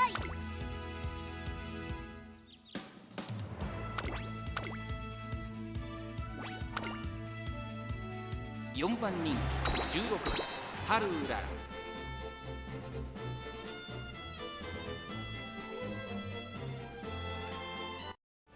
出走だ上空にトが切られました。各馬娘揃って綺麗なスタートを切りました。これは位置取りが熾烈になりそうですね。さあ花に立ったのは春うらら。このままリードすることができるか。芝からガードに入ります。2番手の位置で先頭を伺うのはマモクロス。8番並びかけてきたペイエムオペラ王。4番手5番手にラリタブライアン、シンボリルドルフ。ここにいます。1馬身離れてハッピービーク。その外並んで15番6番並んでくる。すぐに続いてオグリキャップ。さらに外から9番5番続いているピシアマゾン並んできた。さらにその外からは13番後方2番手に14番、そして最後方10番春うらら。先頭を進みますがこれは正解でしょうか。春うらら That one's catching up. には合っていますね。まもなく第4コーナーカーブ。勝負どころ、最後の直線へとかけていきます。さあいよいよ直線だ。どのタイミングで誰が仕掛けるのか。 Will we get her in our concert again? まだ400を切りました。最後のコーナー、最初に駆け抜けてきたのは春うらら。春うらら抜ける。リードを開いていく春うらら。春うらら。先頭は春うらら。これは強い。残り200。ハッピービーク食らいついていく。先頭は春うらら。Looks like it might be Brian. It's impossible to tell. It was just everyone.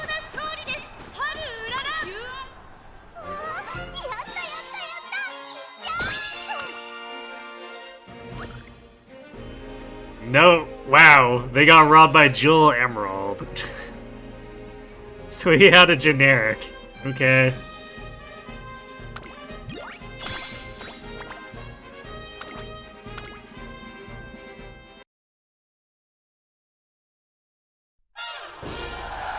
Well, I guess that's one thing notable about this run.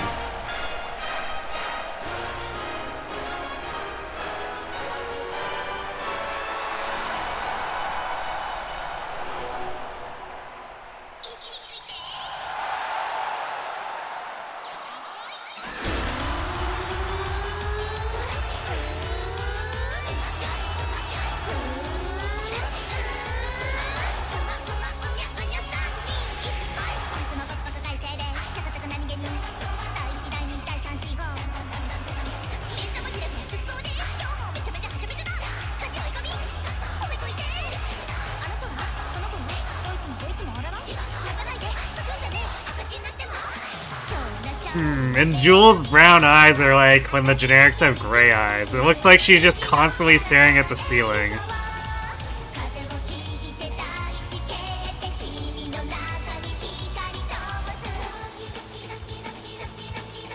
So is the reason why Faye spin-off exists? Somehow I doubt that.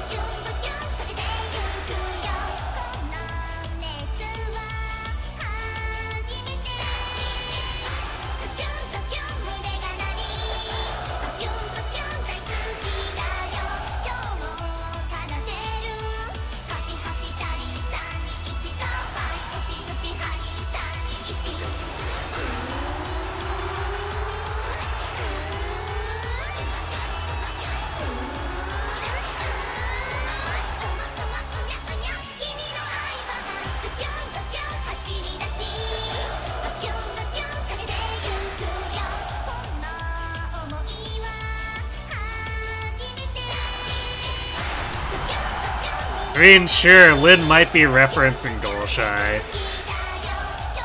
Depending.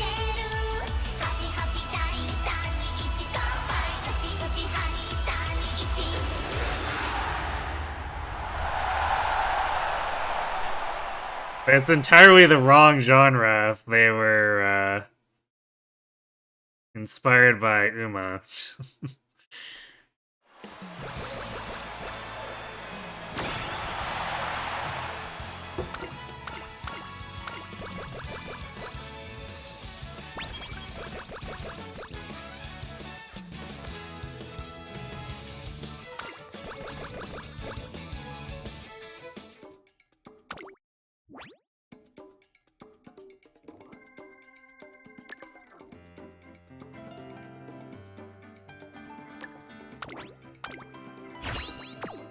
Man, his career was a horrendous mess. I'm kinda surprised it didn't fail.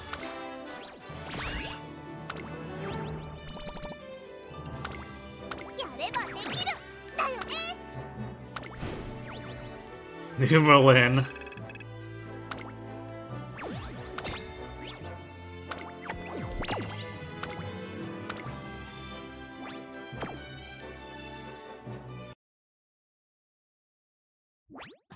一流のラジオ体操って知ってる？ずっとやってればキングちゃんみたいになれるんだって。 Keep forgetting to do the club thing real quick, so just let me hit the shoes while it's on my mind.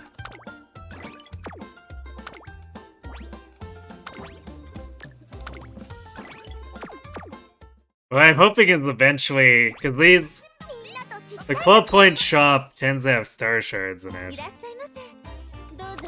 So like right now it's got Grass Wonder and Nice Nature star shards. I'm hoping at some point they put Haru in there and I can just dump all my club points to get another 50 star shards, and maybe we'll hit like 4-star Haru that way.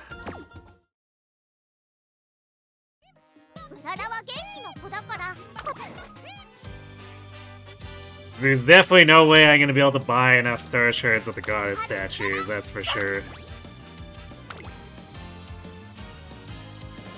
I already spent a lot just to get to 3 stars, so it's gonna cost me 4 statues per star shard. Which, when we need 200 to go to 4 stars, it's, not looking great.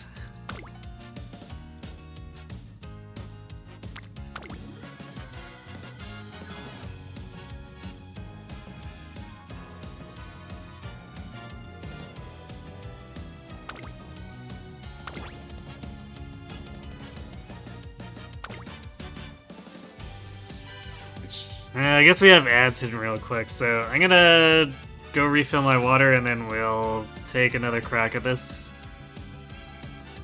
Still got quite a few potential runs, although maybe we just win at some point. Who knows? So, be right back.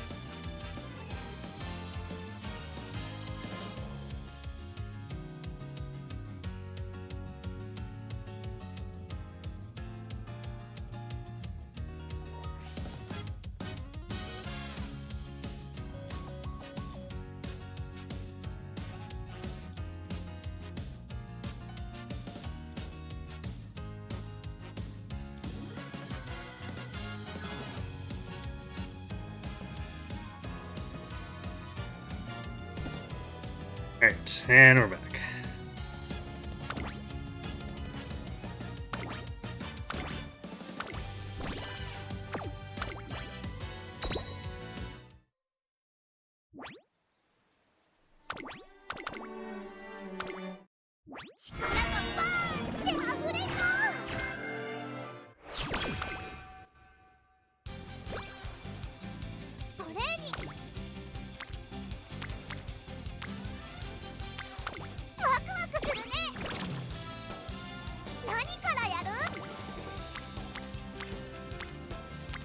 Oh boy. Getting pushed toward the guts. My favorite opening.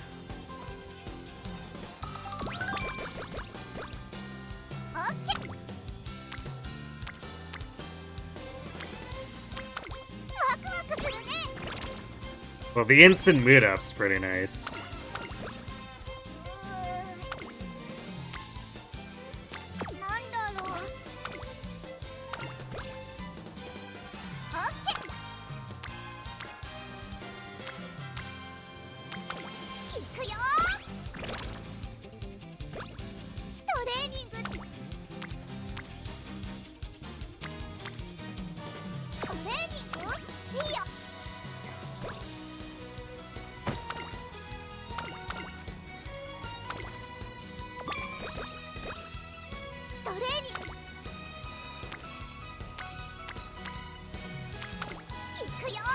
Alright, well, I guess getting to great without needing to do any recreation ourselves is not too bad.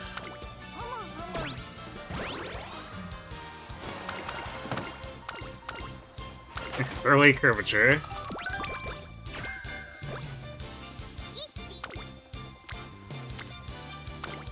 Nice, alright. 4 on speed.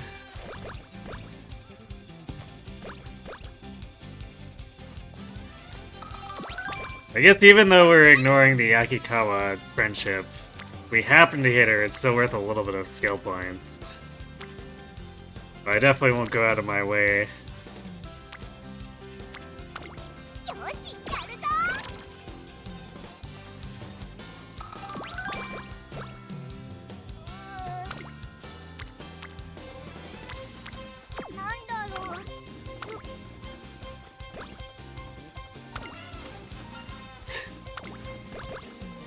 Alright, that was a bit unfortunate timing on that event. 注目の一番人気1番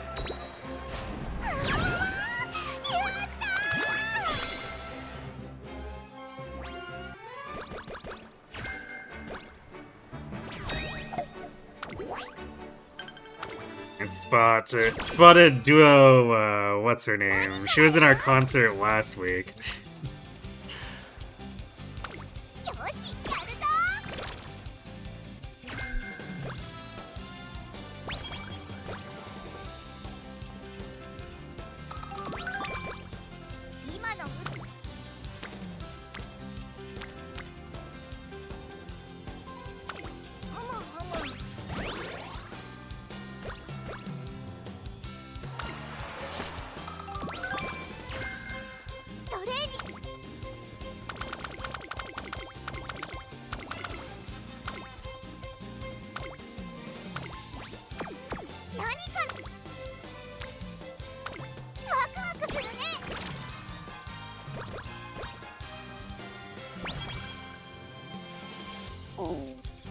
Maestro is just starting there, well... I guess it's still technically a junior year, so it's not bad.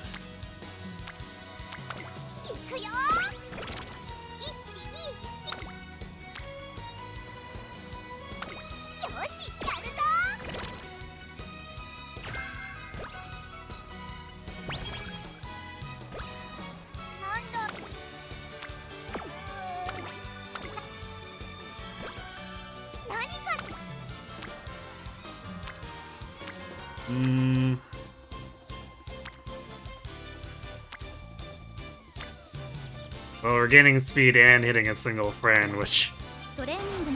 Because of the way they spread up, we're only gonna get a single friendship increase regardless, so... Might as well, I suppose. さあ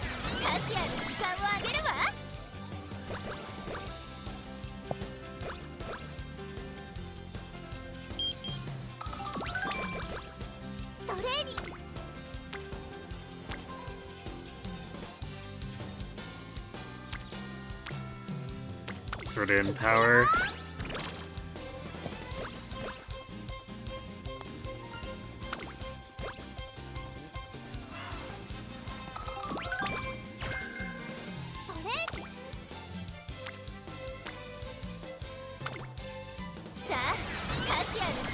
Once again, the Aishin Flash energy is so good. I really do wish I had her at max limit break.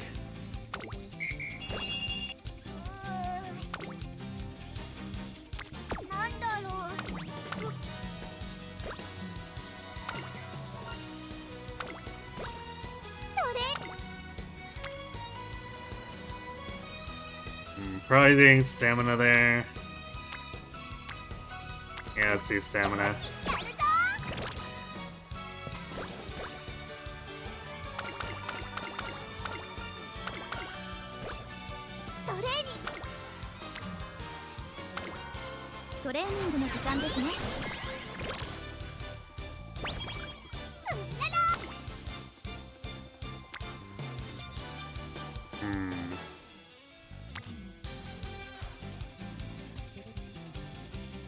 That's actually a tough choice.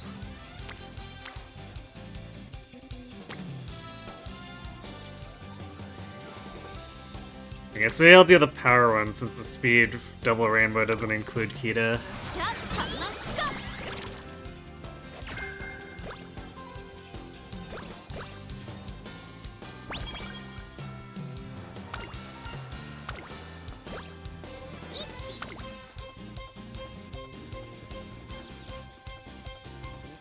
And we still managed to get a friendship increase for Creek anyway. Nice.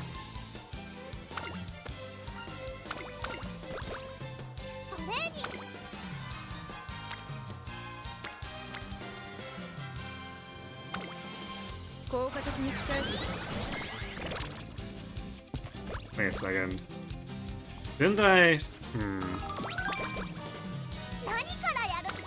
I scheduled that. Did I miss... I guess I missed scheduling for some reason? Weird, okay, well we can just do the sprint and then the G3 and we'll do something after summer. 注目の一番人気4番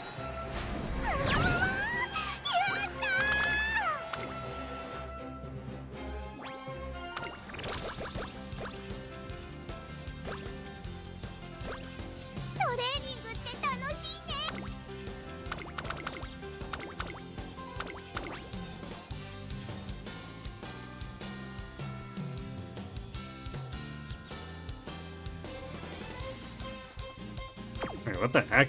What?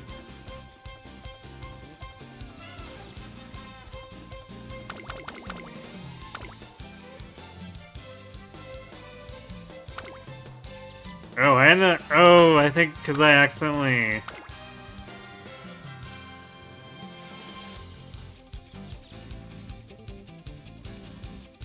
I think I took a couple turns first and then ended up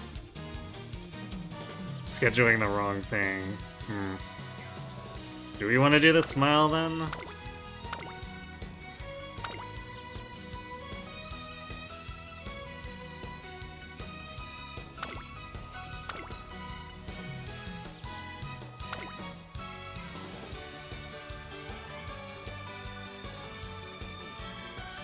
Yeah, I guess we could.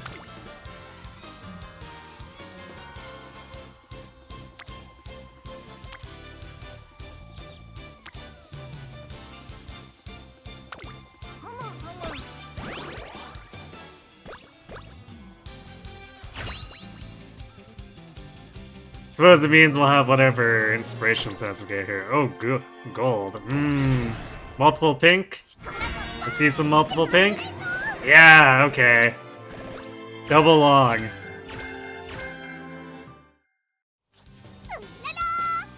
That feels pretty good.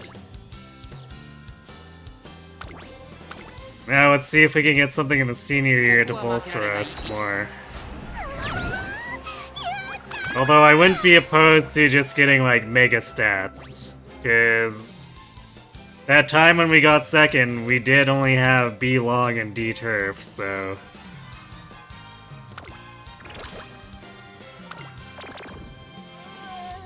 I just got 2 long sparks.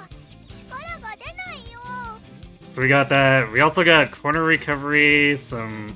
Oh, 4 hints at corner adept. 4 hints in pressure. So we kind of got all the skill luck, too. すっごく眠く Stat luck wasn't so great, but like, I don't know, when we get two long sparks and this kind of skill luck, it seems pretty alright.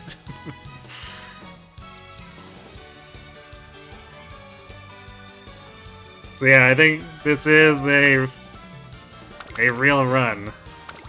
And maybe, just maybe, the senior year will treat us well too, for inspiration. なんだろう。なんかヘロヘロかも。カレー、カレー、カレー、カレー。 Thanks for the energy. Ooh, and there's Maestro. Okay. 何からやる？ワクワクする。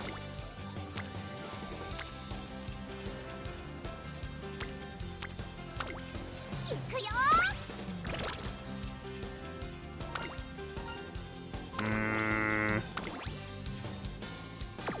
Let's push power. トレーニング頑張ったらご褒美もらえるんだよね。よっ。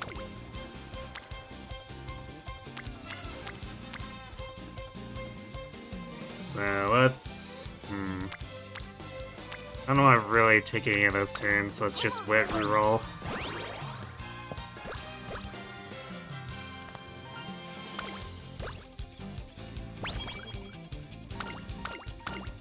OK。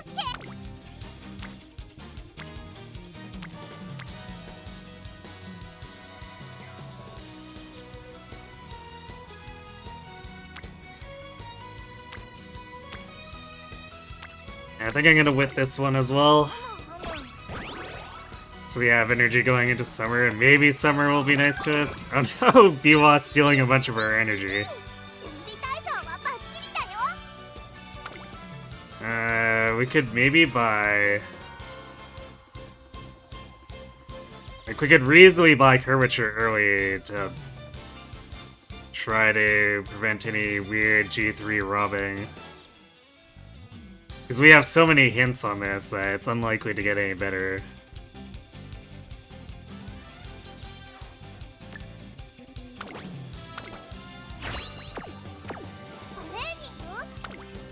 This is basically, again, the primary place where it could be better is if we get Fast Learner, but that event pays it out so infrequently that I feel there's no real reason to hold the SP there.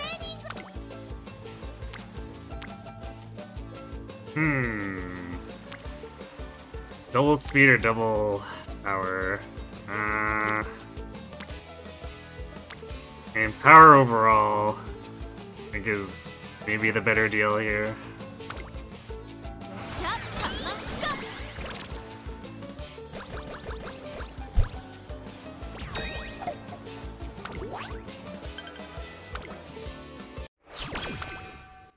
なんだろう。海行くの？今の無駄。 And then we get, well, yeah, I think I do want to take the double speed, although it's tempting to take the single stamina. But I think if we keep getting decent power turns, we're fine on stamina.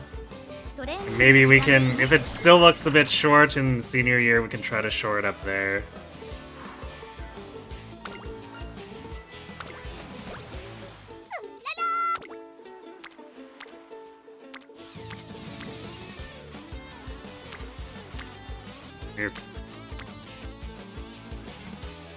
Classic late August turn. トレーニング？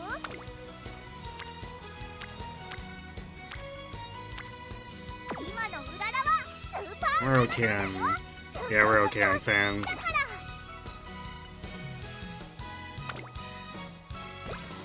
トレーニング。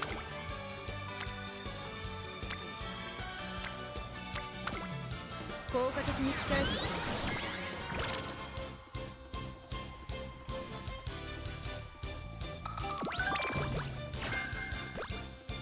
I I think we're at max pressure hints. That is indeed max pressure hints. That basically never happens, holy crap.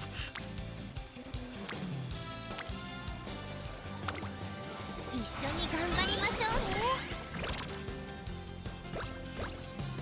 トレーニング。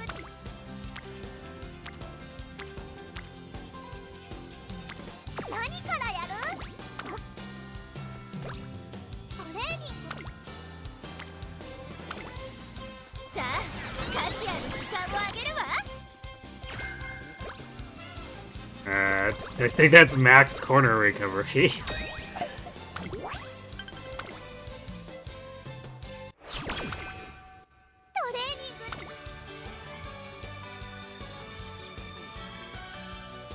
Yeah, although we still need more skill points to grab Maestro off of that, but we'll probably be grabbing that early too, because the amount of discount is just something that's very unlikely to improve.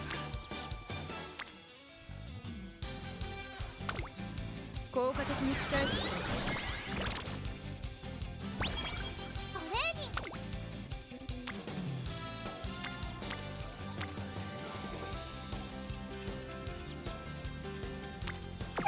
Really don't want to take single rainbow with when we're at half. 今の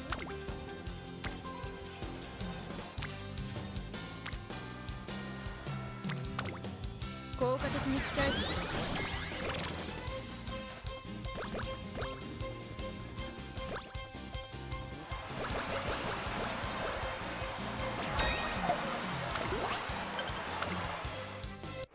Alright, hoping for a good senior year here.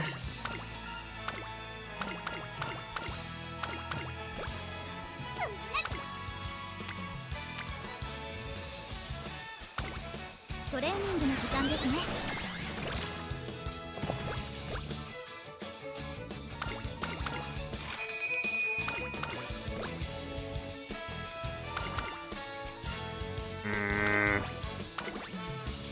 Yeah, power seems fine enough. So 20 extra stam. トレーナーバビ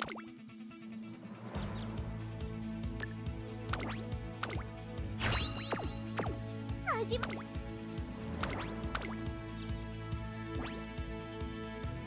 ここは負けられる。やったー。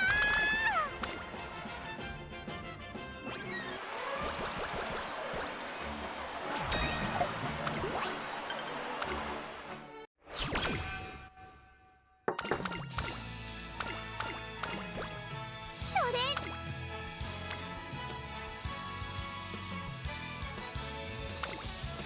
効果的に鍛える。 始まる前。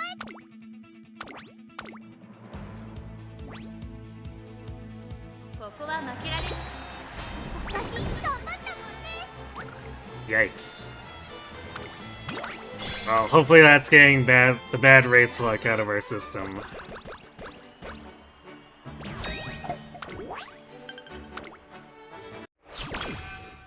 何からやる？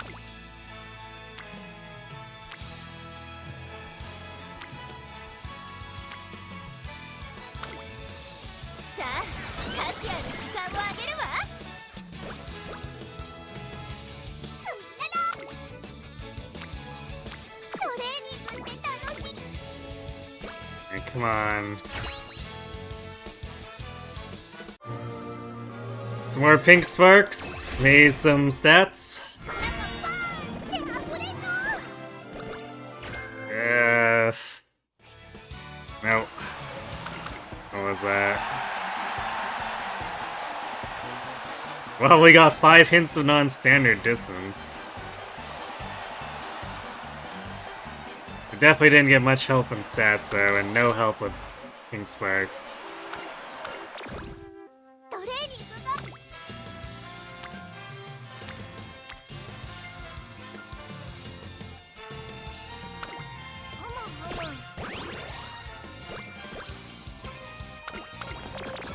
Ah, come on. さあ、価値ある時間をあげるわ。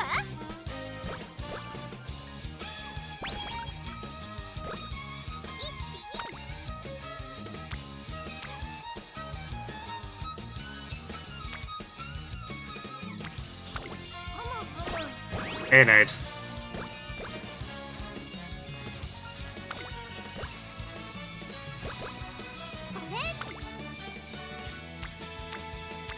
Game, come on, please.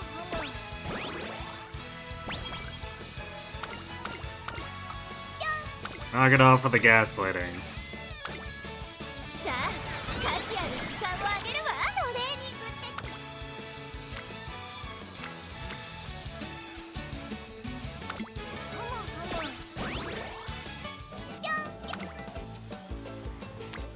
オッケー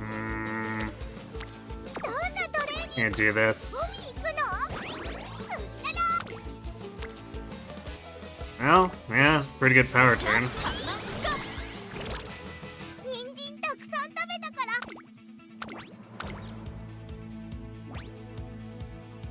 ら How's the horsing around? Well, we got good pink sparks and some pretty good skills. The stats are, they're struggling.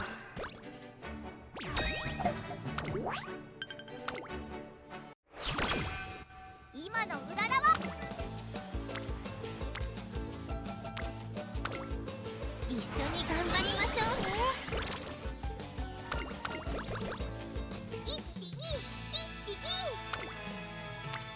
トレーニングいいよう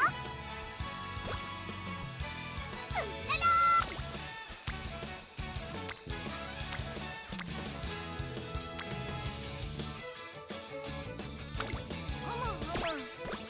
トレーニング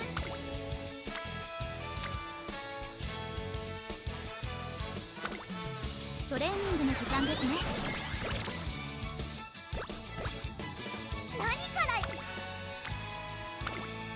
効果的に鍛えて Late charming. 始まるま Thanks for that one.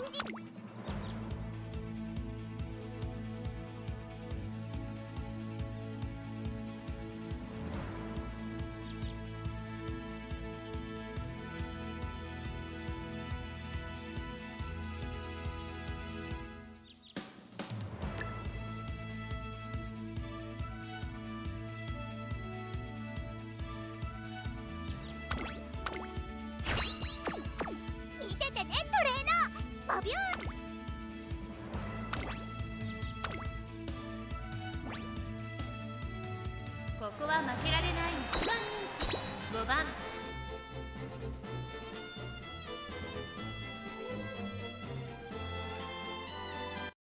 出走だここ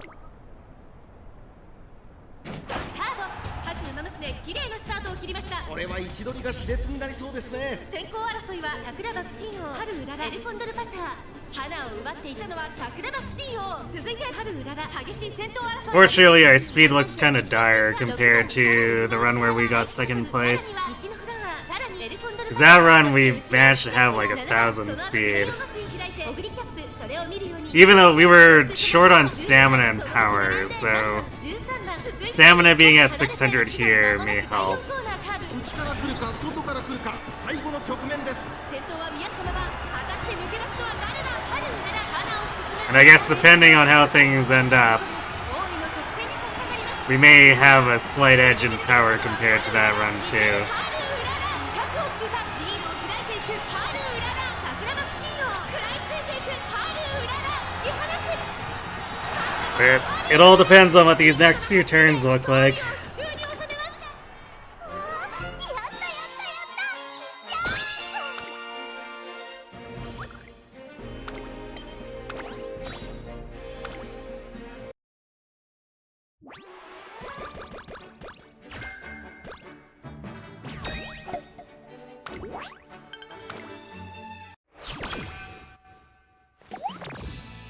トレーニング頑張った We did not need to take that though. Man.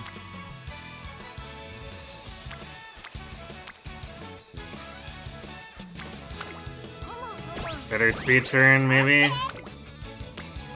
Oh, we got a good power turn.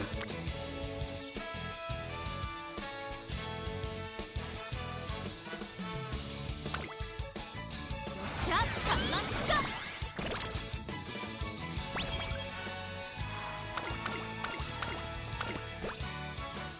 So compared to the second place run, we're like minus 220 speed, but plus 100 stamina and almost 100 power. No, the senior year sparks were awful.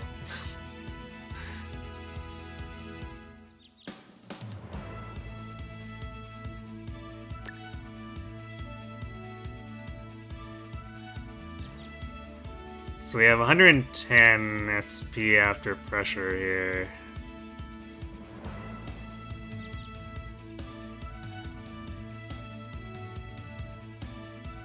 What can we even afford? Like, we could do firm conditions. We could do non-standard distance might be our best pick. For the extra stamina, that might let us get forward more.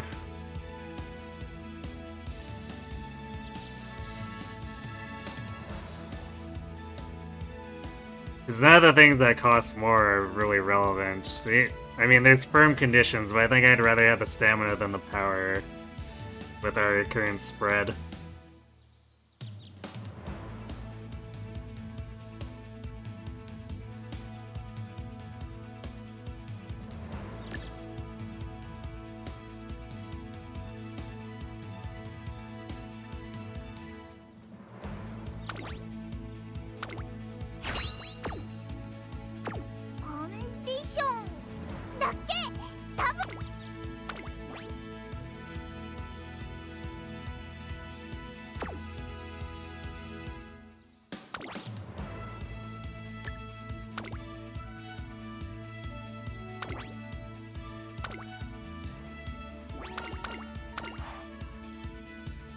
番春うらら4番人気です。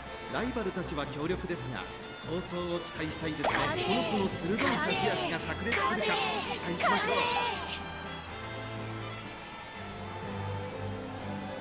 Thanks for the energy. Alright, Haru.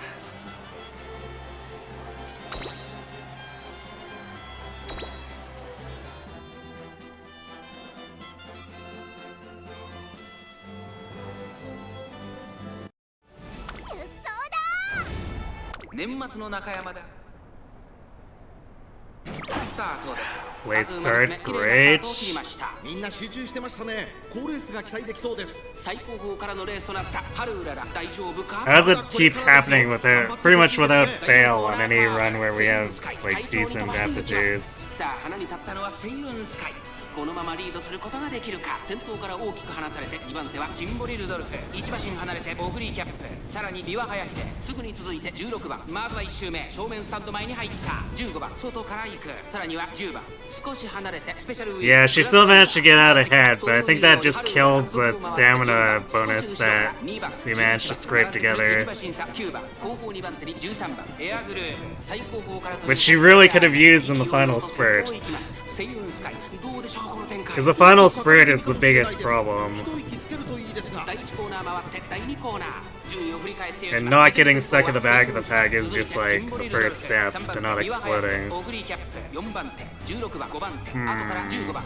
No curvature yet, too. If we get it on the final corner, that's fine, but if we don't get it at all, that's probably gonna mess up our positioning.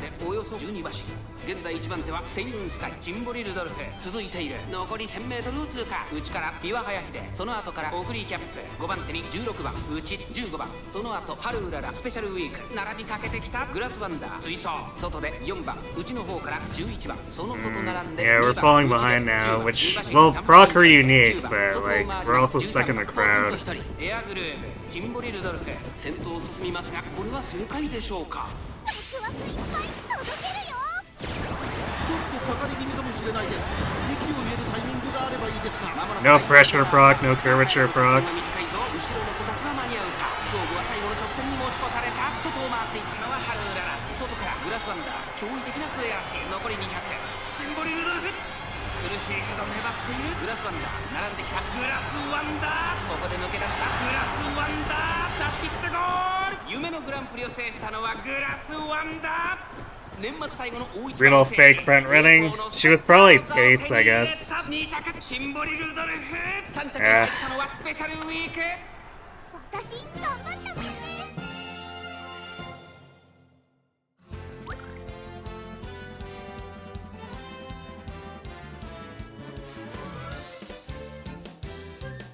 That was rough.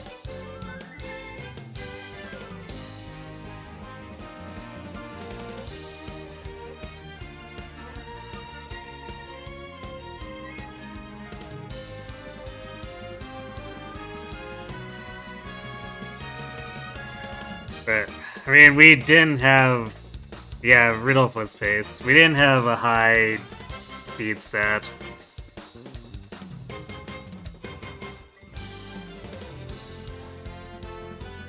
How close were we? 1 3/4, 2.5, 3 1/4.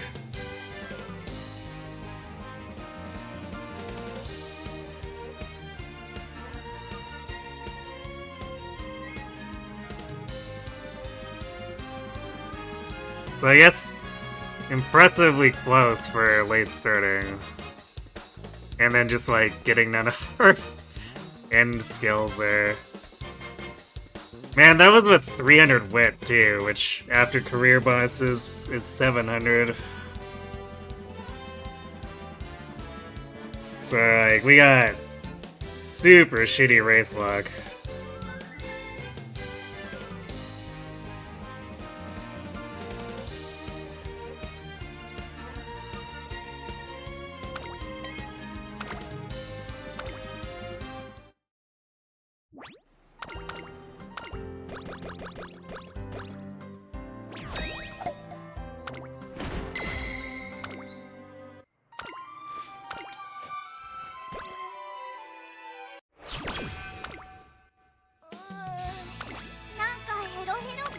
Bad. 力が出なんだろう、すっごく眠くて。コンディションだけ多分。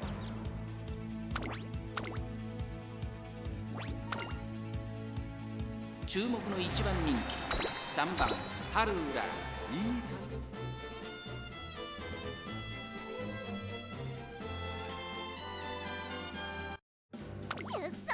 輝く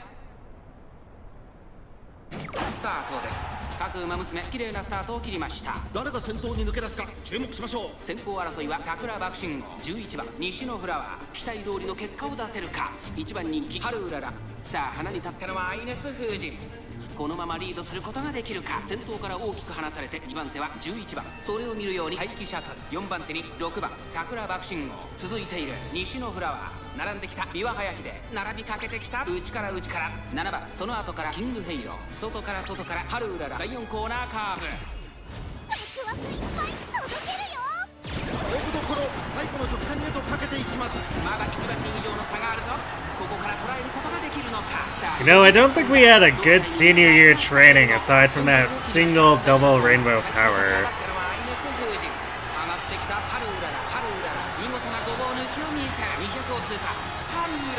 ここで抜け出した。これは強い。ハルウララ。足色は衰えない。先頭はハルウララ。変わらない。後ろを突き放してハルウララ。今勝利で。So senior year was some pretty nasty sabotage. Which is unfortunate because the classic year was so good. ト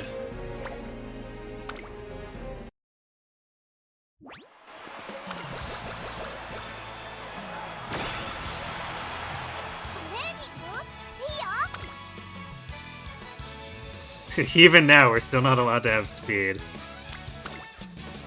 シャッターマンスカ。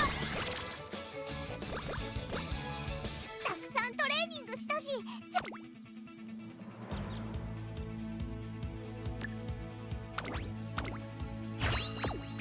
この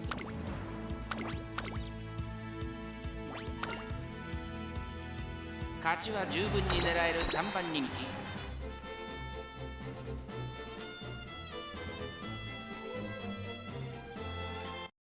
出走だ。上空にスタート。各馬娘で綺麗なスタートを切りました。みんな集中してましたね。好レースが期待できそうです。先行争いはミホノブルボン14番7番芝からダートに入ります。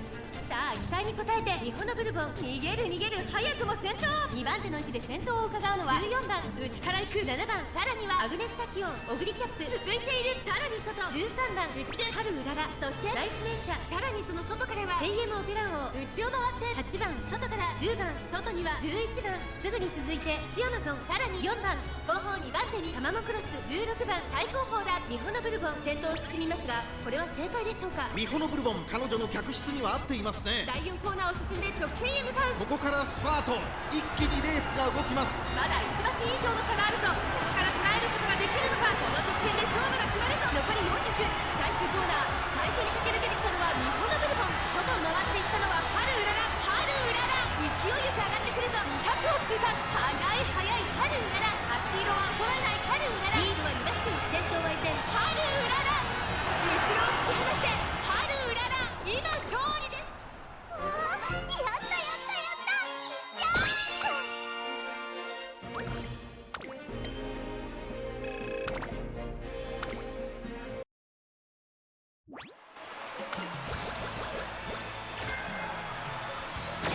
APH. さあ Thanks for the luck. 差を上げるわ。この調子ならいけるかも。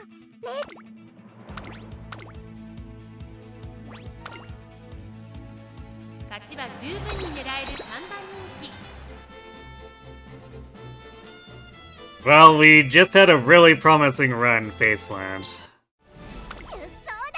輝く太陽 The second year was really good with the setup, and then the third year just kind of did nothing to help 誰が us. 先頭に抜け出すか注目しましょう。先行争いはマルゼンスキー9番ハッピーミーク、やはりマルゼンスキー続いて9番激しい先頭争い。外にはメジロマックイーン、そしてその外ハッピーミーク、マルゼンスキー上がっていきます。さあ期待に応えてマルゼンスキー逃げる早くも先頭。2番手の位置で先頭を伺うのは9番1馬審査メジロマックイーン、さらに外ハッピーミーク6番追走、少し離れて1番少し後ろから3番外から行く。 Yeah, I mean, 4コーナーへ。さあいよいよ直線だ。 we are asking for some long odds, but まだ1馬身以上の差があるぞ。ここから捉えることができるのか。じりじり詰めるメジロマックイーン、ここで抜け出したハルウララ、前を狙っているぞ。 it's also been like well over 100 runs. 外から飛んできたのはハルウララ。栄光まで400、ハルウララ3段を目指して加速する。一気に上がってくるハルウララ、飛んでくる。抜け出したのはメジロマックイーンだが後続も追いすがる。 Is Meek gonna steal a spot in the concert? Nope. 抜け出した先頭ハルウララ。しかしそのパワーかお見事ハルウララ、着差以上の強さを見せた。 I think Spay almost took it from Marzensky.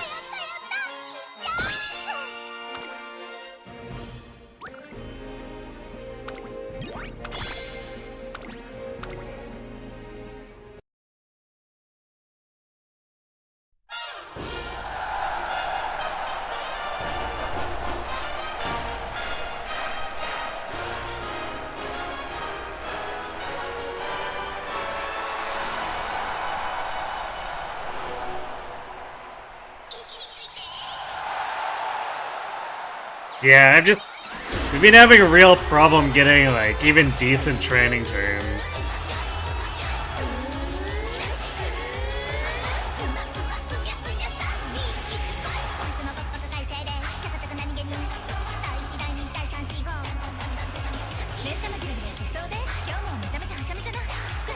So these senior years keep going out with, like, a whimper.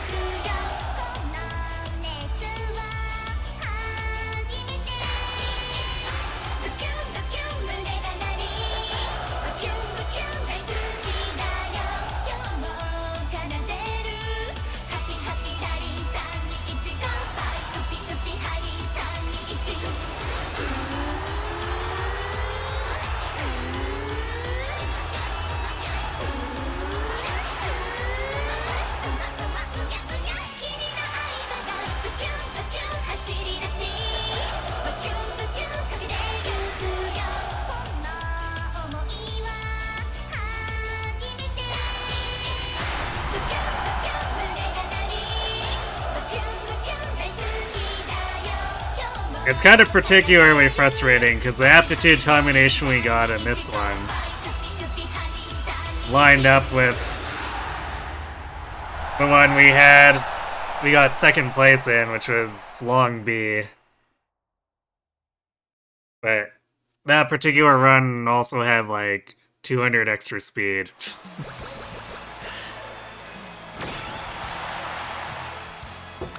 And also didn't late start its race.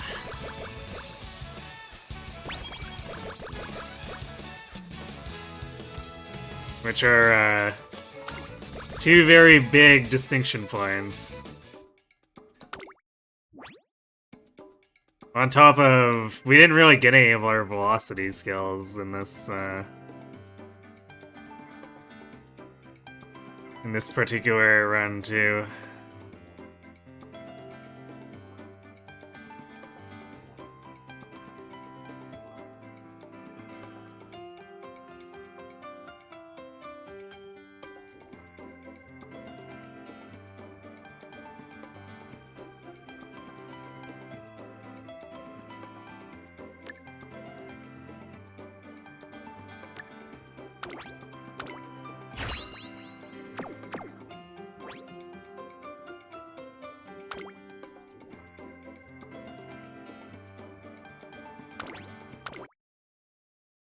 This run did have a stamina advantage, which was immediately erased by the late start.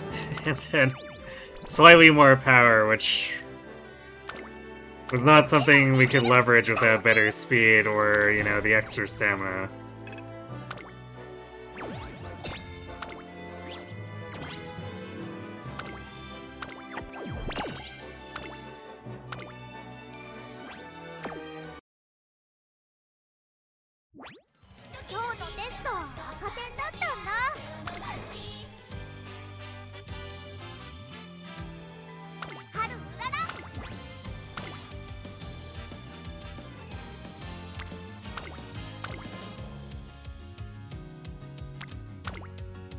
Let's have another go at it.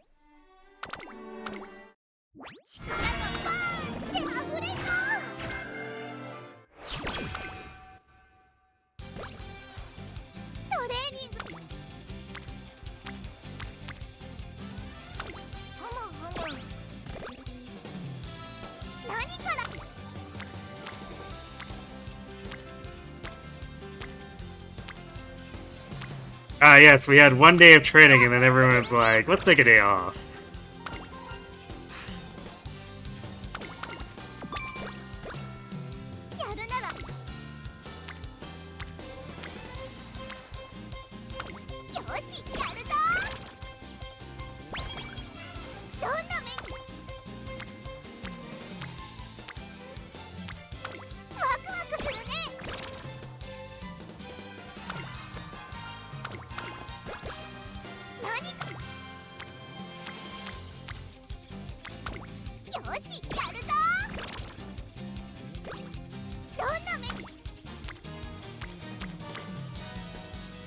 And then they did it again. They all just left.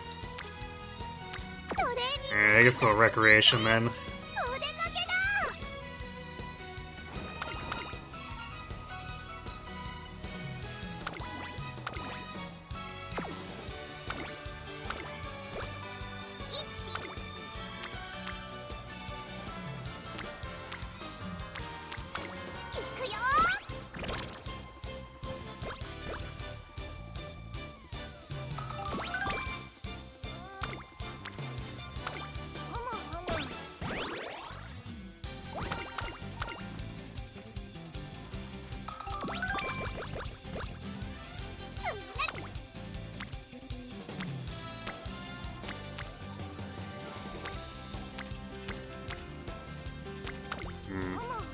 Take the single one here with Kita-san, because it does get her to orange.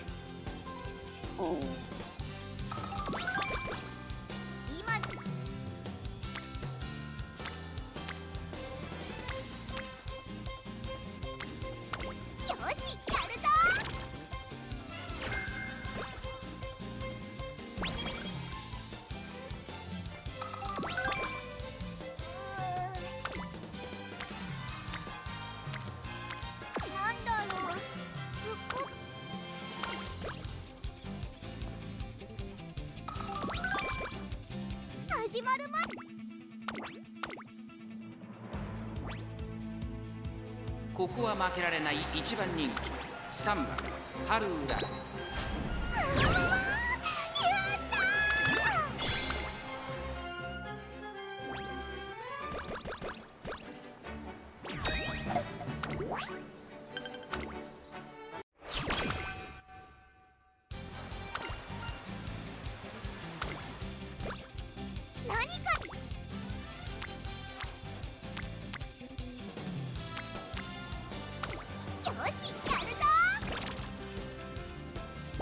Yeah, I better schedule my races before I misalign them again.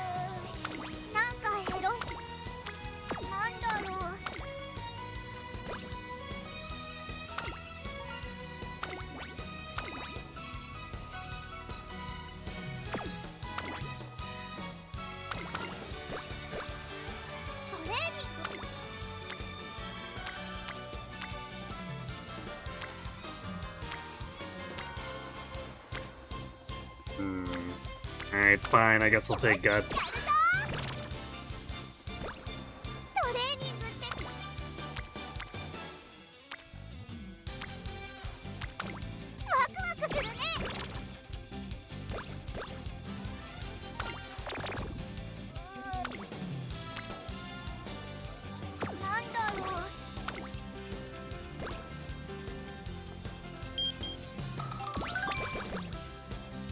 Nice to see the max energy increase.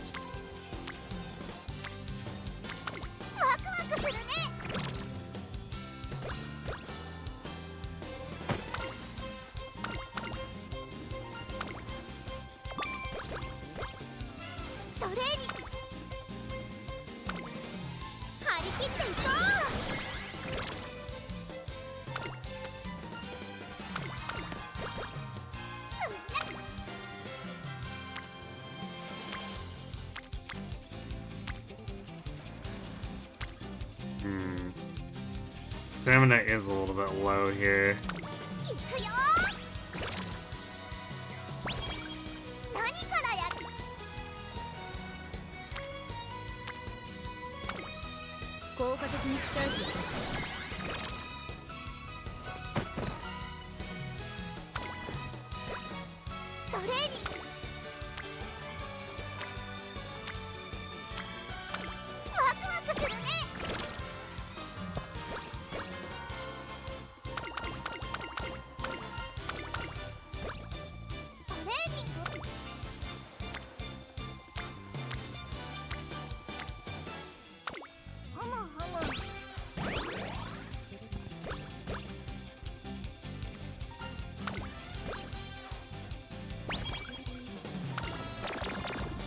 Oh, not the migraine.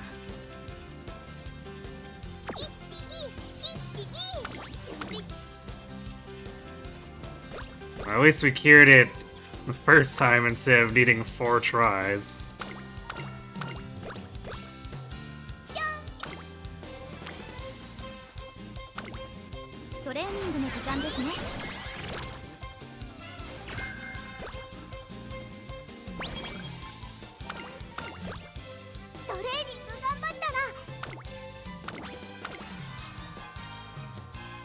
ここは負けられない。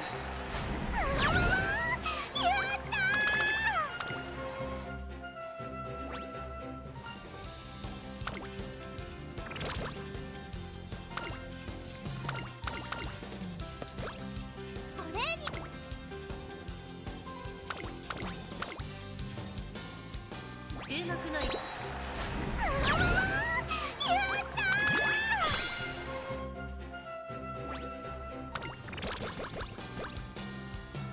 Oh, good thing we got rid of that migraine too.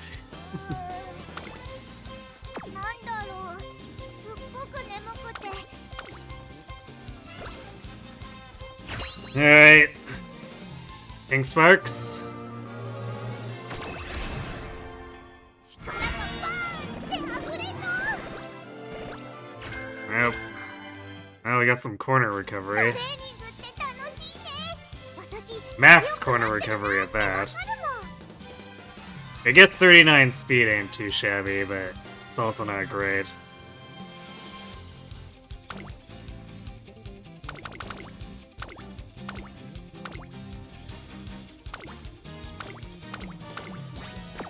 レーニングいいよ。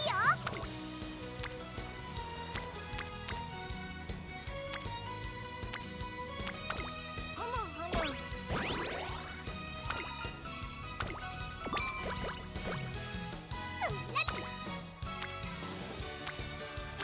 So he gets us on the senior year to give us something usable. ワクワクするね。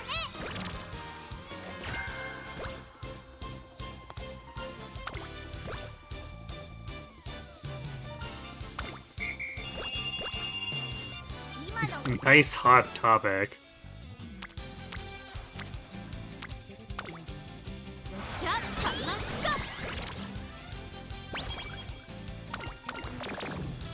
トレーニング。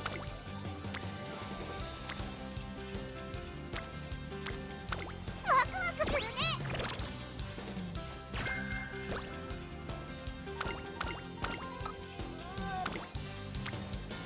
なんだろう。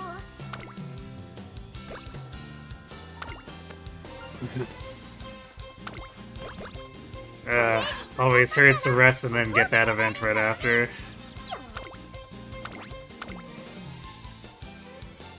注目の位置。 Oh, come on. God damn it, Nishino. Go away.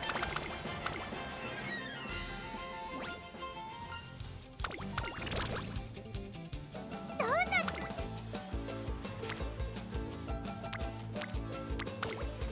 張り切っていこう。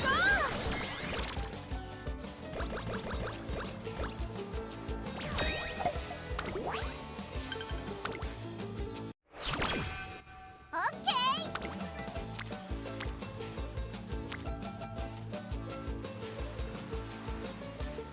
ぴょんぴょん。海行くの？今のシャッカマスカ。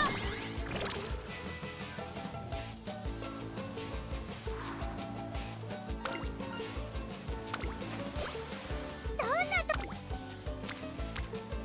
行くよ。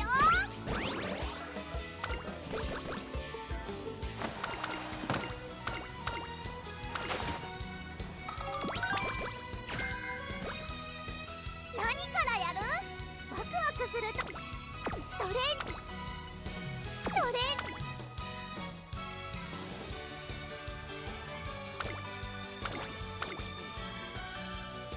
ここは負けられない。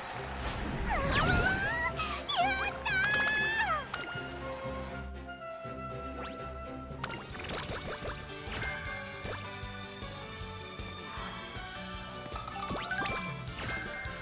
トレーニング。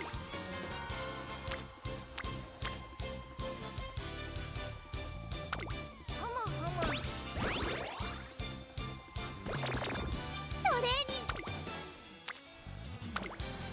一緒に頑張りましょうね。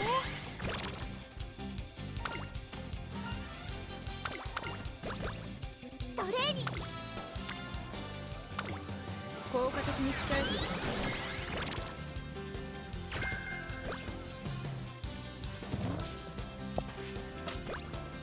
今のトレーニングの時間ですね。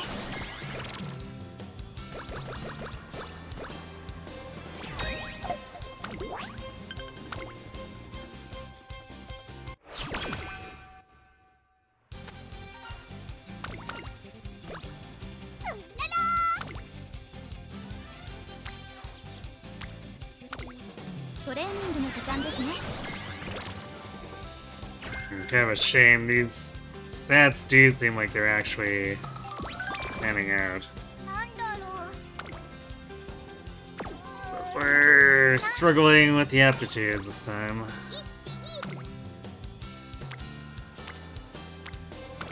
ふむふむ。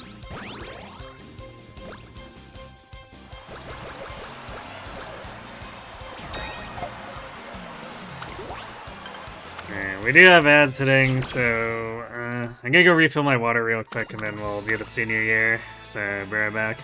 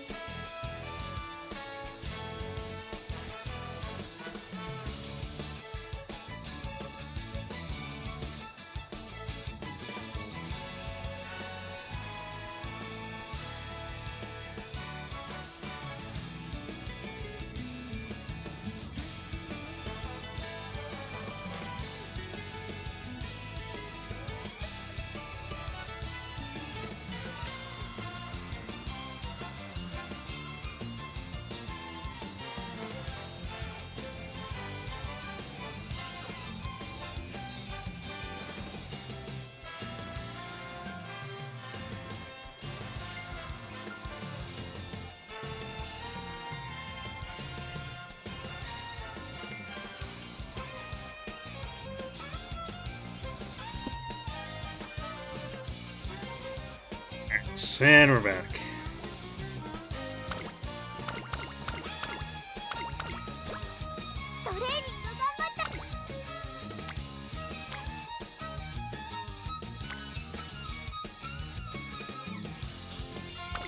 Stamina could actually use a bit of work, but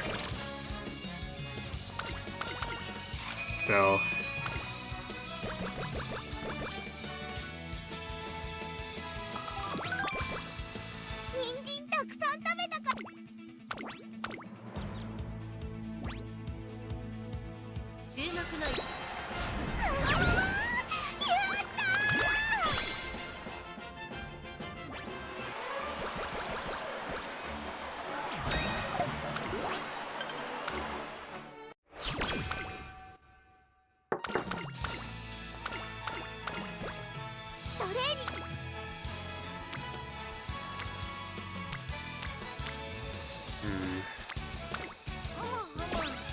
Well, that doesn't look too promising.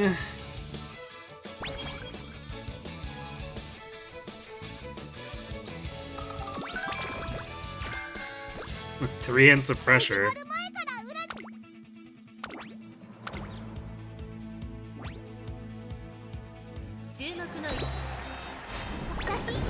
Ooh, 4th again. Why? Should have easily been enough speed there. I guess maybe a late start and into rushed probably.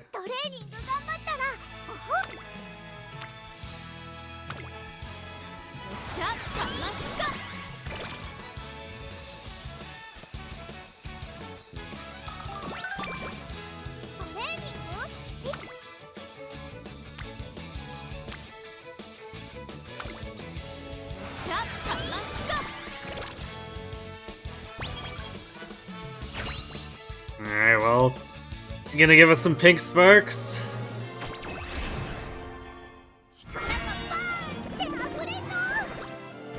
Oh, we got B long again. Shockingly. How do we do on other stuff? Nothing too amazing for the skills or the stats. Well, we'll see what we can do. I don't think we're on track for 1000 speed, though.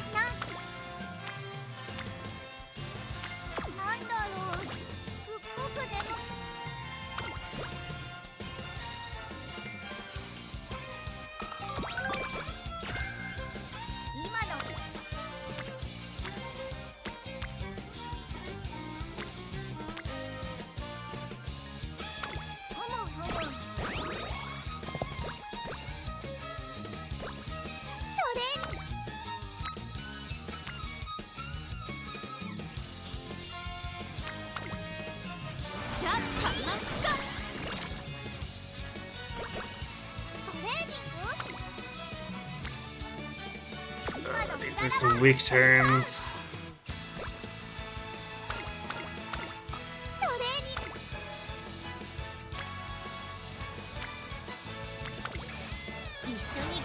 But stamina is doing a pretty decent job of fixing itself. To give it that.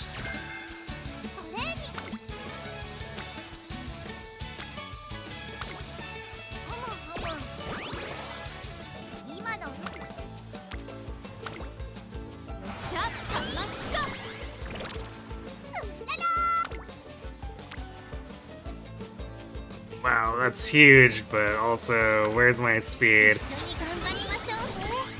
Because that's in pretty bad shape again.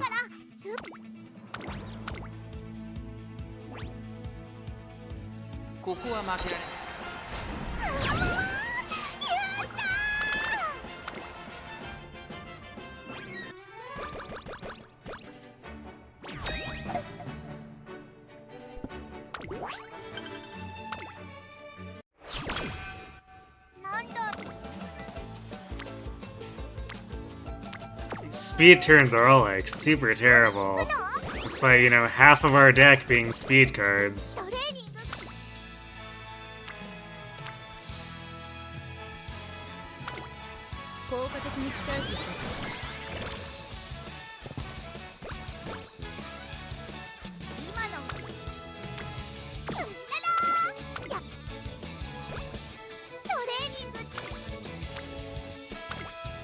トレーニングの時間ですね。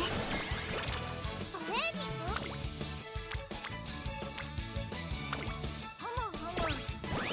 人参たくさん食べたから。 This is so shit.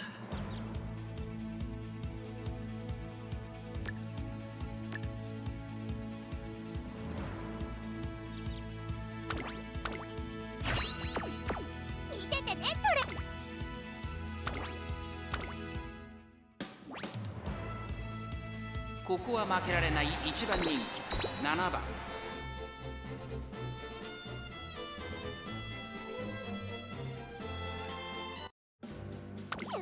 Like, I don't know what we can even do about being completely denied speed despite having half a deck of speed cards. 誰が先頭に抜け出すか注目しましょう。先行争いは春うらら15番待機シャトル。さあ期待に応えて春うらら逃げる逃げる早くも先頭。15番並びかけてきた15番と春うらら序盤からやり合っています。いいライバル関係になりそうですね。花を奪っていたのは15番続きました。春うらら激しい先頭争い少し後ろから10番それを見るように16番少し離れて待機シャトル外8番さらにはエルコンドルパサーすぐに続いて1番第4コーナーを進んで直線へ向かう。勝負どころ最後の直線へとかけていきます。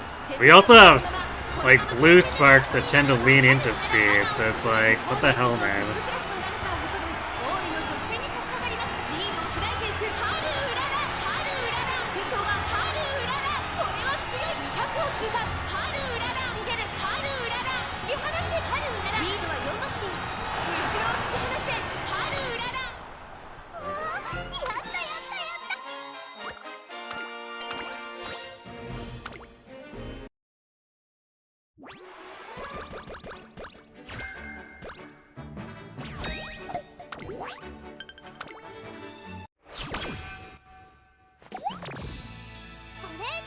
'Thanks for extra sabotaging my potential speed gains game. Appreciate it.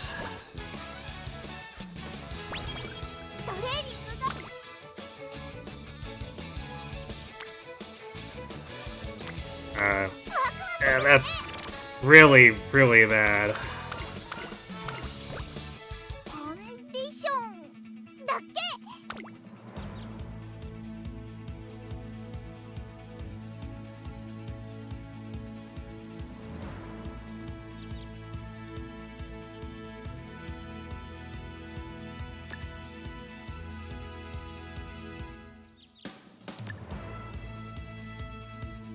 $98 skill points. I think we buy outer posts and hope we get an outer post. I don't think there's anything else we can do that's meaningful with 98. Like, long corners, but eh.4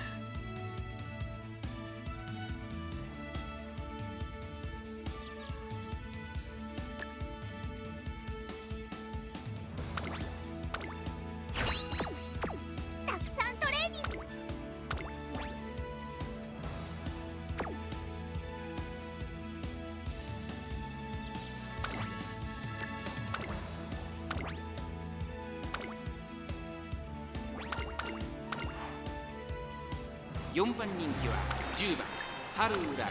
ライバルたちは強力ですが逃走を期待したいですね。この子の鋭い差し足が炸裂するか期待しましょう。 Alright, well, see how she does.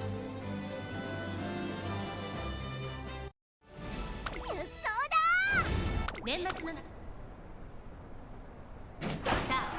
No late start this time, at least. 誰が先頭に抜け出すか注目しましょう。期待通りの結果を出せるか。1番人気グラスワンダー声優スカイ快調に飛ばしていきます。さあ花に立ったのは声優スカイ。このままリードすることができるか。第4コーナーを進んで直線へ向かう。先頭は声優スカイ単身で飛ばしていきます。先頭から大きく離されて2番手はスーパークリーク内で TM オペラ王。それを見るように4番差がなく3番1周目のスタンド前にかかっていく岩早秀外から行く。 Positioning shook out to be not great though. さらにスペシャルウィークさらには7番そのうちの Hey Yoshi. 15番並んでくる内をついて春うらら少し離れて2番後方2番手に11番そして最後方16番星雲スカイ先頭を進みますがこれは正解でしょうか。セユンスカイ彼女の客室には合っていますね。1コーナーからそして2コーナーへ向かっていきます。順位を振り返っていきます。先頭は変わらず Curvature, 続いて Maestro. 3番手岩早秀 And about Maestro for sure, about where we'd want it. Curvature, if it wanted to proc later, I'd be fine with that, but it does help us get a better position. そして内目をつきましてはライスネイチャー1馬身離れて11番向こう正面に入って先頭は星雲スカイ。さあスーパークリークを It's like ideally we'd get Curvature at the final corner. 岩早秀並んできた4番手 TM オペラ王3番追走1馬身差4番外からスペシャルウィーク後ろ春うらら少し後ろからグラスワンダーその後ろに2番そしてその後方にはライスネイチャーその後ろから5番外から15番7番並びかけてきた。 We're too far forward for our unique, but we did get a pressure. 勝負どころ最後の直線へとかけていきます。互いに足を止めている展開。これは直線勝負になるか。スペシャルレースここで抜け出した。中山の直線は短いぞ。後ろの子たちは間に合うか。スペシャルレース速いもはや独走状態。外から上がってきたのは春うらら残り200。スペシャルレース足の目を通らないスペシャルレースリードは5馬身これは強い。先頭は変わらずスペシャルレース大力勝だ。スペシャルレース We actually managed second place again. I was not expecting that with that speed. Sadly, we were nowhere close to catching Special Week. She was ahead by 4 lengths, that's a lot.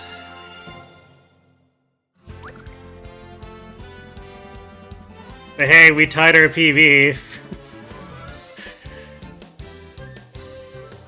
Imagine if we'd, you know, been allowed to actually get speed.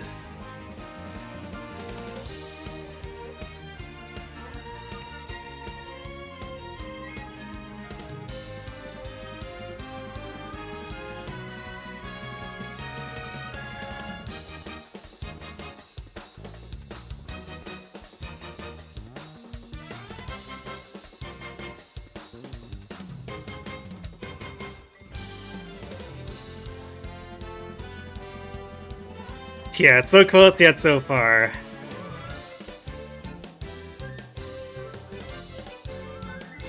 So yeah, placement-wise, this is tying our PB, although in terms of length, we've had 4 other runs where we were within 2.5 lengths of whoever finished first.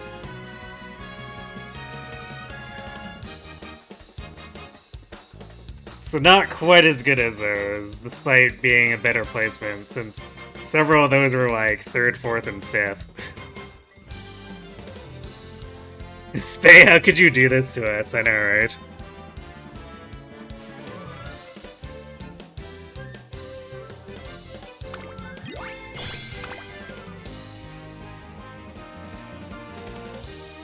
Man. Again, I was not expecting that with our speed as low as it was. Because last time we got second, we had 1,000 speed.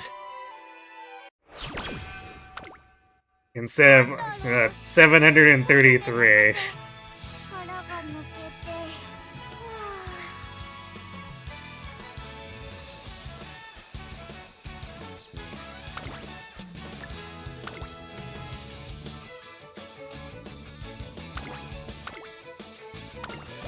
What were the aptitudes this run? Just be long. So there was also room for us to have done better if we had gone more long or more turf.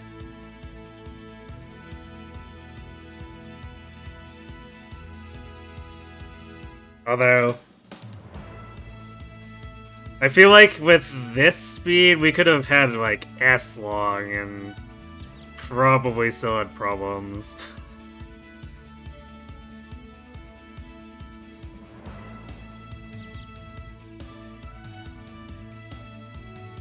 But it might have, it might have been enough if we had somehow lucked into S long with 800 power, even though we were still losing 30% of it.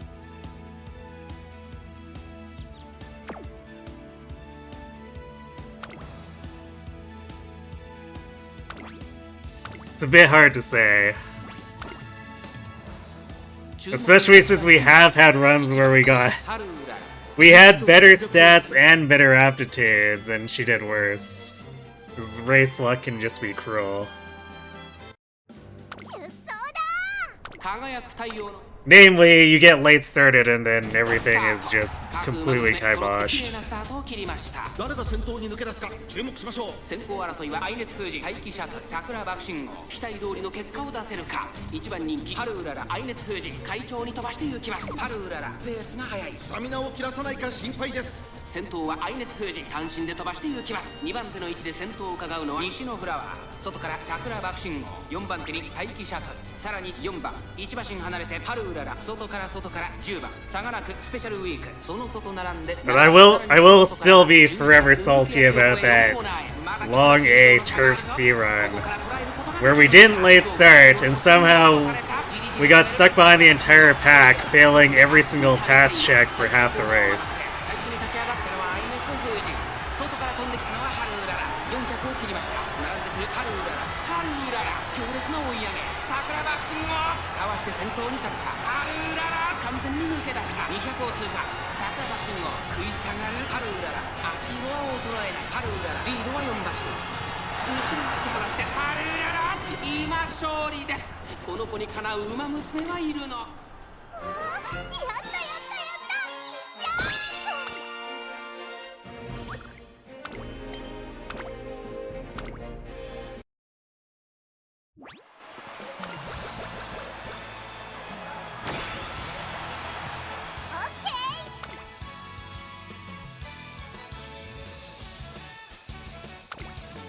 I guess despite the games still consistently throwing bad luck at us for this, I do feel like at least, I mean, and it could be bias / placebo effect too, because our sample size is quite small.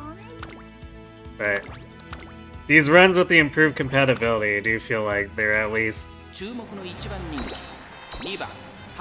they're giving us fewer dead runs where we just get no aptitudes. Which, I mean, the math does say that we should expect one aptitude across all 12 tries. But that doesn't guarantee that we get it too. But it seems like statistically it's kind of lining up with at least one aptitude per run. Sometimes we have the duds, but the duds are fewer.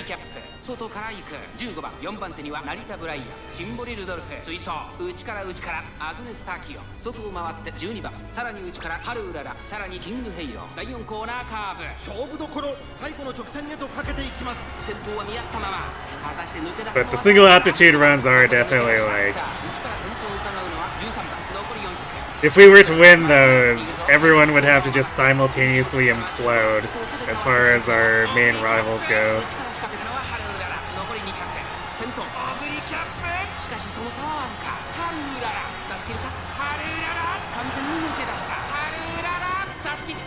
Special week was the traitor all along. It only makes sense.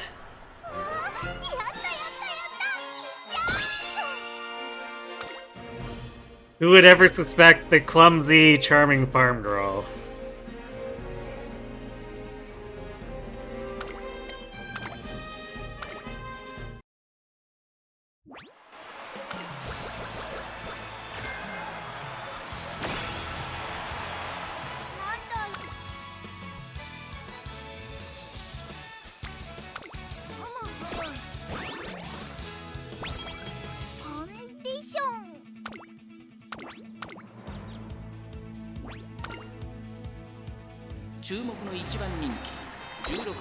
Haru パドックで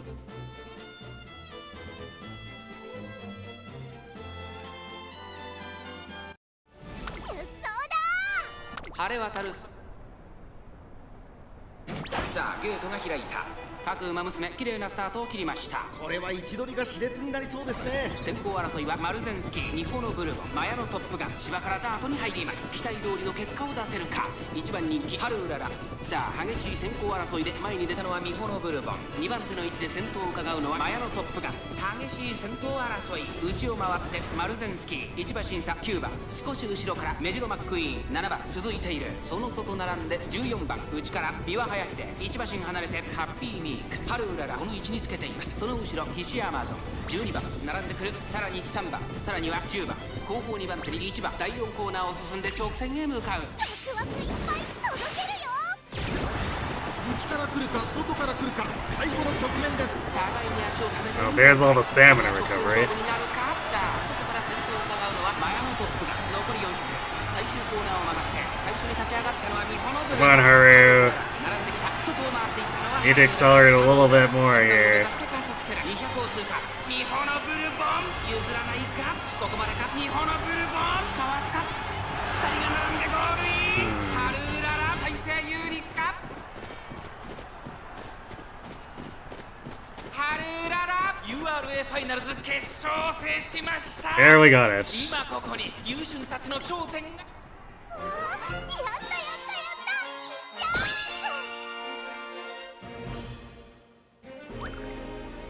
Portrait and Top Gun. Alright, we get to see the really funny Top Gun needing to jump super high because she's high-fiving someone who's like 6 feet tall.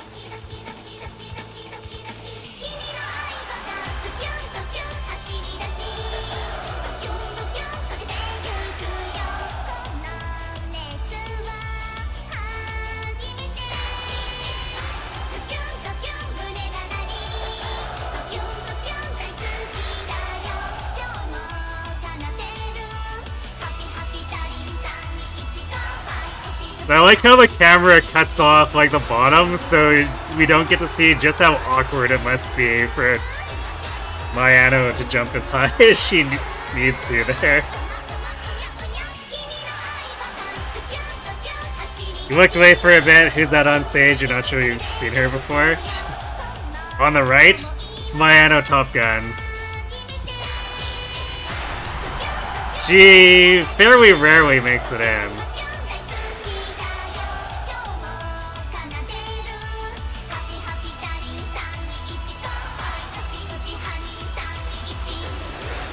I think owing to her not really showing up too often in the dirt races. At least for the finals.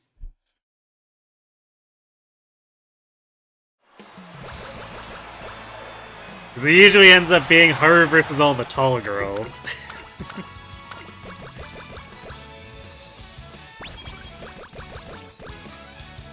Which I guess theoretically makes sense, you know. His tall physique would theoretically have an advantage. Is the performance always the same? For that particular, like for the Ura finale, it's always that song. But there are different songs depending on what type of race you're doing if it's not the finale.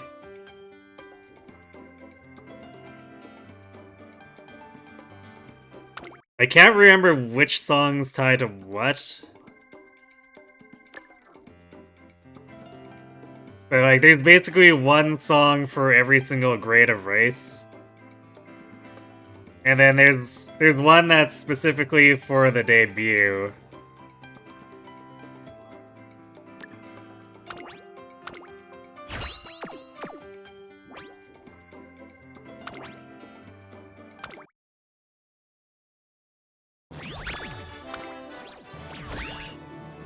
But we skipped the concerts for all the ones except for the finale.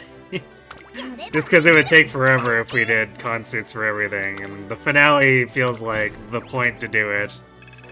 If we're gonna do it. Which, it also helps that Umamusume is a pretty good song, so... I can show you the catalog real quick. Because if we want to, we can also just set up the different songs. Yeah, when Haru wins Arima, we're definitely doing the Arima concert. That one's a given. So yeah.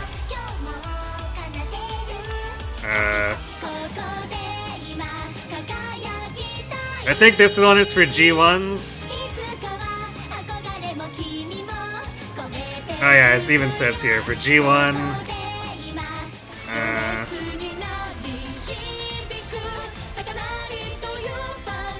Frontier. The description for Next Frontier is significantly less helpful than the special record.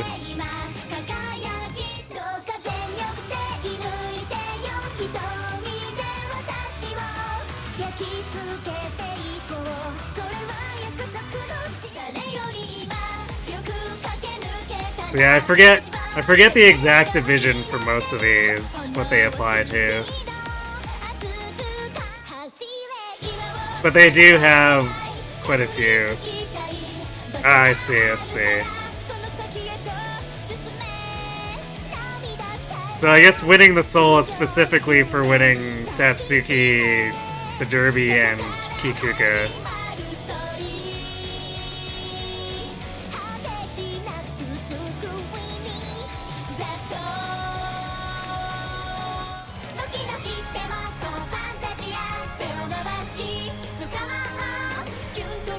And this one is tied to the other one. I can't remember the races in it anymore because I never run the Triple Tiara anymore.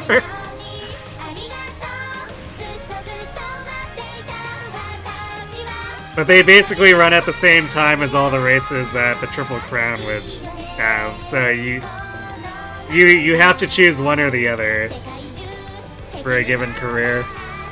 And that's assuming your Uma has the aptitudes to do them too.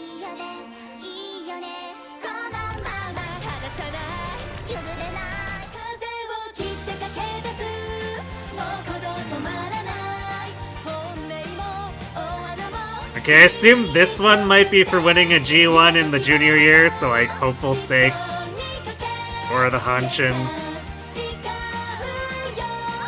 Japanese Oaks, and you forget the other two? Yes. Oh right, how could I forget the Japanese Oaks? Because we had the weird Japanese Oaks run I did where winning tickets showed up, and we were like, this is distinctly not right.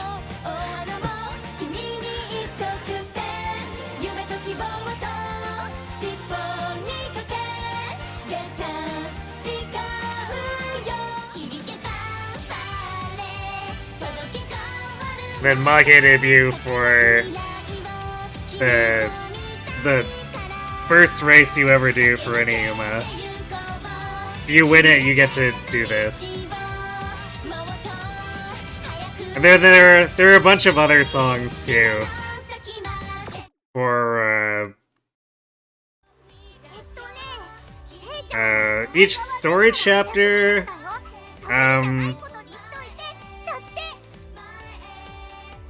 I think when they do the character events, there's usually a song from there, but Uma Quest I'm pretty sure doesn't have a song.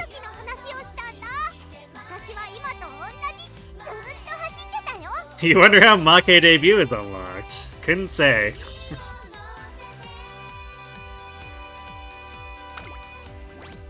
Yeah, I guess if we want to look at it in tile format instead of a ring, pretty much all these jukebox songs are ones that can be done in concert, except for the Bakushin song. The Bakushin song has no concert.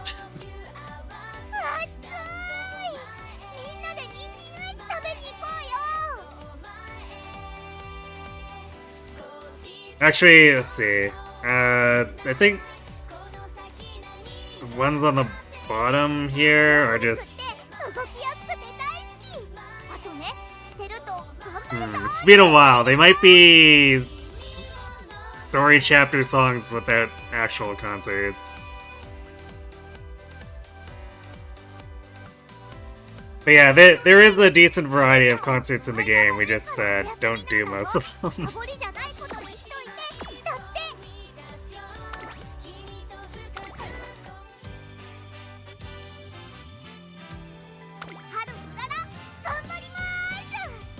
I think I did pretty much every concert the first time we encountered it, because the game basically tells you, it's like, this is the new song, so we listen to it.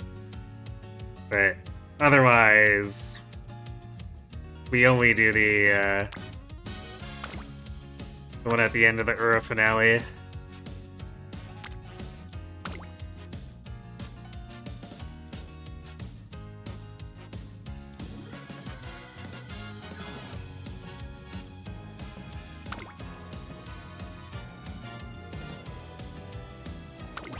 I see you found the counter box.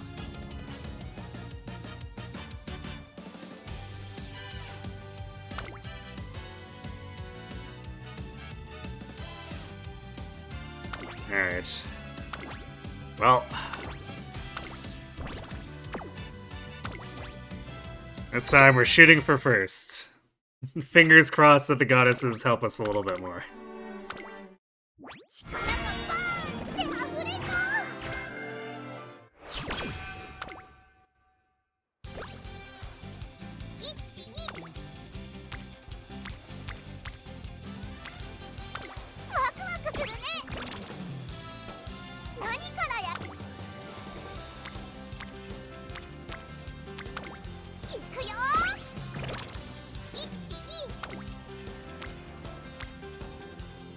That's a nice power turn.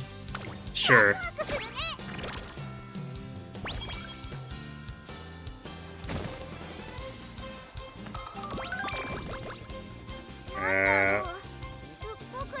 What event was that?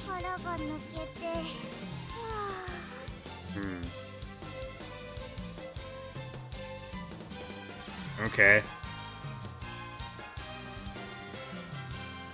I don't remember you getting that before, but I guess we've apparently viewed it.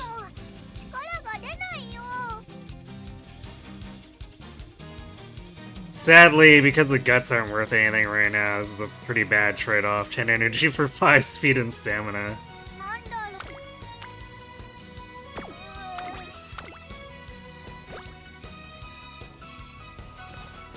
Eventually that'll change.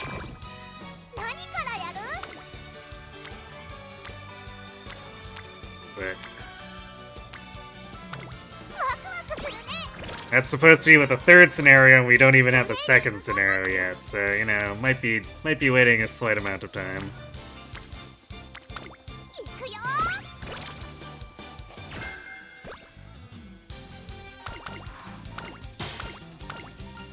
No, this one. Top one's energy.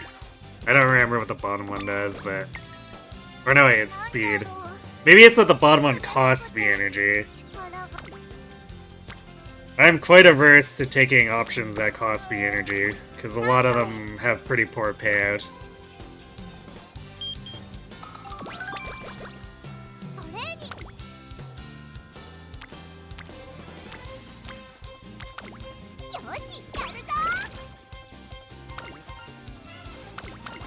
And then I do like to take the ones that gain me energy, but some of the cards actually do have some really good options that make me want to take the other thing instead. Like mood ups or plus 30 skill points. that kind of stuff. トレーニン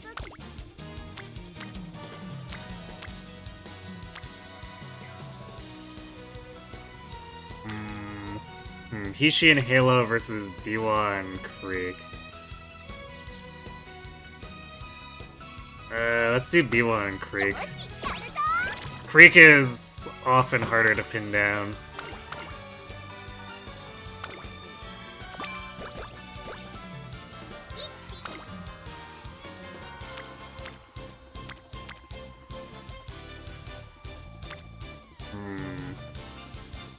I guess we're delaying. It's very tempting to pick the speed one, but バビューンと一着 it was 2 versus 3 basically since we're ignoring Akikawa. ここは負けられない一番人気9番春うららやったー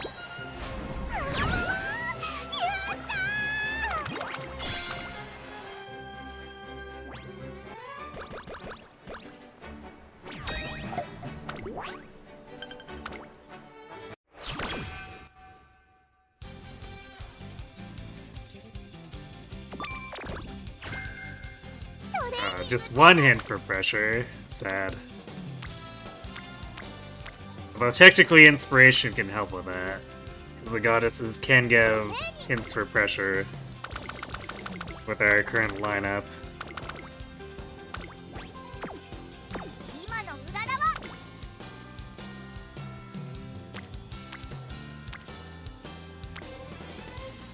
Actually, that's kind of the nice thing about building these more optimized sparks later when I've done more runs.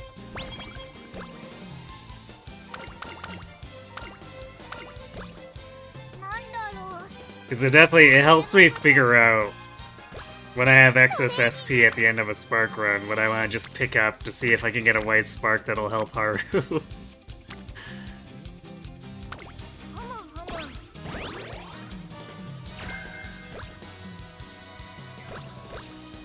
トレーニング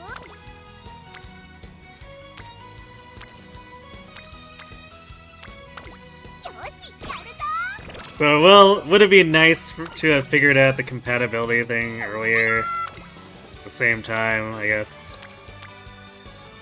It allows me that opportunity to try for better white sparks. ワクワクするね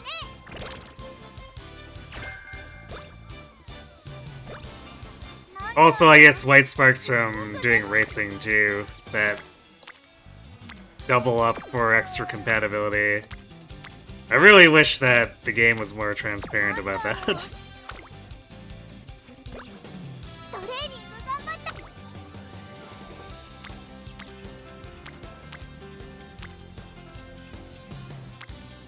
Because all this information for doing the Arima runs had to be cobbled together from like 12 different sources.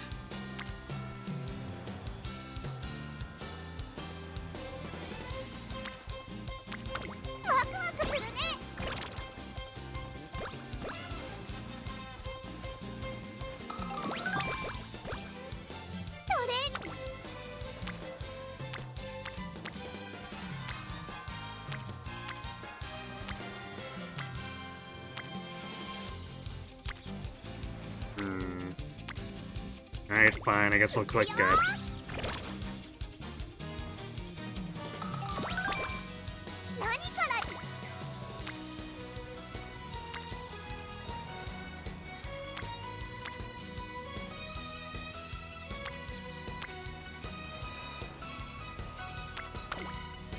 シャッターなんすかなんだろう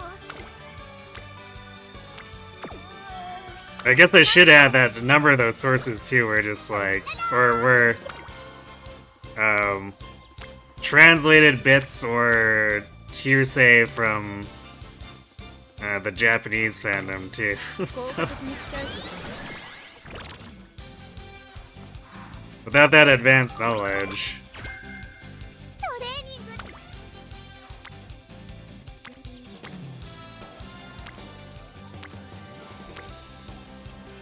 I can't imagine this would have been anything short of frustrating for any of the Japanese players trying to figure out what they were supposed to do to attempt this.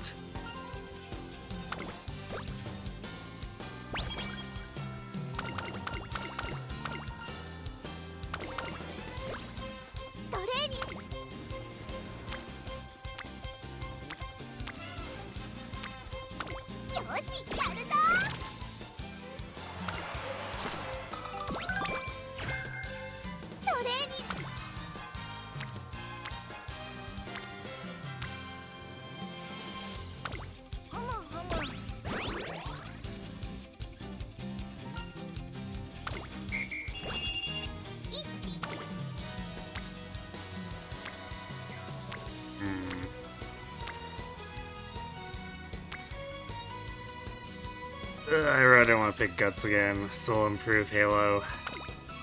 I guess either way, it's a single friend.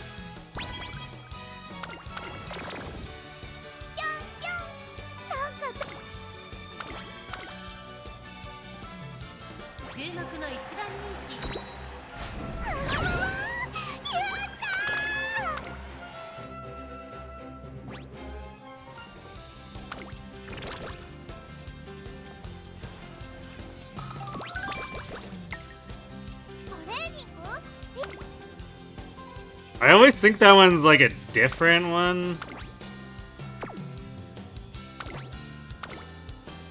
Because I've gotten... I can't remember the exact one, but...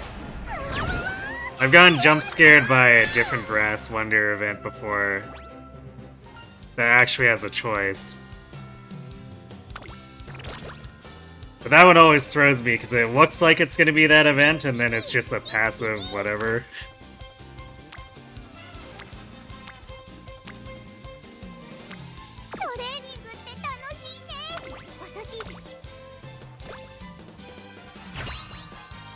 Alright, let's see some pink sparks.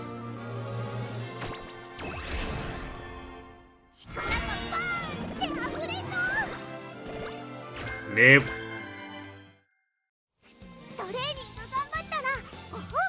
Unfortunate. We got a green spark, but that doesn't really help us.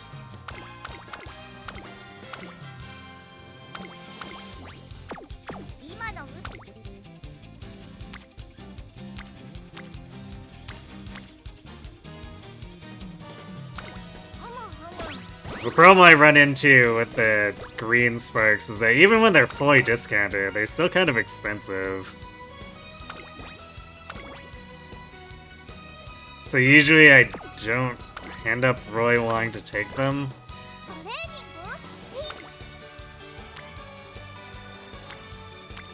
Especially compared to, like, it would basically mean giving up something like, say, Pressure that has specific timing that makes me pick it every time.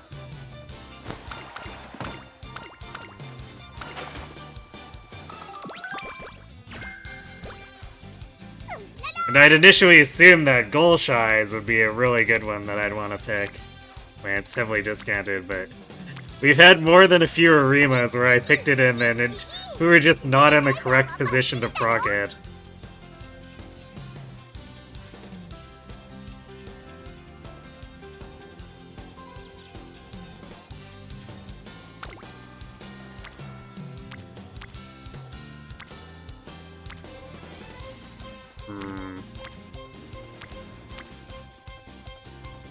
I don't want to take any of these trainings.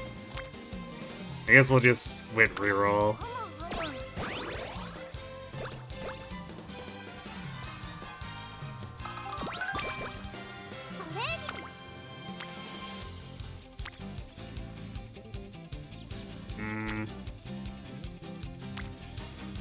Wow, we haven't leveled up speed yet. Okay. I guess we'll take a single ring.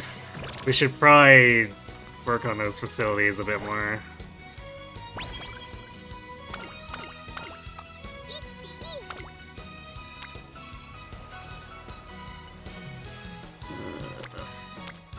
It's not terribly attractive though, especially since we're gonna be taking a race here in late June.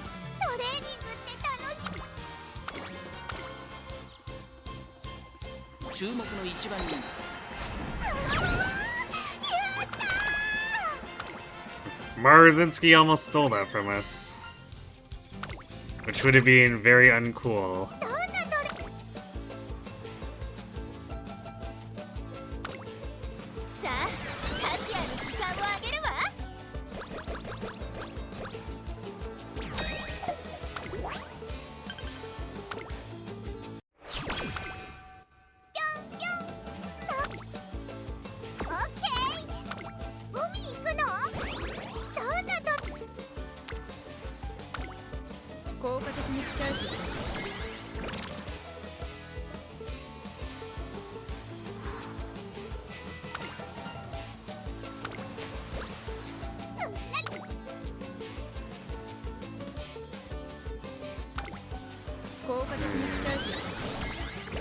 Not exactly what we call a great classic summer.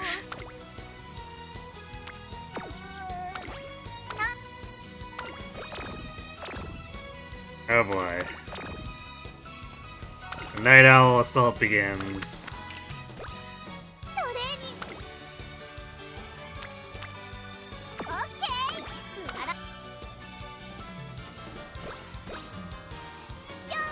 At least it didn't take 4 turns to cure this time.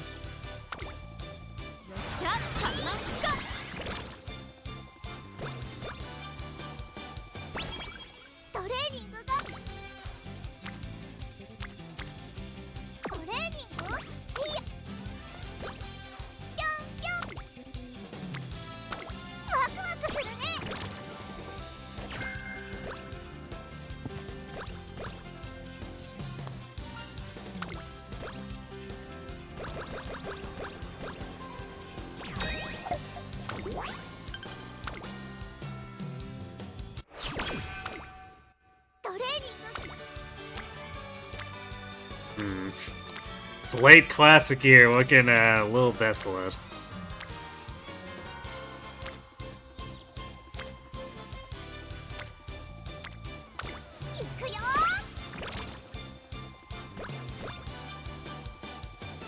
Oh wow, Maestro is only starting now. Big yikes.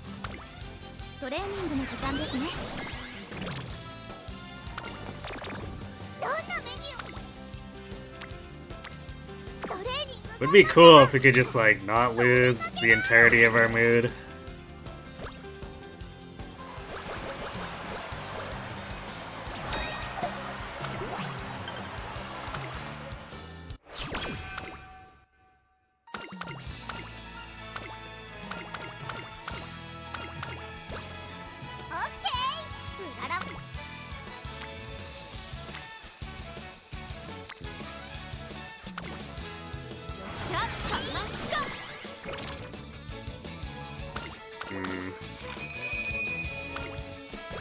Well, it's a nice steak burger.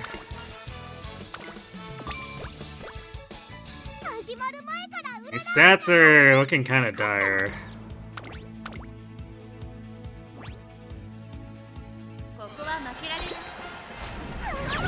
So even if we get a great inspiration, we're probably going to be fighting against the senior training luck again.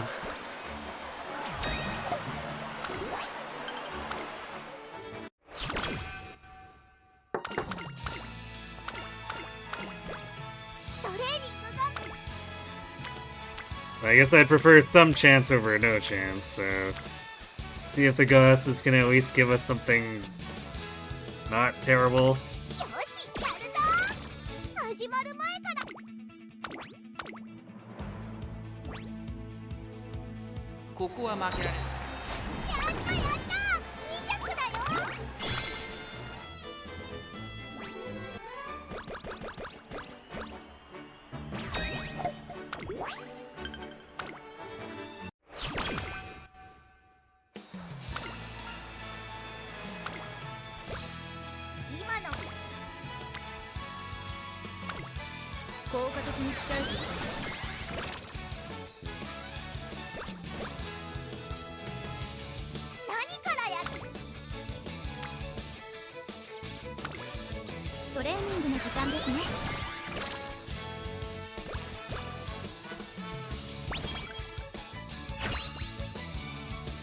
Alright, well, we're gonna get some pink smokes.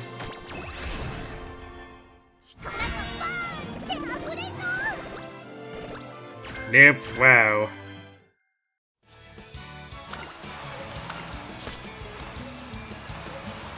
We got snubbed hard.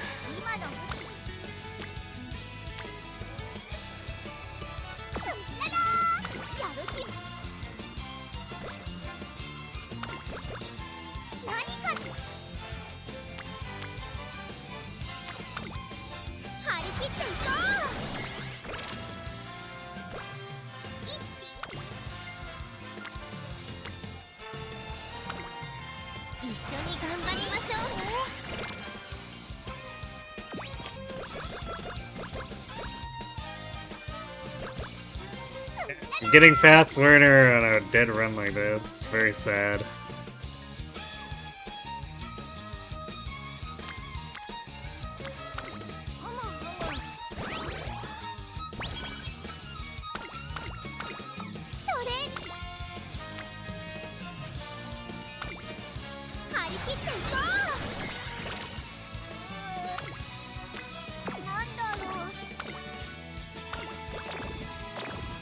The double night owl, fantastic. Especially since it's before summer, so we have no way of curing it.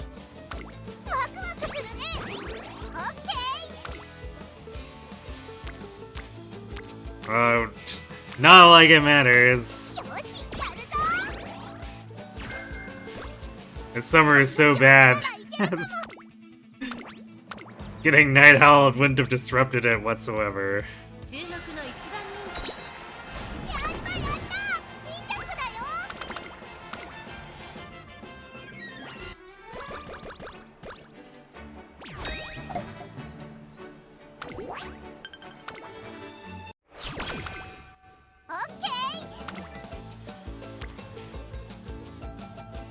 Yeah, damn, that is pathetic.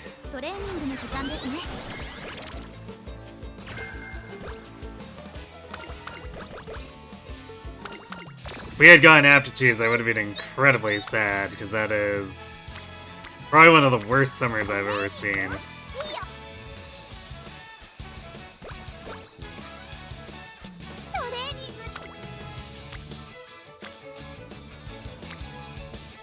And I've seen some pretty bad summers.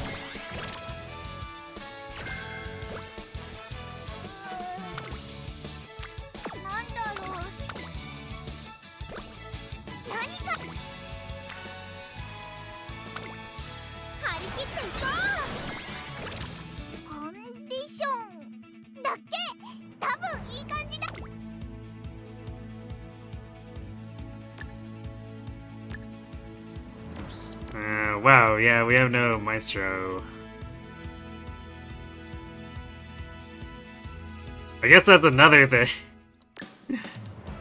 Even if we had gone stats and the aptitudes,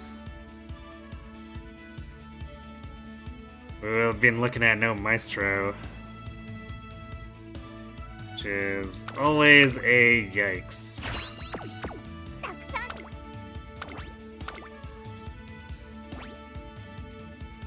Wait, I guess there's technically 2 turns left for it to show up, but I don't think we even got the second event, so it'd have to be just 2 consecutive events in the Maestro chain for it to show up.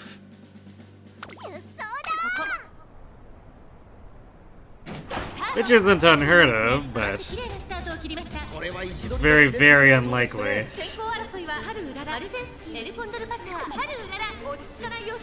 スタミナを切らさないか心配です。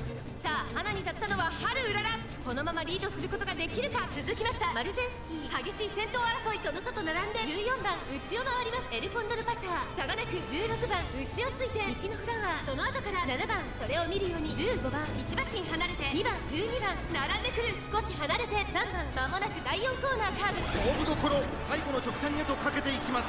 さあ、いよいよ直線だ。どのタイミングで誰が仕掛けるのか。春うらら、花を進む。鉄砲レース場トップクラスの長さを誇る大井の得点に差し掛かります。最終コーナー、先陣を切ったのは春うらら。春うらら、抜ける。残り2曲。春うらら、突き放す。春うらら、リードは2馬身。リードを開いていく。春うらら、リードを保っている。春うらら、お見事。Revenge on Nishino. She took our G3, we took her G1.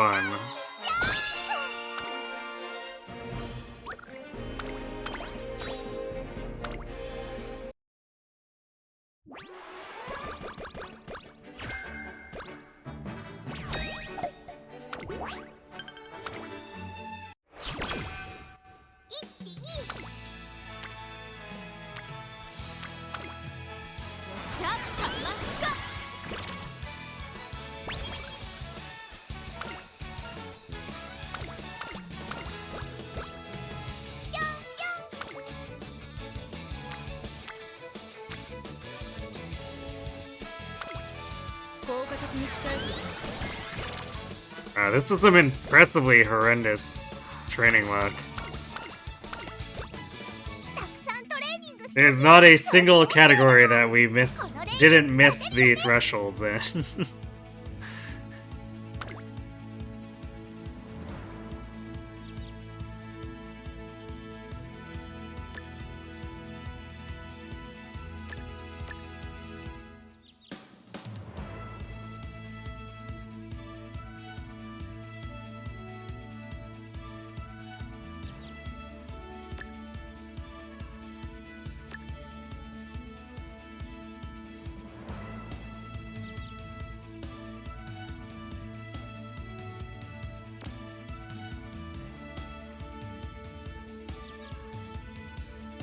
We could try to squeeze in anchors for giggles.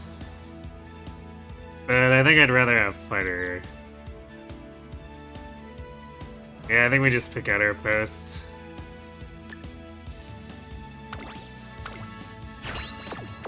この調子ならいけるかも。レースまだかな。早くい What a dismal assessment. Alright, we do have that sitting. I'm gonna go refill my water and then we will see how disastrously this ends up. Be right back.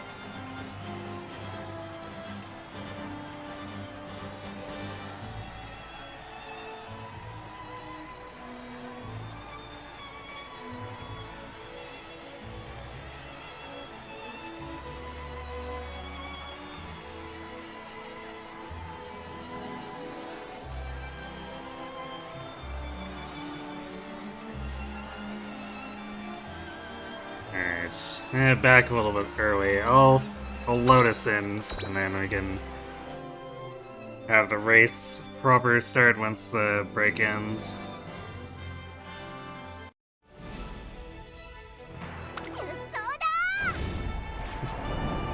Alright, Haru, do your best.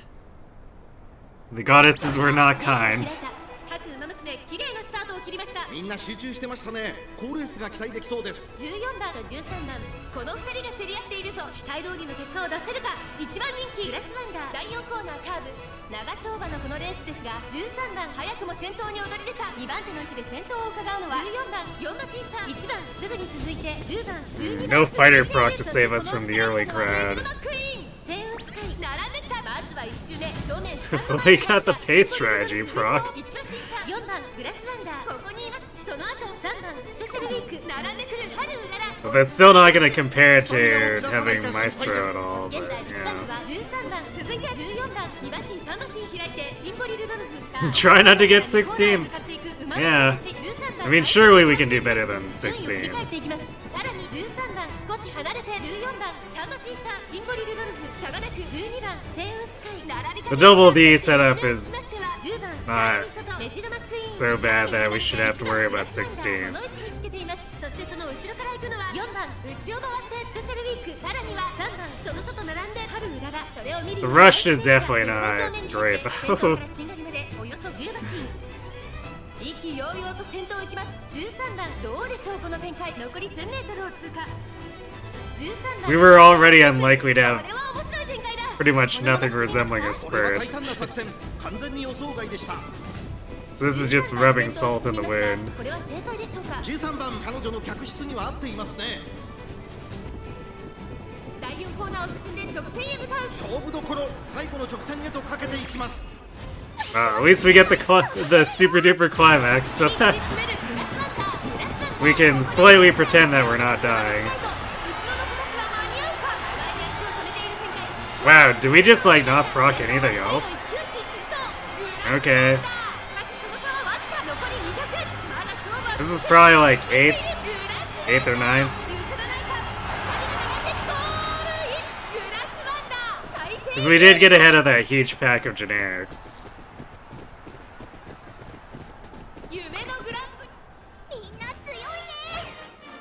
Yeah, we got 9th.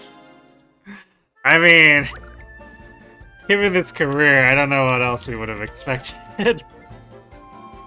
9th is pretty good despite all that.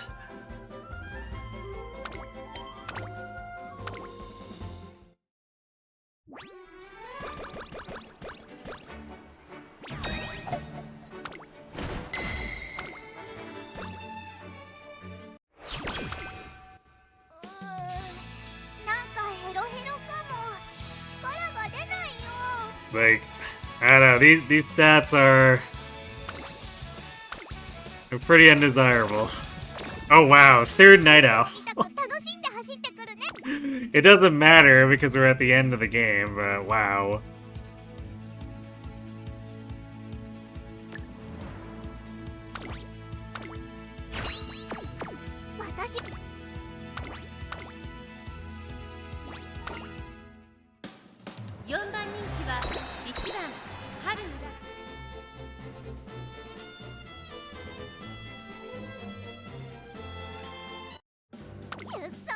曇り空の下、さあゲートが開いた。各馬娘揃って綺麗なスタートを切りました。誰が先頭に抜け出すか注目しましょう。先行争いは西のフラワーアグネス・タキオ、16番期待通りの結果を出せるか。1番人気ヒシアマゾン、先頭をかけます。16番12番並んできた。 now we proc fighter, 序 of 盤からやり合 course. っています。ハイペースで流れる展開もありえますね。第3コーナーのヨードの坂を下る。ナイスネイチャー、落ち着かない様子。各馬娘一段となって団子状態の大混戦。前に抜け出すのは容易じゃなさそうです。第4コーナーカーブ、ここからスパート。 Actually, I don't even know what that was supposed to be accomplishing. 1馬身以上の差があると、ここから捉えることができるのか。ヒシアマゾン、内で様子を伺う。残り4 Because she procced it just in a wide open space there where she didn't really have to pass anyone.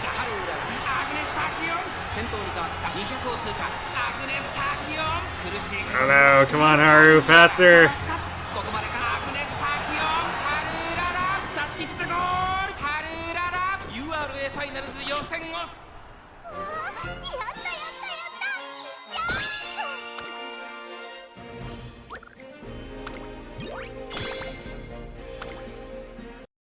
Oh, that bodes ill for the next two races.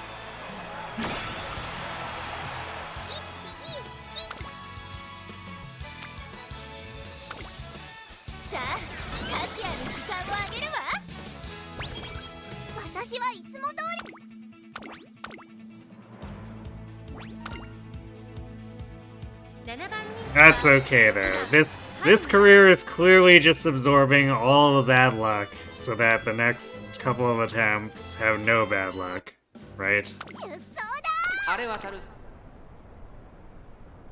スタート各馬娘綺麗なスタートを切りました。誰が先頭に抜け出すか注目しましょう。先行争いはアイネス封じ TM オペラを待機シャトル期待通りの結果を出せるか。1番人気待機シャトル芝からダートに入ります。アイネス封じ会長に飛ばして行きます。先頭はアイネス封じ単身で飛ばして行きます。2番手の位置で先頭を伺うのはスペシャルウィーク13番並んできた少し後ろから12番さらに内から2番9番続いている。さらには TM オペラを少し離れてマヤのトップがさらに Really? Both navigation skills at once. それを見るように11番キングヘイロー追走内から1番外を通りました。 I'm glad we were able to use neither of them to pass anyone. 最後方からという体勢であります。アイネス封じ先頭を進みますがこれは正解でしょうか。アイネス風神彼女の客室には合っていますね。第4コーナーカーブ内から来るか外から来るか最後の局面です。4着を切りました。この直線で勝負が決まるぞ。最終コーナー最初に駆け抜けてきたのはアイネス封じ外から飛んできたのはハルウララ突っ込んでくるハルウララ200を通過ハルウララ勢いよく上がってくる。 Okay, at least blasting past everyone on the outside is a cleaner win. No chances of getting stuck in the middle of a crowd that way.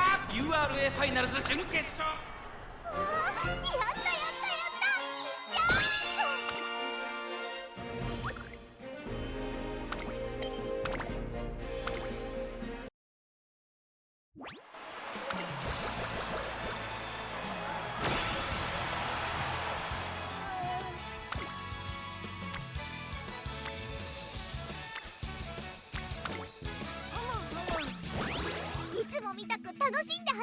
I guess 567 stamina is plenty enough to pull those shenanigans in a sprint, too.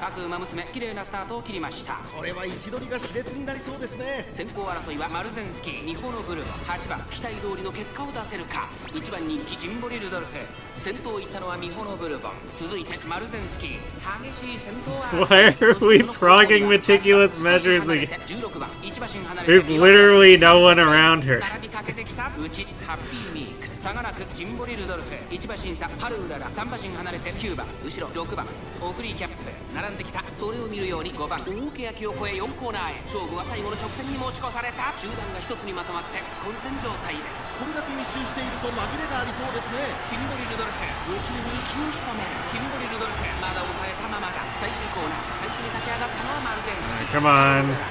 You have to go around Biwa. 3番を目指して観測する。外から飛んできたのはハルウララ。ハルウララすごい足で上がってきた。一気に上がってくるハルウララ。残り200先頭ハルウララ。しかしそのパワーか。Looks like we're getting classic Maru and Meek. Could be Rudolph. Looks like Rudolph and Maru crossed at the same time.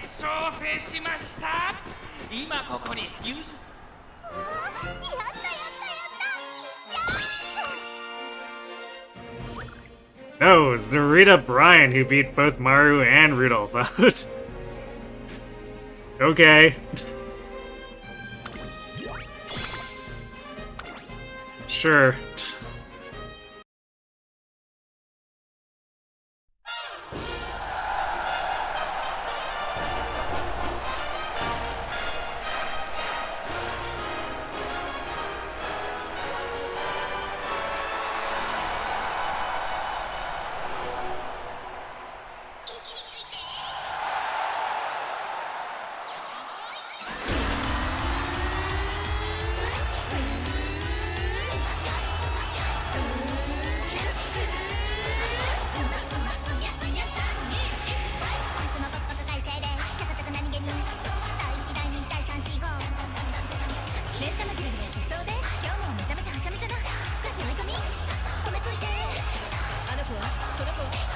こいつもあらら焼かないでつくんじゃねえ赤字になってもこんな勝利の女神は私だけに上する虹の彼方へ行こう風を聞いて大地形で君の中に光ともすキラキラキラキラキラキラキラ君の愛はガツキュンドキュン走り出しドキュンドキュンかけてゆくよこのレースは初めてズキュンドキュン胸が鳴りドキュンドキュン大好きだよ今日から出るハッピーハッピー Another unusual haunts in the top 3.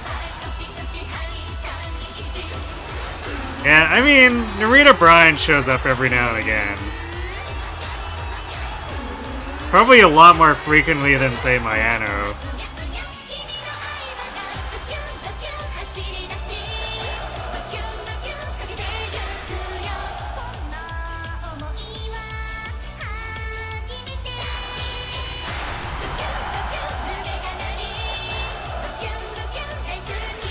But Maruzensky and Meek are usually both quite prone to hogging those spots.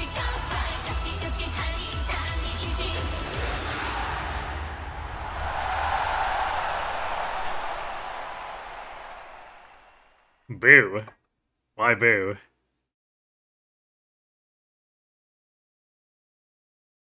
Or are you... is it like boo as in trying to scare me?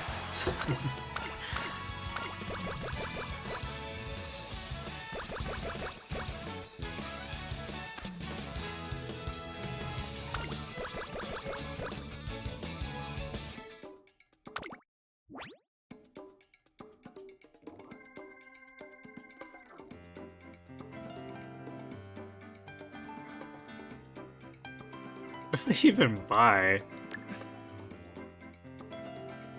We actually didn't get that many hints.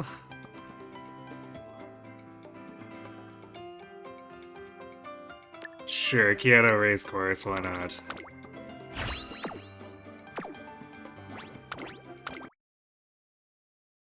I finished the career? I mean, why wouldn't I?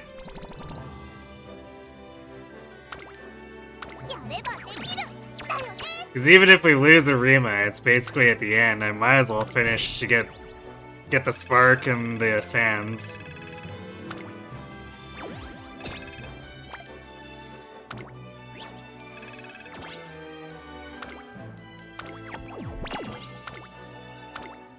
That was a disaster of the career, though.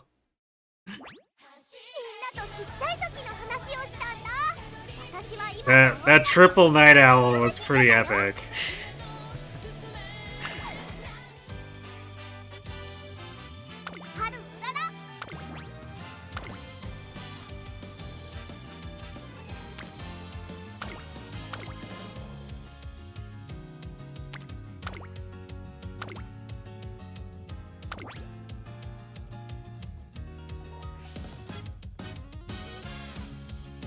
What happened to all the... Ah, I see. The two Super Creeks were just hanging out together.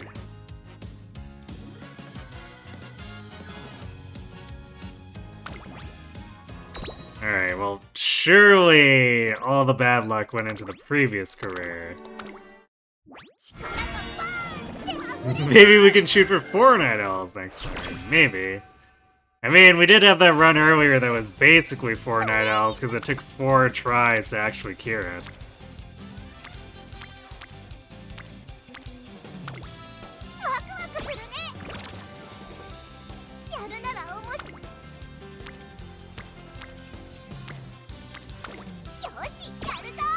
Side of pickles. Sure, why not? I bet it's the pickles keeping her up at night, really.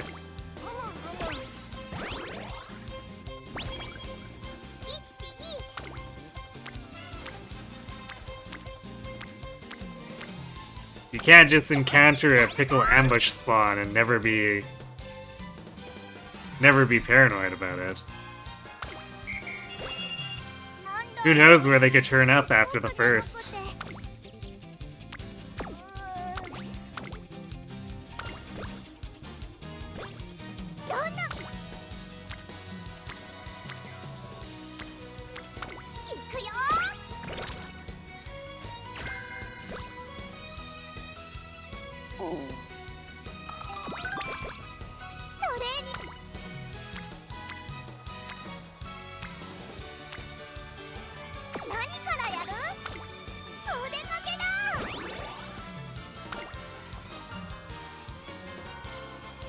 We actually haven't had this event in a while. Makes me realize why we're constantly feeling short on SP, because that one is usually a frequent source of 30 more SP. But it's been absent for what, like all of last night and half of tonight?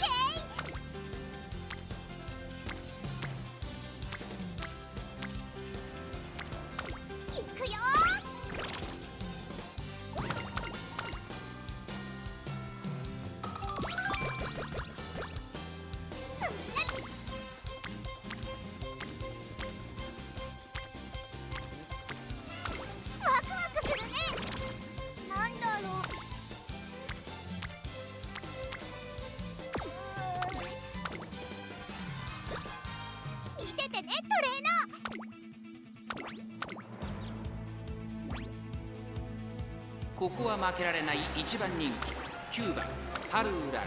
実力は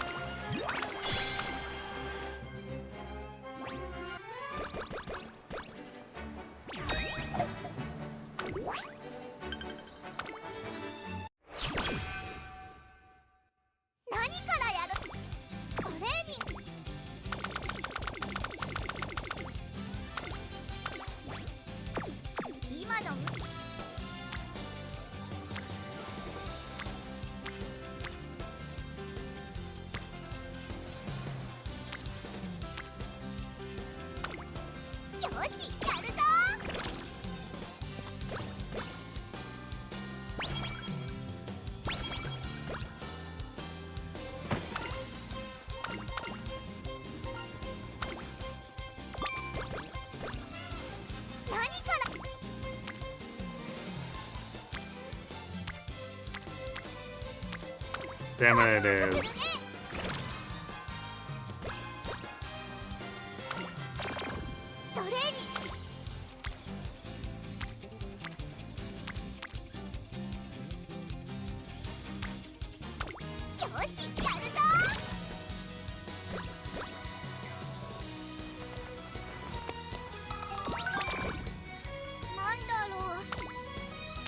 Mood downs have been kind of relentless tonight.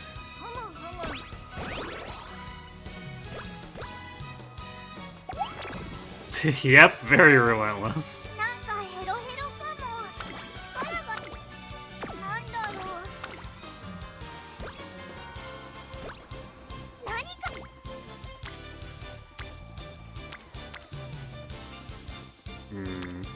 I'd definitely rather take speed over Gut Surfed.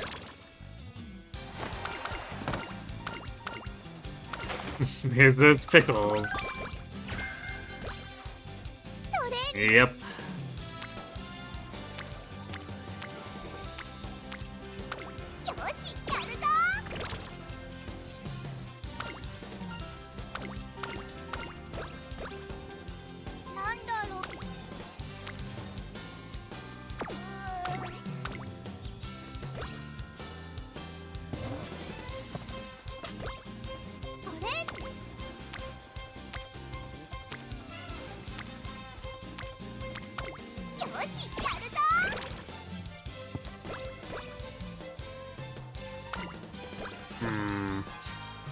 Well, I mean, technically Charming can still help here. We're still working on a few people.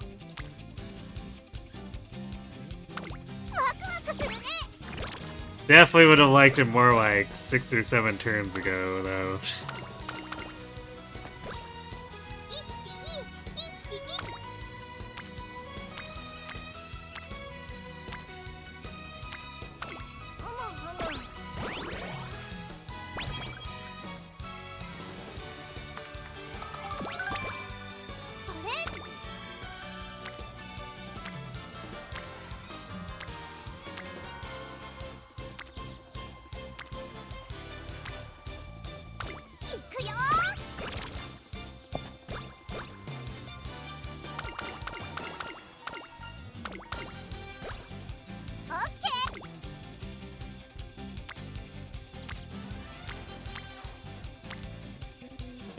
course, everyone also scattering to minimize the impact of charming.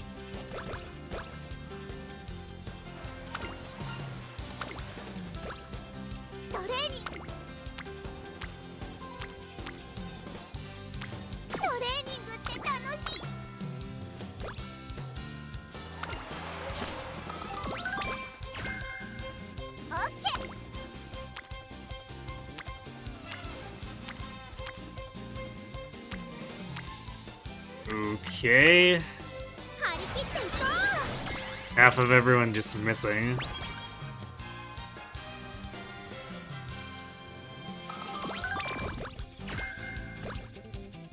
Three hints for pressure, hooray!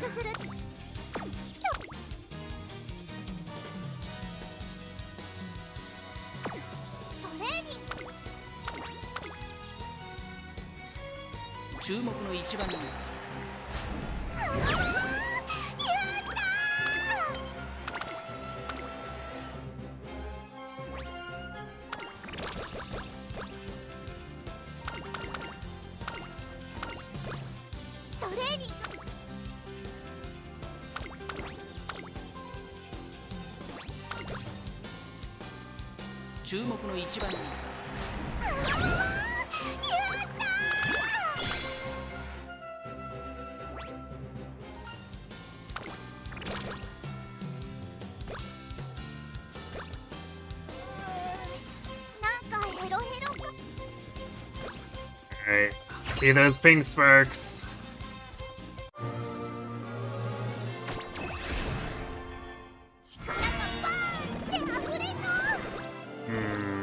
No, but we did proc finale, so we actually got stats. 65 speed and 40 stamina.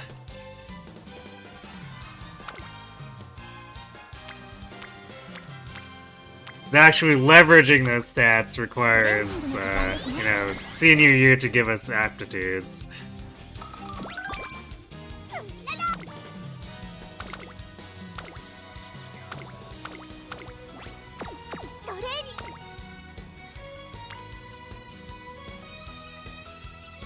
I guess at least we get to flex these stats, kind of.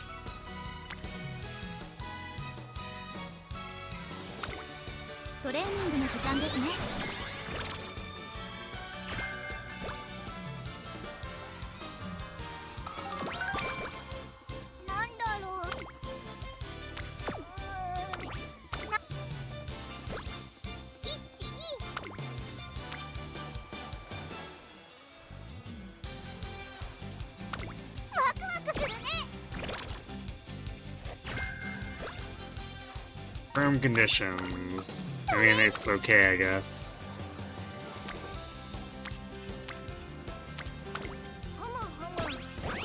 That's usually more of a fallback skill than anything.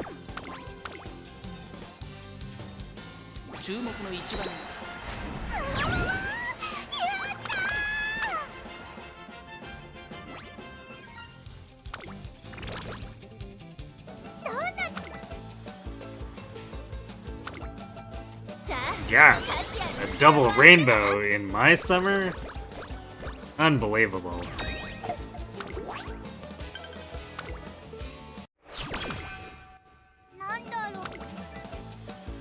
Triple. It's not quite the ratio, but like 52 is huge. Alright, we're risking it. Splat.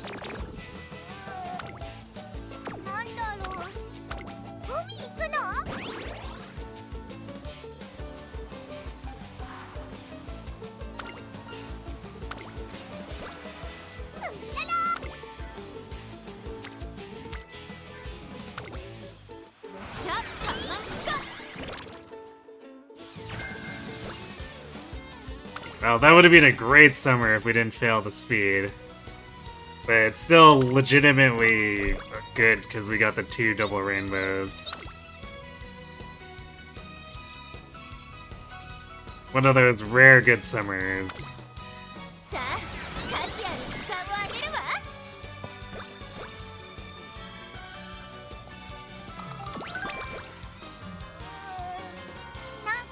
You feel like we gotta go for those? I mean, when it's the triple rainbow like that, we definitely need to consider actually, like, I mean, if it gets too high, it's definitely not worth it, but like, 30% for 50-some is close enough to my acceptable ratio. So much RNG in these runs already that I have to go gambling for any advantage. I mean, I don't want to gamble for just anything, though.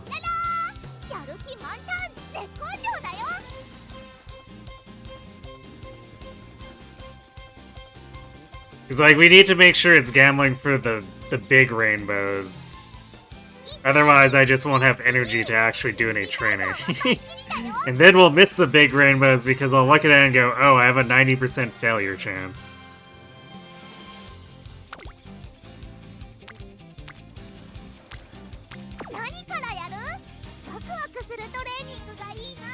But yeah, if it gives us the actual good payout like that, then it's something we need to seriously consider pursuing.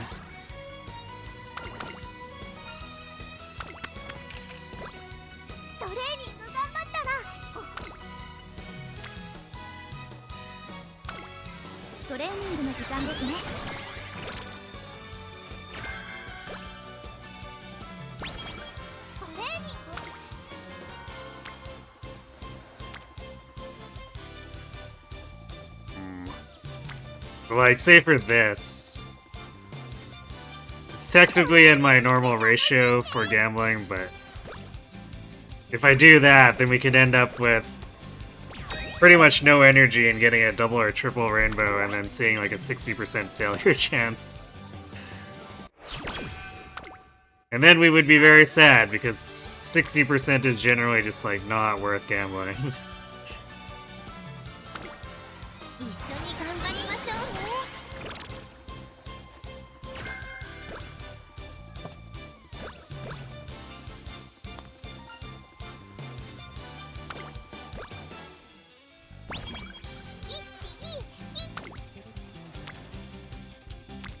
Though I have had a few times where I've gone in on like a coin flip. But that's not something I'd be likely to do with this deck, because the coin flip ones I was going in on like quadruple rainbow, and we aren't running 4 speed cards in this deck.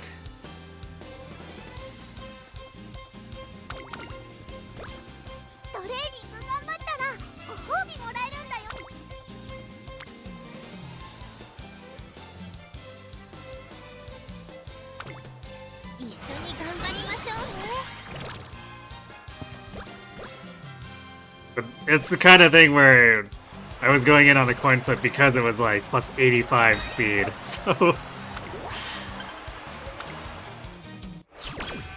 it was worth trying to see if I could get it.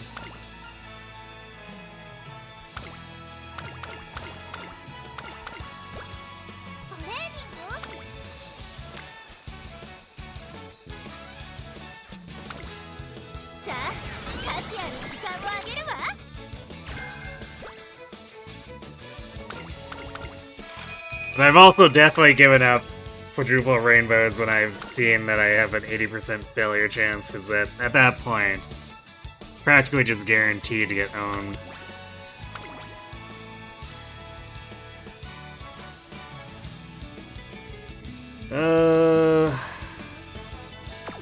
Haru, I guess.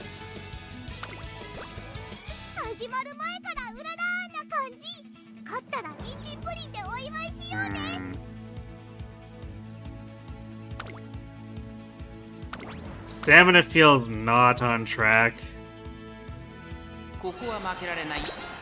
Speed definitely is. Like, we have 730 speed at the beginning of the year. Well, I guess for 800. If we want 1,000, that might be asking a little more. Power could probably go either way, if we're not, like, actively chasing it too hard.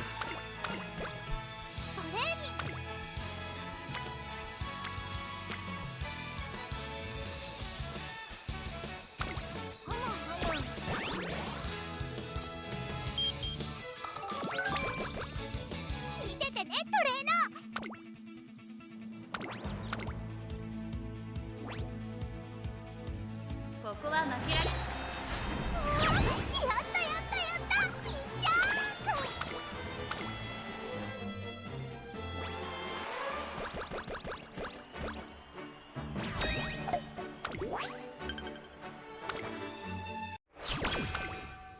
トレーニング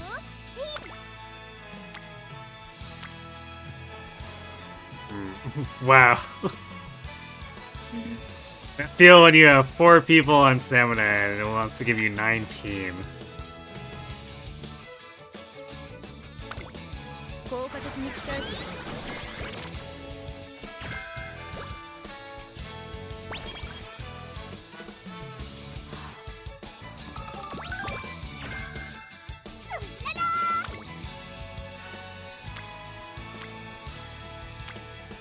This looks a little better, 35.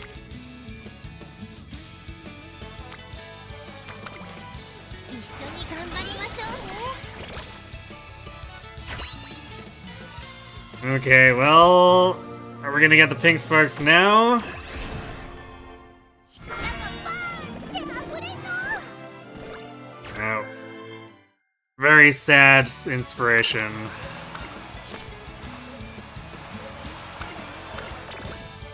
何からやる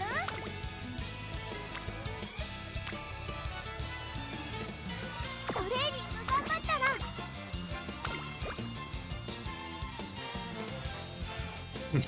Yeah, oh no indeed. 今の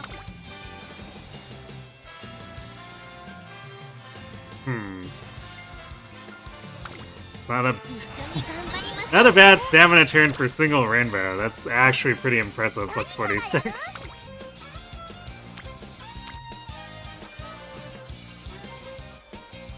Okay, well, after these turns, I think it's actually power that is gonna remain low, because we keep getting mega stamina. なんだろう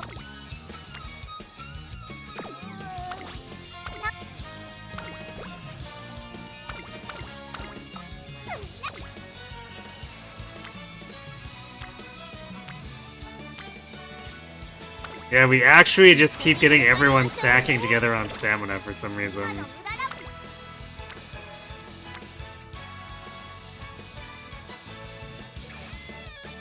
トレーニングって楽しいね私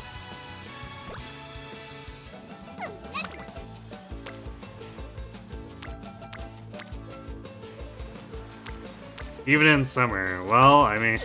Alright, we're at 600 stamina. どんなトレ効果的に鍛えて見ててねトレーナー注目の一番人気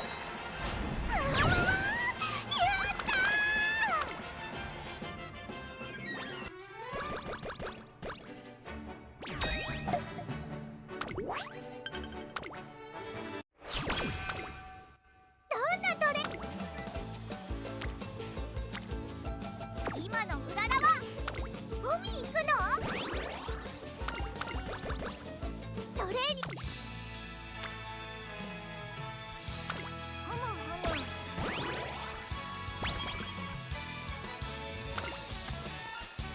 Yeah. 何かシャッターマンスカ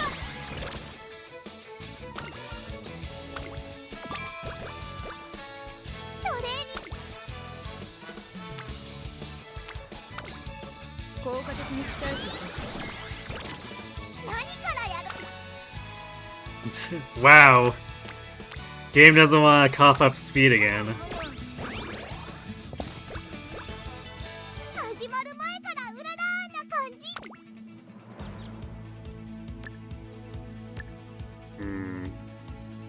Are these just... Yeah, we got no hints on either of these, so no discounts. Big yikes. 人参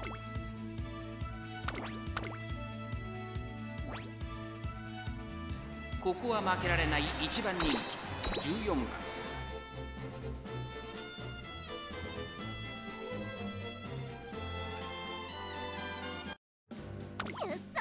こ多い。今スタートが切られました。各馬娘綺麗なスタートを切りました。これは位置取りが熾烈になりそうですね。先行争いはハルウララ、桜爆心王、マルゼンスキー。さあ激しい先行争いで前に出たのはハルウララ、桜爆心王。並んでくる早くも Please don't actually put 10,000 hours into one game. スタミナを切らさない Only Dota players do that. 期待に応えてハルウ You ラ know, ラ I wonder if, 早くも先頭。そしてここで先頭は桜爆 because 心 like 王。 aside from MOBA players, 3番手にマルゼンスキー。 I would assume MMO players would 西のフラワー be able to end up at that too if the MMO is long running enough. 離せません。まだ1馬身以上の差があるぞ。ここから Like, I bet if you look at some people's World of Warcraft hours played, 差し掛かります。最終コーナー、最初に立ち上が there's る gotta be a decent amount or over 10k at this point. 光がしのぎを削る。200を通過、リードを開いていく。ハルーララ、粘る粘る。ハルーララ、突き放す。ハルーララ、今ゴールイン。ハルーララ、 JBC スプリント。やったやったやった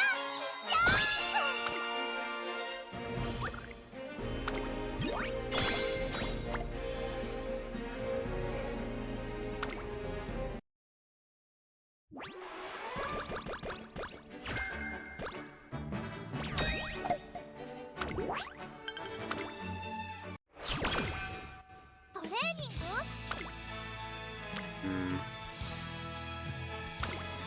トレーニングの時間ですね。 Well, the stat line looks less disastrous than the last round, but 今の even if the game threw us some aptitudes, we would have definitely been short on power.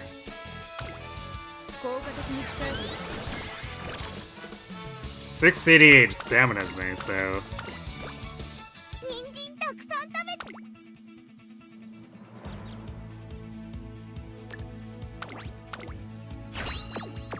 見ててね、トレーナー。バビュー。 alright, well, see how well she can manage with this. 7番ハル Maybe she can be forward a couple more places than last run.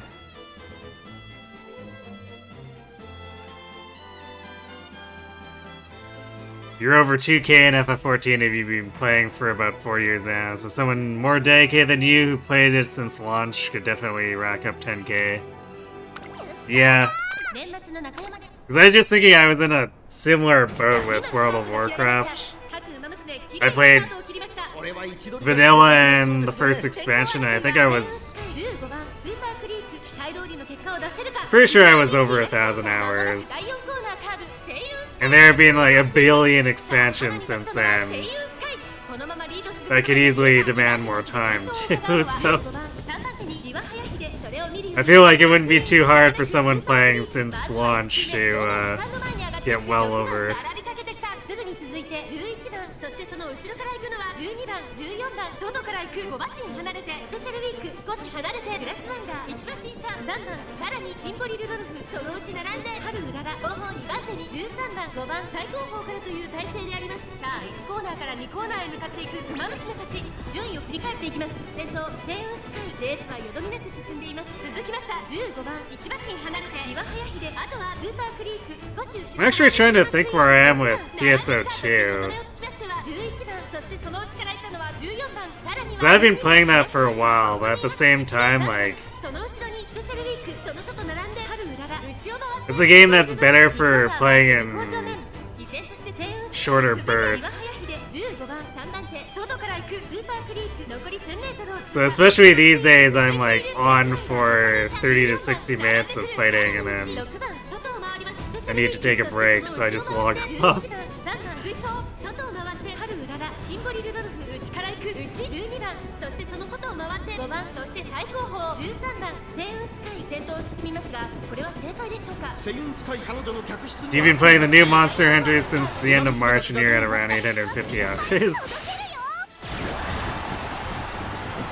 山の直線は短いぞ後ろの子たちは間に合うかグラスランターここで Yeah, there's.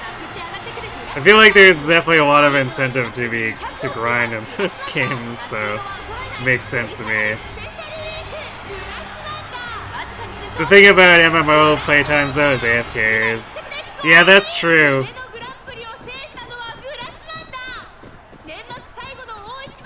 It's especially true for PSO2, 2着はスペシャルウィー because it's got timed raids, like, that happen on certain hours, so what happens is... Wow, we actually only got 11th.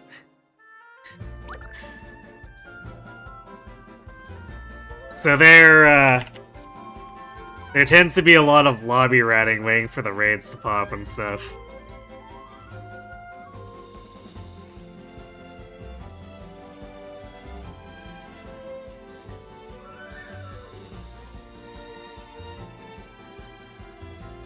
Whenever you log on to 14, Lim says just filled with people AFKing and showing off their low effort glams. That makes sense, I guess.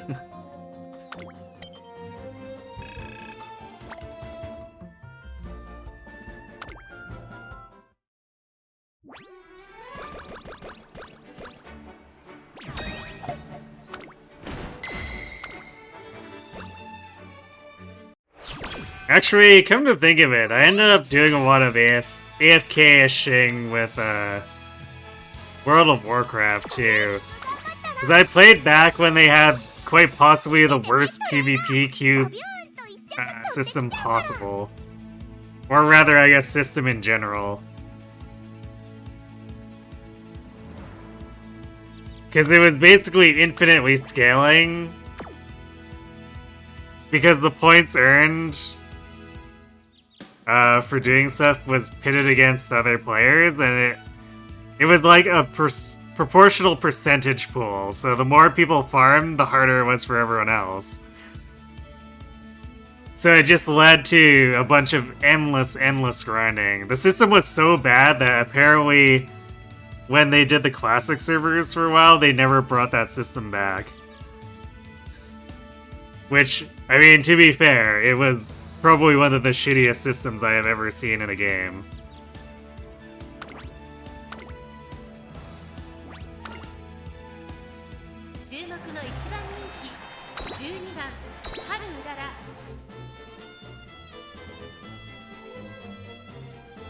But there was like no cross-server combat at that point. So doing the PvP battlegrounds, especially on a server where things were skewed in population, where it's like 80% Alliance and 20% Horde, and I was on the Alliance side, there would be like 90 minutes between actual matches in the queue. It was awful. So what usually ended up happening is I'd just AFK in a city waiting for the queue to pop and do my homework.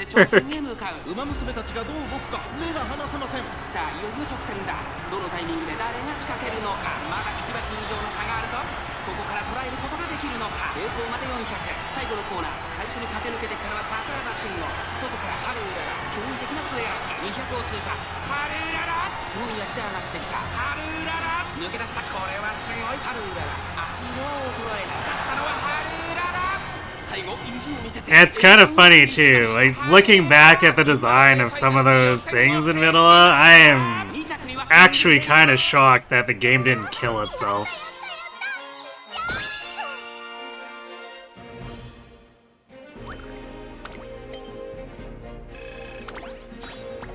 Because boy, some of those systems in Vanilla were bad with a capital B.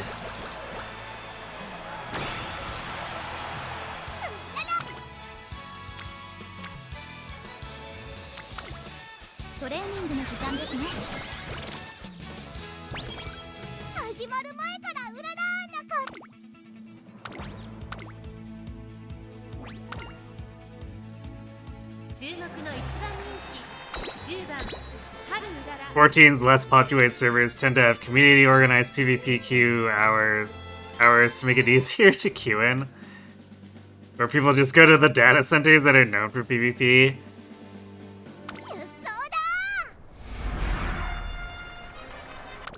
I mean, that's because you can do cross-server stuff, right? Because old MMOs back in the day just like never allowed any of that. Anything is better than FF14 1.0's matchmaking system? You did not have keys, period. There was no matchmaking. The only way to go into a duty was to make a preformed party. Yikes. 少し離れて7番外エイシングフラッシュさらにその外からはハルウララそれを見るようにジンボリルドルフスペシャルウィーク I guess that was technically WoW's PvP before they finally put together Battlegrounds. You'd have to go out into the world and form a party. Because if you didn't form a party, you would probably get ganked 6-on-1.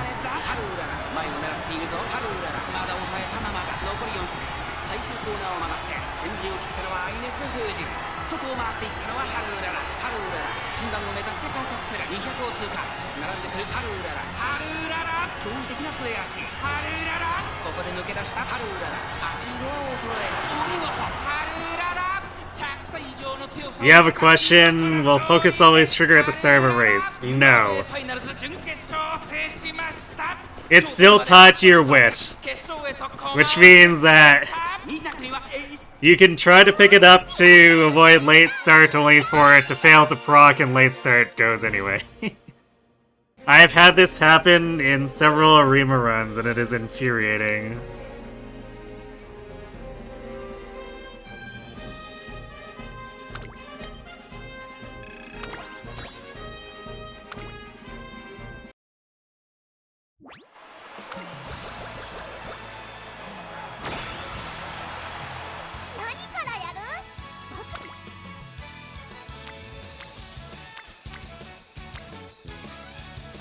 So yeah, long story short, if you want to depend on focus, make sure you have high wit. And even then, there's no guarantees.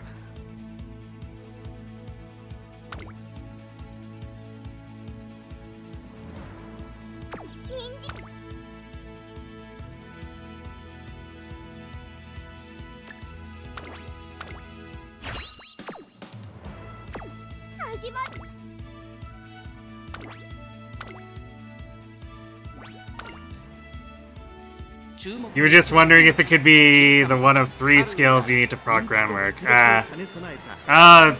If you're trying to do that, you should get green skills.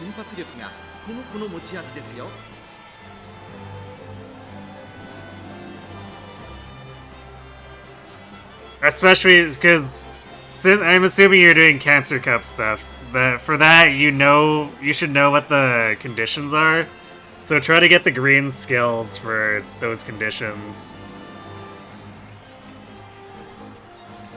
True, but sometimes you can't always get 3 of the proper green skills. That's fair enough. I guess if you're desperate, yeah, grab focus, I suppose.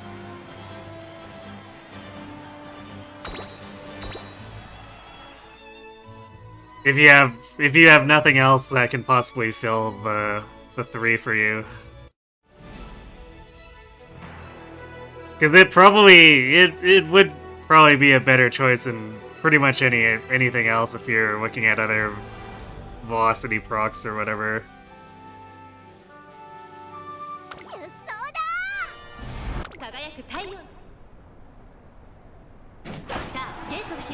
Or I guess other orange procs, since focus isn't a velocity. 1.0's fight design was so bad that optimal play option involves standing in place for 45 minutes with no animations to signal that you were attacking. So that it was impossible to tell if the people you were playing with were AFK or pulling their weight.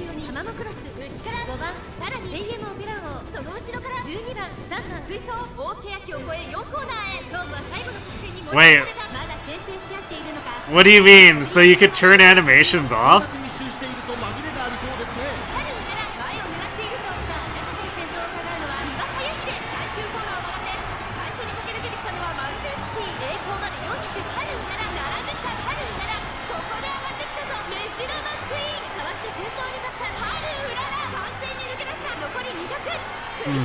This might be Maru and Tama? No, that was definitely McQueen and someone else. Poor Chief Purser, she tried so hard to get into her concert, but it was not to be. The game was just missing a lot of animations. Ah, I see. So you were supposed to pick attacks that didn't have animations. That was the strategy? Oh, nice, we did get Tama in. So Tama and McQueen. Okay, speaking of actual unusual combinations.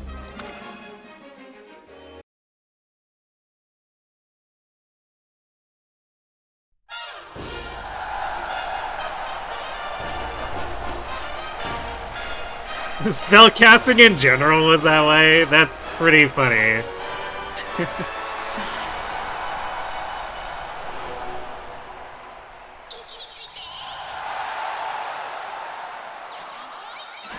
I did hear about the horror stories of 1.0 where it was so bad that they had to shut the game down and remake it and apologize to people.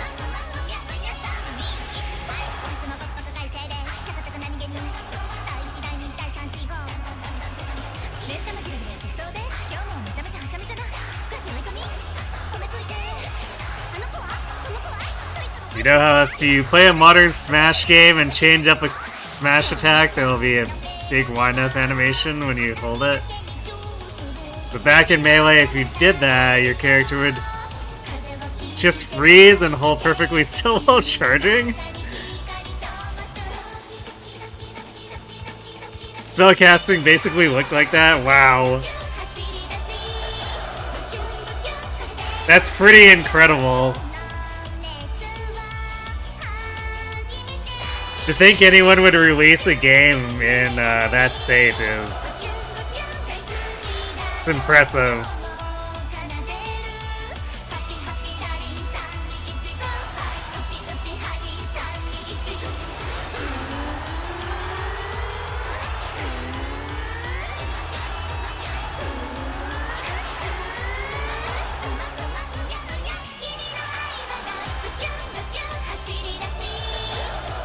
It was incredible, no doubt.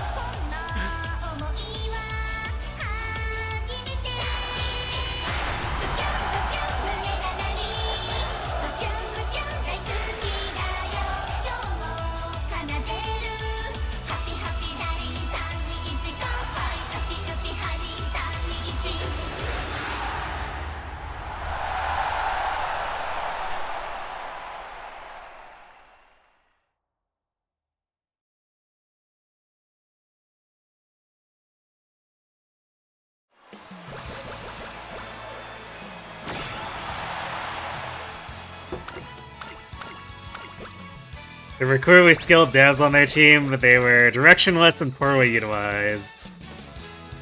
Ah.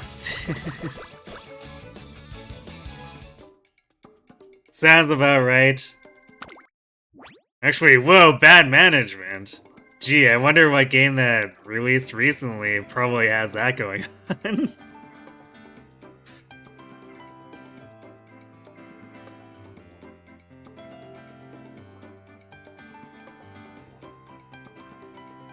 What do we even want to grab here?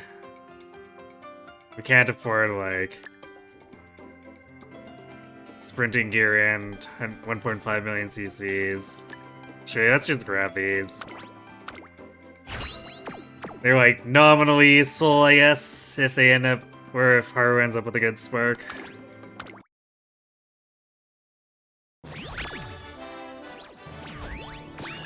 Have I heard about the 1.0 flower baskets? Nope. What happened with those? Wow, okay, well, no. We are not getting a good spark out of that.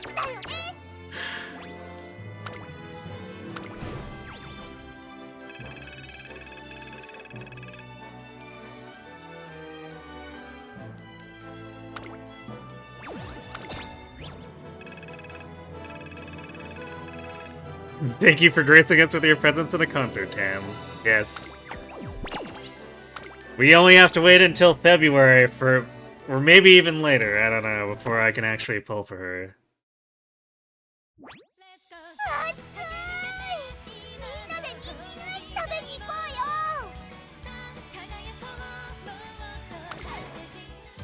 Alright, well, we have time for one more.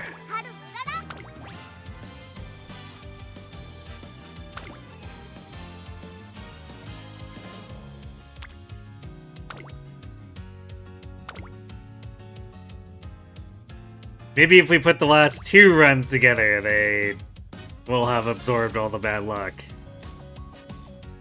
Surely.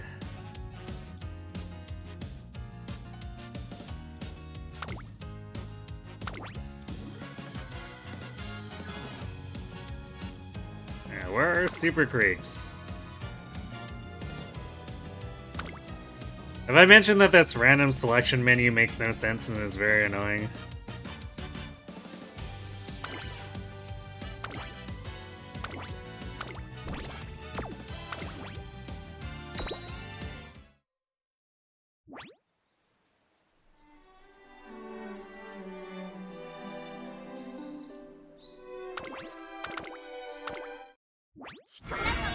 It's just a random asset used in towns and cities and stuff. Whoever mauled the flower barrel decided to render it with like a Hollywood level of quality. It had so many polys that the FPS died every time one was on screen. It was a very pretty flower barrel, just it would have been questionable to put that asset in a 2025 game. It was a PS3 game. Wow, that is... I have so many questions about why anyone would ever do that.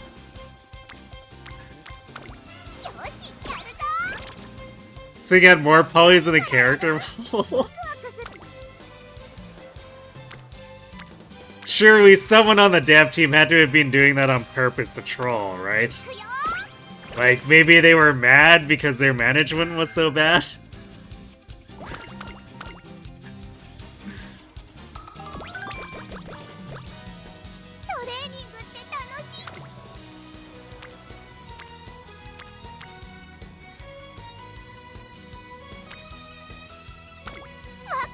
It's hard to say.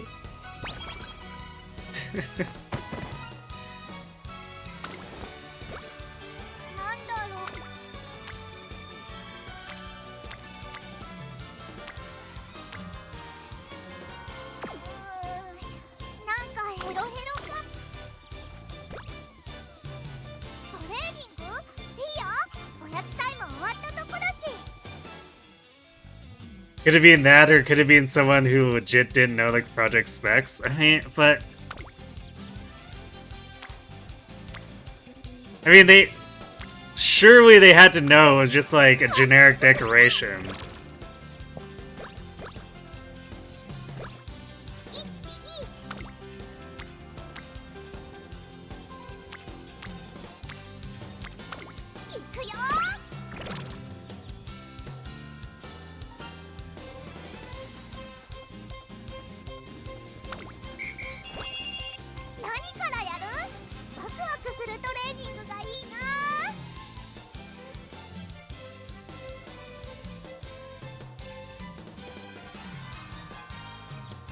It's like the Yandere dev toothbrush, except there was because they took pre-made assets and didn't realize that it wasn't fit for a game.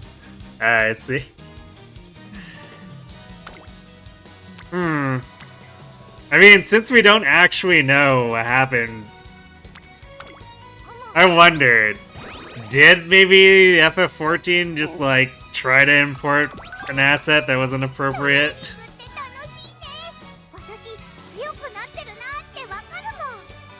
Because that would probably explain a lot if they were mismanaged and rushed and trying to throw things together.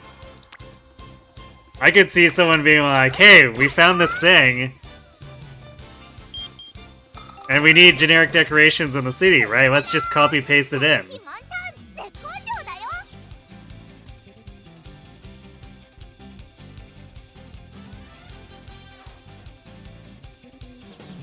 Back in Endwalker, an Ultimate Raid was released with one mechanic sometimes bugging out because of a hard-coded engine limitation regarding a cap on the number of buffs or debuffs characters could have at once.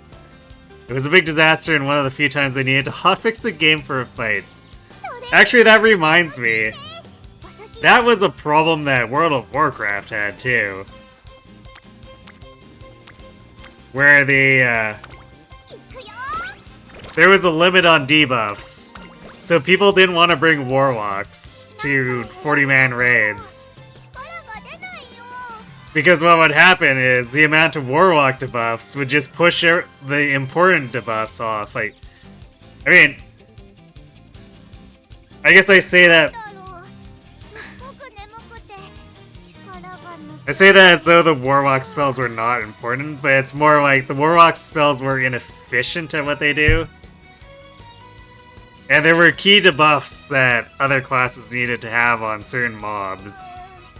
So, like, basically, there was a limitation of people didn't want to take more than one warlock at, like, tops. Wow, hotfixing fights is normal, I guess, but it wasn't really a hotfix thing, I guess, there. It was more that the players ended up having to play around it. Because there was that debuff limitation that no one thought about. And, hey, when there's 40 people in a raid, and your cap is 16 debuffs, maybe you're gonna hit that when your warlock is putting 4 debuffs up on their own.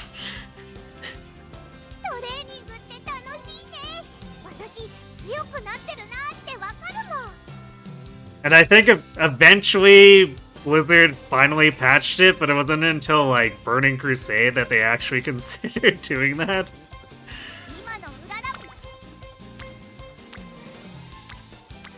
So they just thought it was a feature that we had to play around it.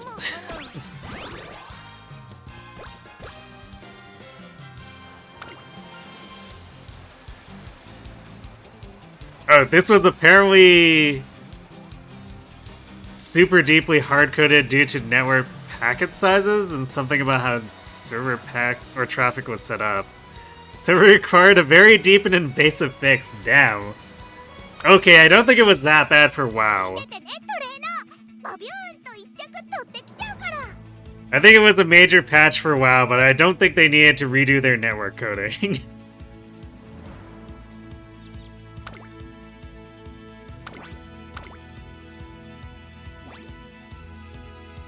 注目の一番人気8番ハルウララ。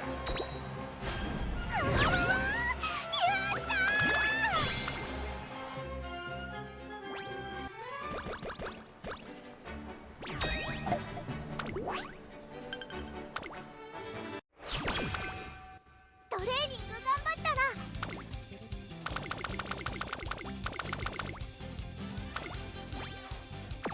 トレーニング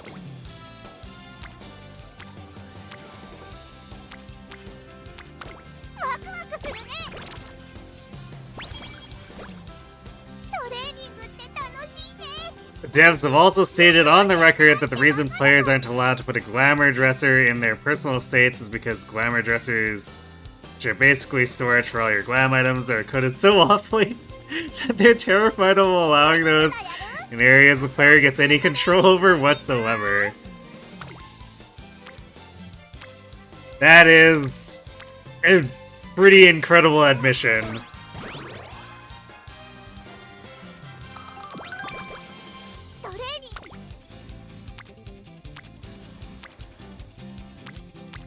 I'm actually surprised their managers let them say anything of the sort on record.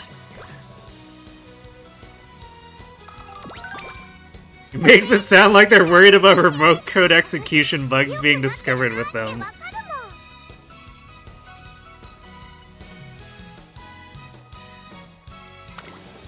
Now that's a terrifying thought. That something is that actually badly coded in an MMO that someone could remote code execute.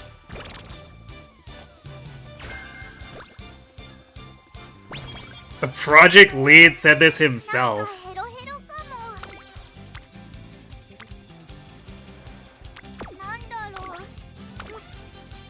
And he was able to do so without the CAO coming down and or coming over and kicking open his office door.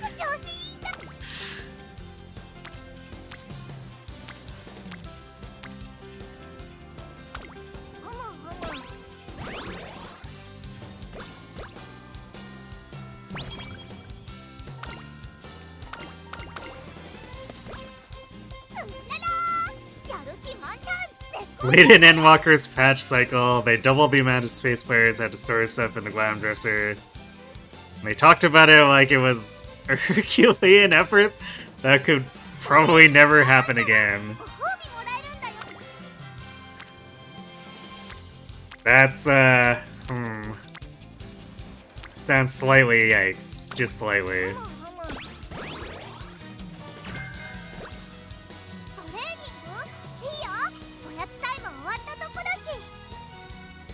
FF14 funds Square Enix's entire operating budget for all their other games. I mean, that's why I think that kind of thing is why I think the execs might be a little upset to admit that their cash cow is held together by duct tape and hopes.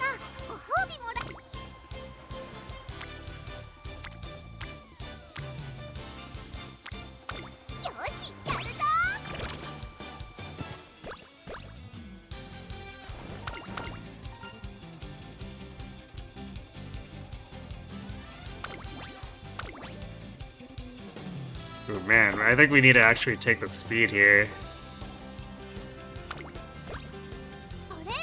There's no way they can hide it.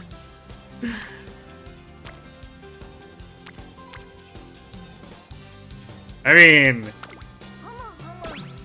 they just have to gaslight people into believing that what they see isn't a problem. I mean, you know, it's standard corporate tactics.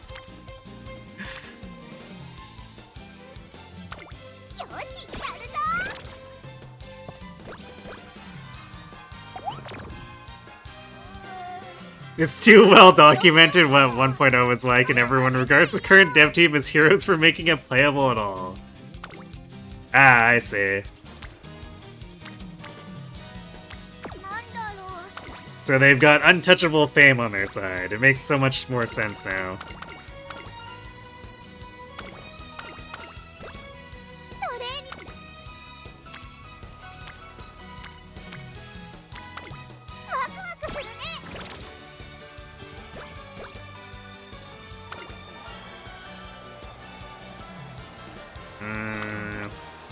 Power again? Yeah, speed's probably fine. Let's juice power.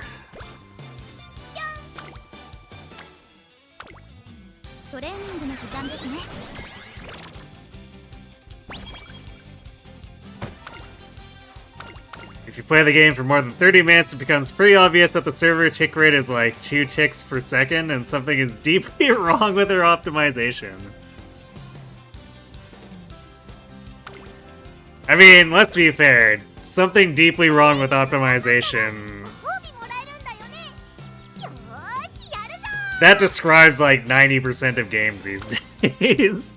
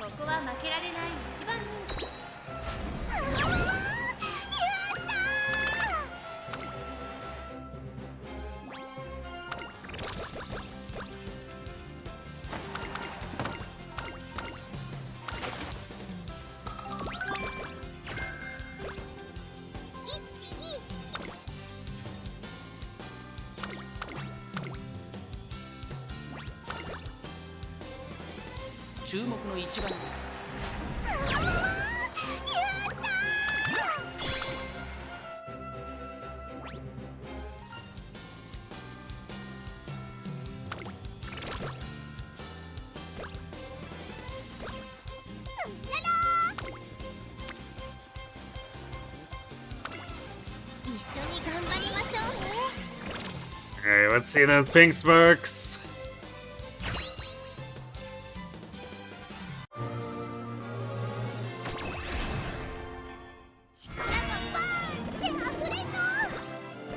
That is distinctly not pink sparks. Rip. Alright, well, senior year then.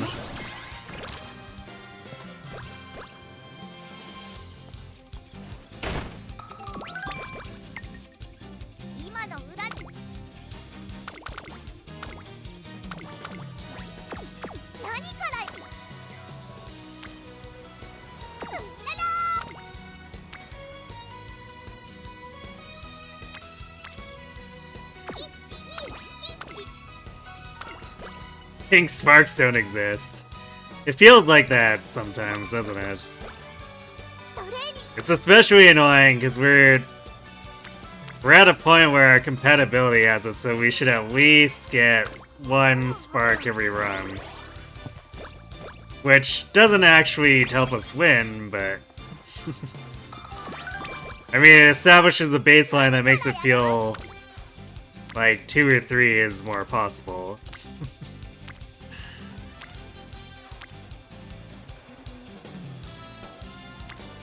Man, I don't want to pick any of this training. I'm just gonna pick Witch.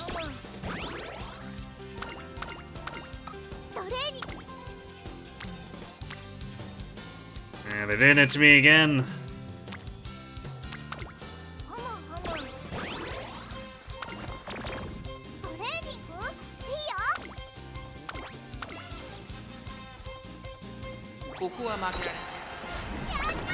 Ah. Damn it, Taiki. Now you're making us have to race again. How could you? I'll never forgive you.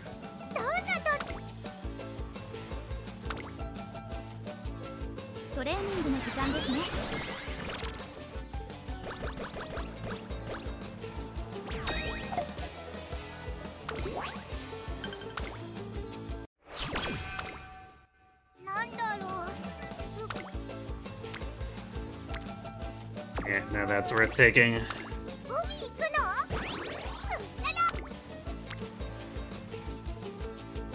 That's alright. I guess we'll take that.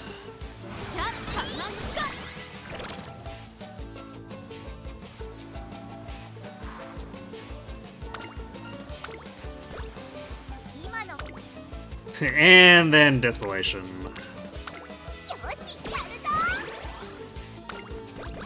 Well, we got a triple rainbow, so it's technically a decent summer.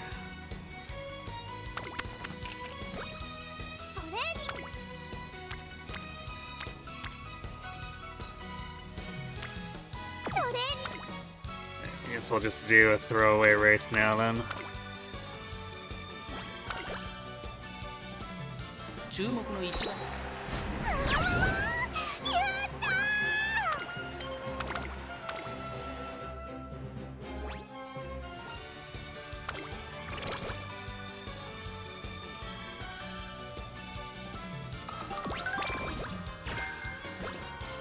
Hey, we got the 3 pressure hints. I'll totally be helpful if we can actually get aptitudes.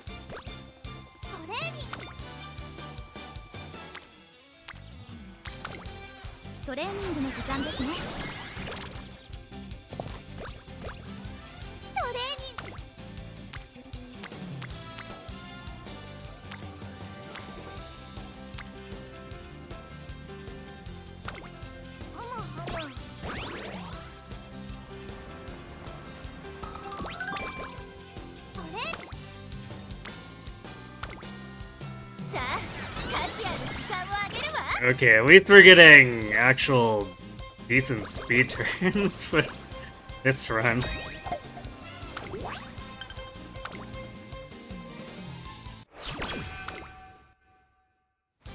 Which is refreshing after being denied them for the last 2 runs before this.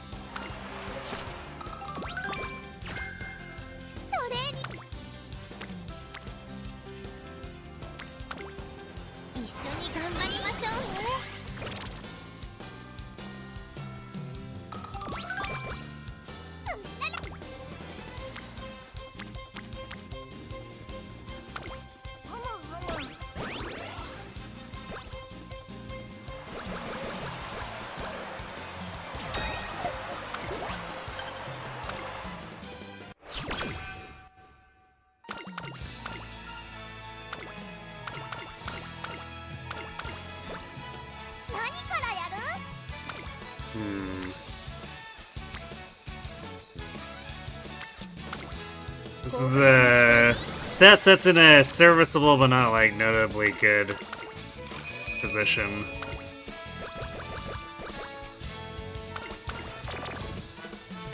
We just got that! Mood up into mood down. Thanks, game.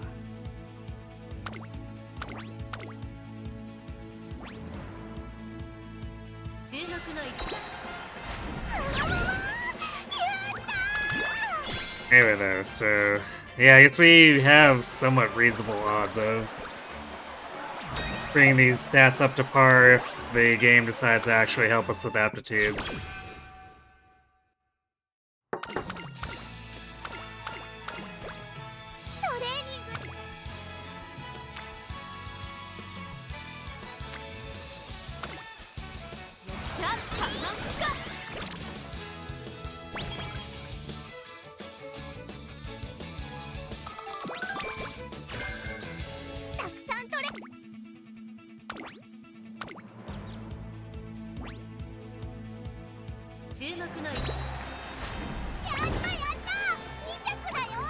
Damn it!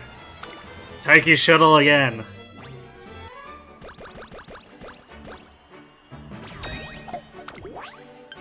I guess it doesn't really matter for that race, though. We only lose out on, like, +1 all stats.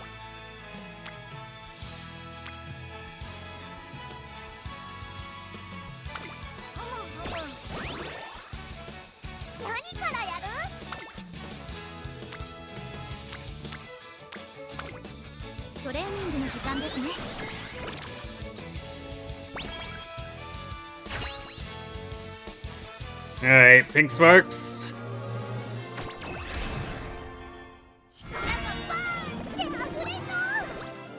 Nope.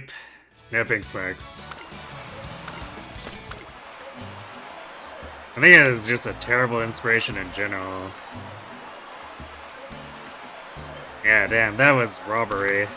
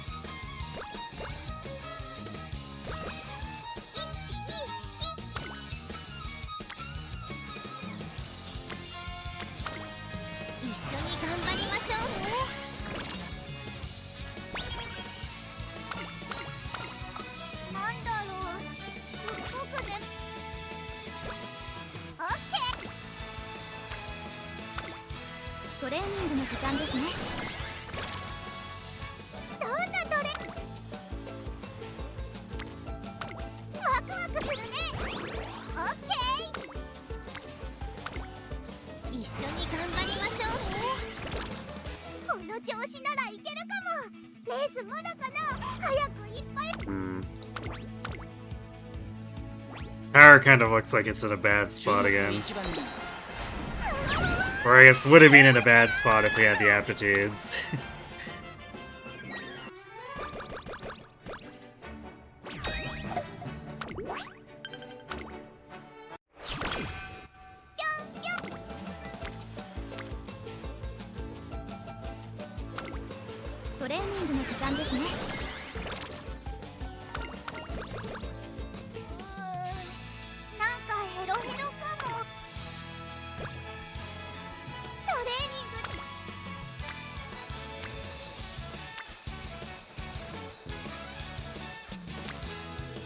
Okay, man, we're going into the stamina's getting super stacked late again for some reason.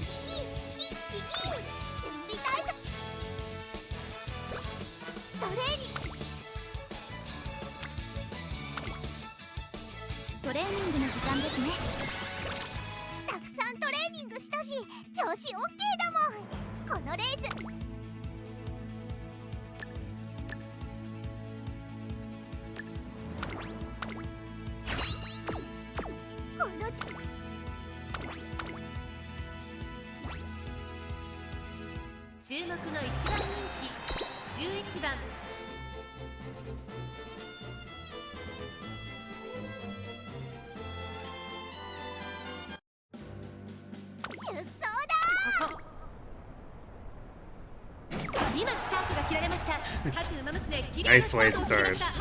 So late start into rush. 先行争いはマルゼンスキー、西のフラワー、春うらら。さあ激しい先行争いで前に出たのはマルゼンスキー、春うらら。この位置につけています。少し離れて6番、2番。 We should have enough stamina for it to not matter, because 600 stamina is more of a medium to long race stamina level. But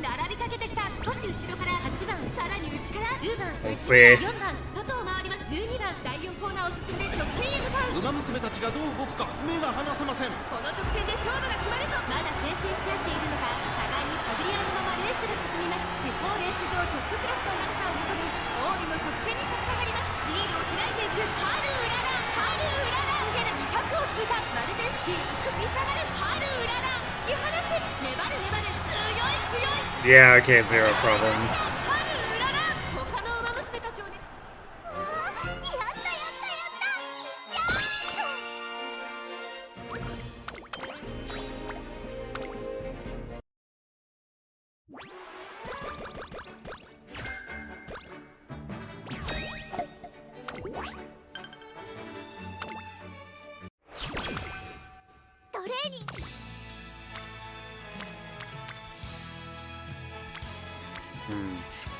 Nice lack of training turns.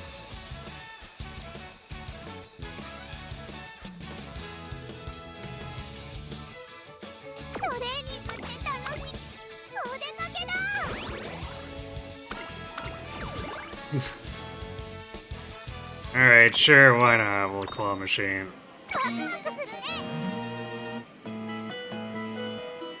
Two large plushies, huh?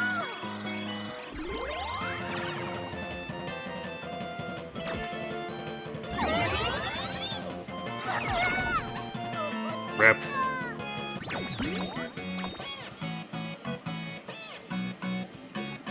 Kishi Amazon? Without the E.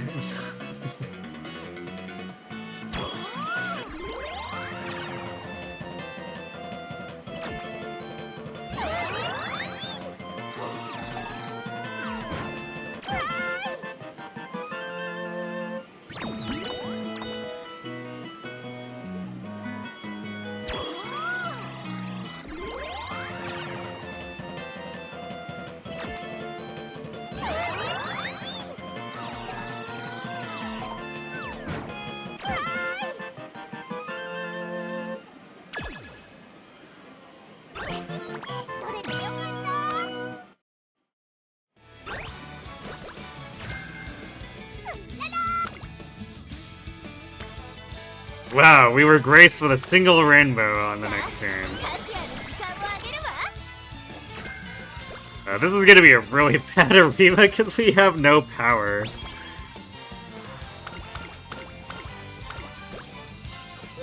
We're gonna struggle to get anywhere. I guess we can afford firm conditions, so we'll do pressure and firm conditions. Oh boy.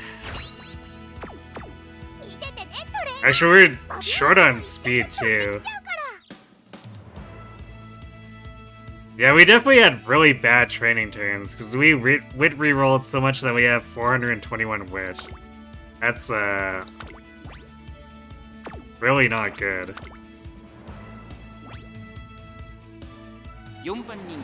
It might actually cause problems for us,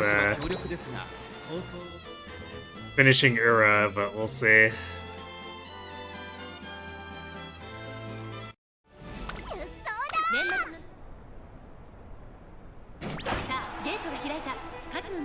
揃って綺麗なスタートを切りました。みんな集中してましたね。好レースが期待できそうです。声優スカイと4番、この2人が競り合っているぞ。期待通りの結果を出せるか。1番人気グラスワンダー、第4コーナーを進んで直線へ向かう。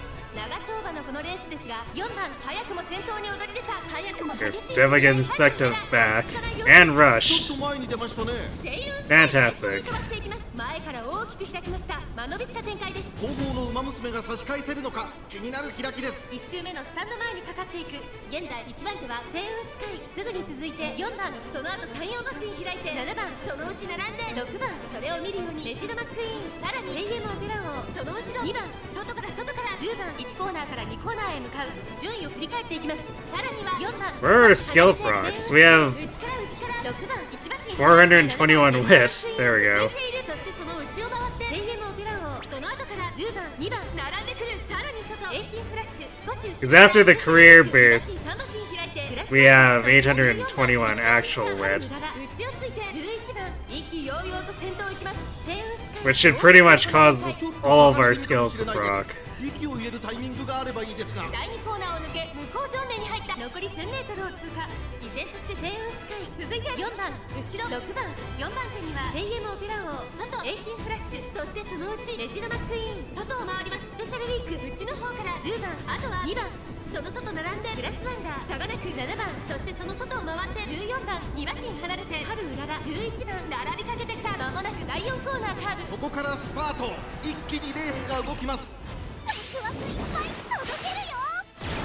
まだ1馬身以上の差があるぞ。ここから捉えることができるのか。中山の直線は短いぞ。後ろの子たちは間に合うか。スペシャルウィーク、ここで抜け出 No した。 pressure. ここから一気にちぎるか。スペシャルウィーク、足色は衰えない200を通過。スペシャルウィーク、リードは2馬身、先頭は No home stretch. Wow. 強い。 Not allowed to proc most of the skills, I guess. Oh, there it is. 今勝利です。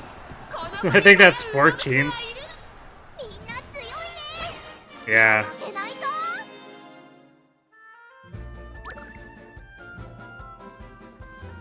Man, what could we do? The game really had it out for her.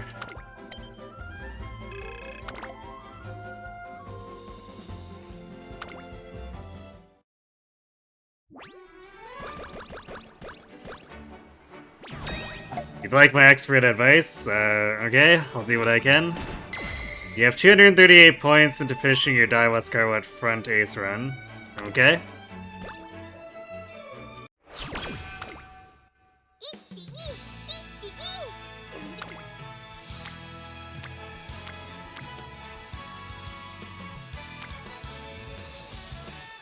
に。 Why do these training turns suck so much?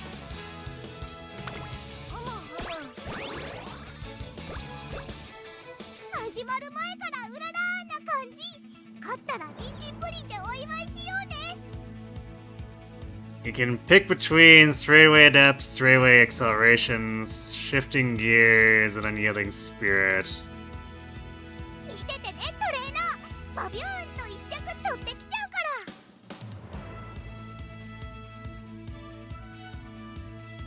ら。I mean, straightaway skills tend to not really be favored. よし、一着になっちゃうぞ。 Just because their timing can easily be quite awkward. 始まる前からうららな感じ。勝ったら人参プリンでお祝いしようね。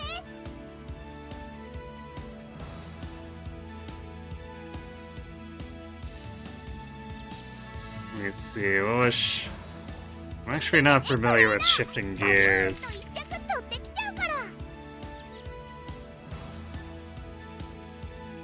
ら。 Passing ability. 人参たくさん食べたからすっごく調子いいんだ。よーし、一着になっちゃうぞ。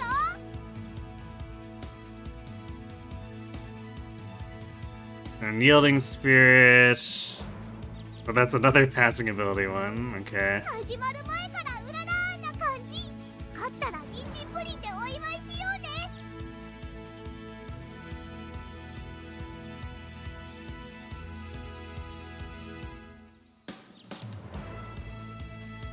見ててねトレーナー。バビューンと一着取って。 I guess passing ability skills usually aren't too bad, but for a front runner, I think it might get a little iffy.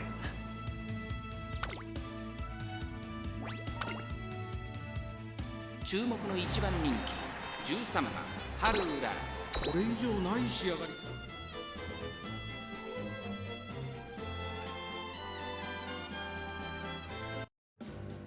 出走だ。輝く太陽。今スタートが切られました。各馬娘綺麗なスタートを切りました。 Safer pick would probably be something like mile 先 corners. 行争いはアイネス風神桜爆心王11番。期待通りの結果を出せるか。1番人気春うらら。花を奪っていったのはアイネス風神。2番手の位置で先頭を伺うのは桜爆心王。 But it might not hurt to double up on any of the green skills with their speed. アグネスタキオン。さらに外から春うらら。内の方から1番。少し後ろから10番。外から行くキングヘイロー。第4コーナーを進んで直線へ向かう。内から来るか外から来るか、最後の局面です。 So those are probably the ones I'd look at. Pushing your speed further via green skills or taking mile corners.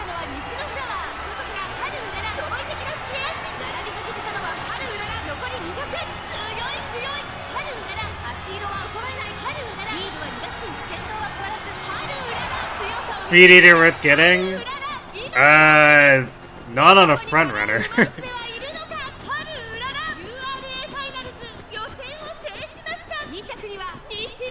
Because Speed Eater is a debuff that hits stuff in front of you, so that'd be like something you put on a late surger or end closer debuffer. Or wait. Is it behind? Am I thinking of something else? Maybe I am.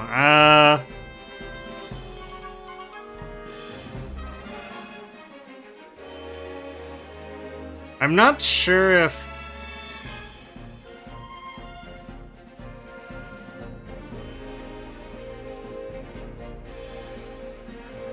I'm still not really sure if you would want to pick it up on your ace. Because usually that kind of stuff is for dedicated debuffers, where you like mash their wit so that you can be assured that they'll proc it.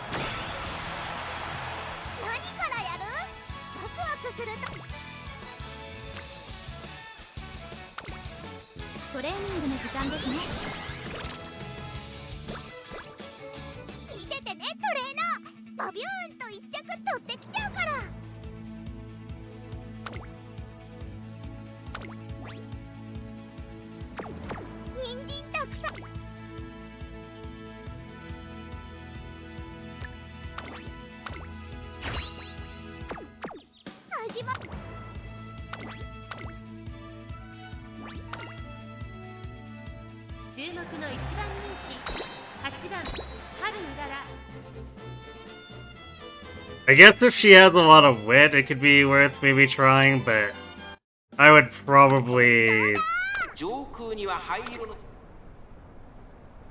still look at either the mile corners or juicing your speed more via the green skills.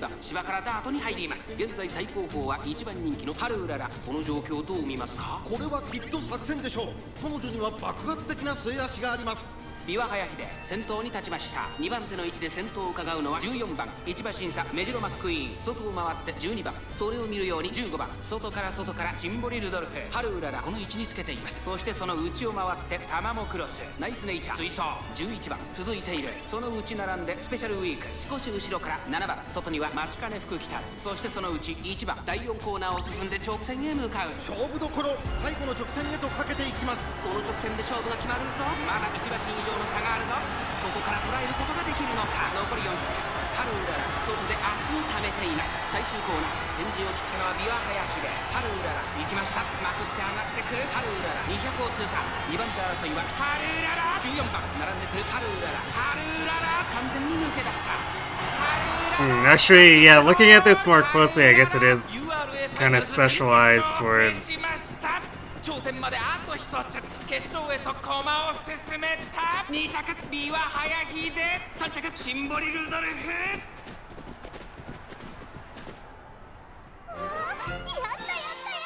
towards someone who would actually be ace, but like... Yeah, usually for debuffs you want super high wit, and I don't think you'd be able to divert that much wit, right? Because like usually when I see dedicated debuffers running stuff, it's like 800 wit.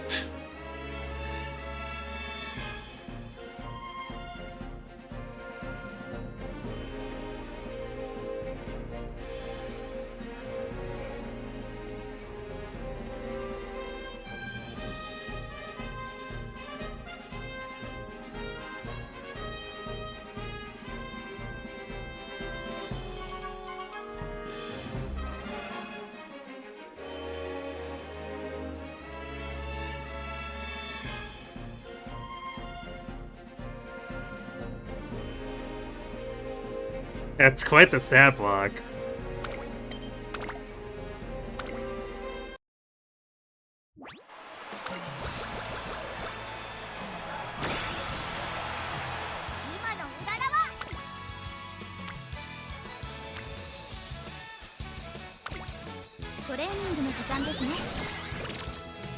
Yeah, those skills seem like they should all work together quite well.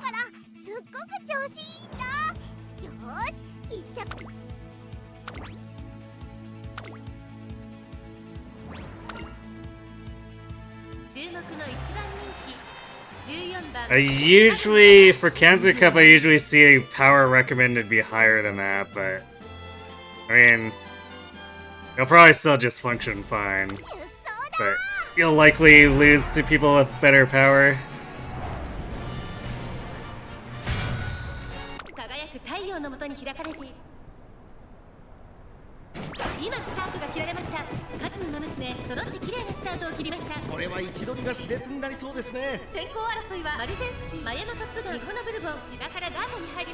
What's up with Guts being the dump stat? I mean, I think it's probably just Cygames underestimating how important its function is.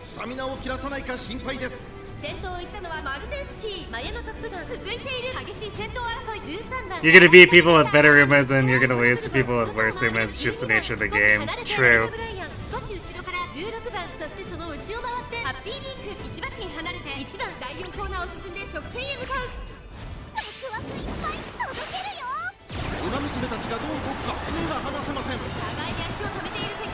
Yeah, I think Cygames looked at it and was like, ah, yes, this function of Guts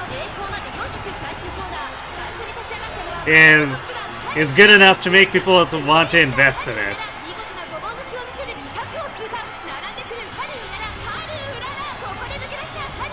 And then didn't realize what the meta would become after that. Because they do apparently eventually fix it.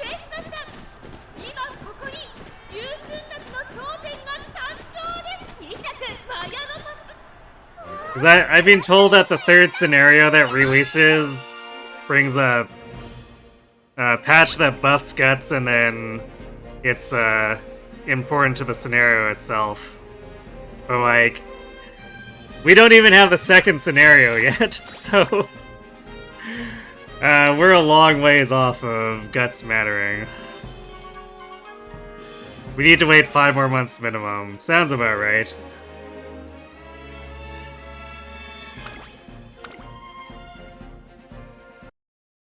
Oh, Guts buff its first anniversary. Does that not align with the third scenario? I'm just like, I guess, repeating the hearsay I've been told, where it's third scenario that aligns everything for Guts.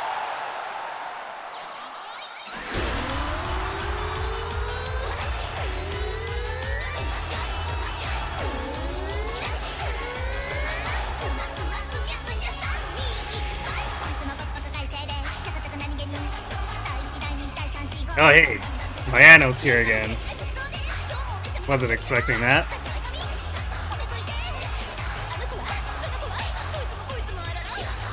What you remember, earlier scenarios were every half anniversary.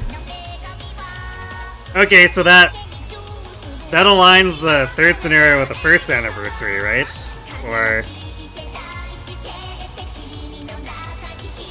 Or do you mean specifically half anniversary event?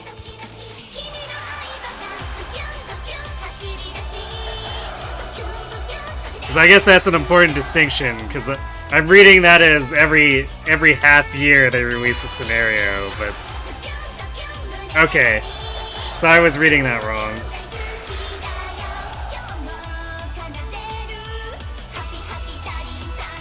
Wait, so... Then that means the third scenario is the half anniversary of the second year then, right? Because we still need to get the second scenario, which would be the first half anniversary.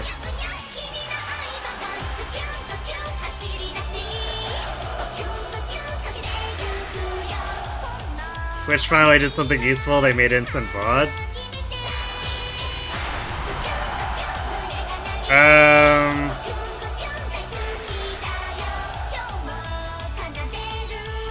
I thought you could always view the current broadcast anyway, as long as it was being recorded.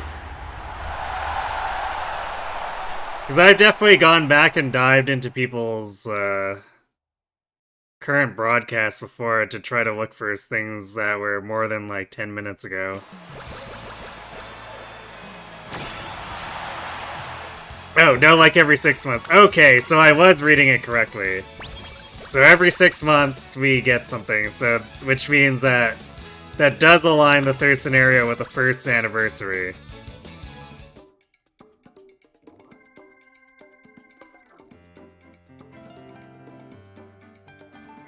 Oh, how YouTube handles it? Okay, so where you can rewind on the spot?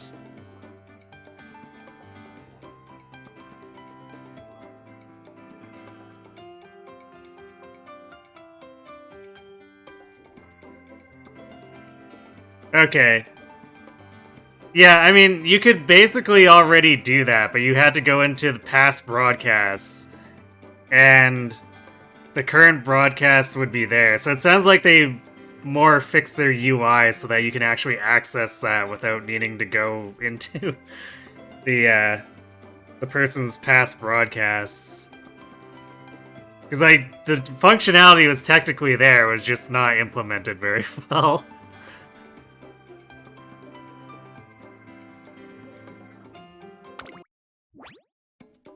Because you've been able to view, to basically rewind on a current broadcast for years now. It's just you had to go into a separate page and view the ongoing broadcast through that page, which made no real sense, but yeah. So I guess sure, it's nice that they actually put a UI in that facilitates that without needing to click through several things to get there.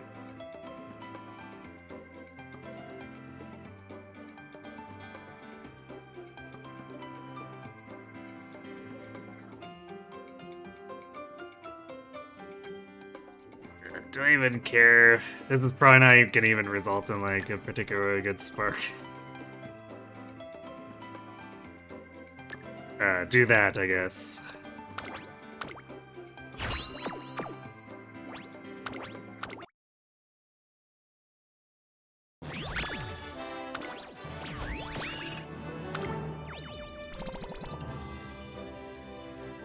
Yeah. Nice finale, though, I guess.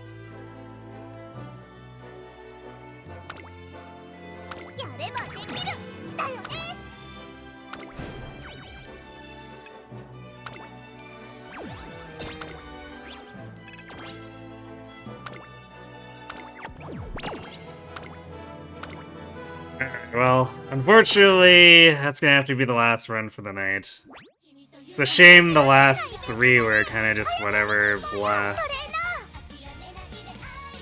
But I guess at least we got 2 runs where we got the long B, so we got to actually seriously try.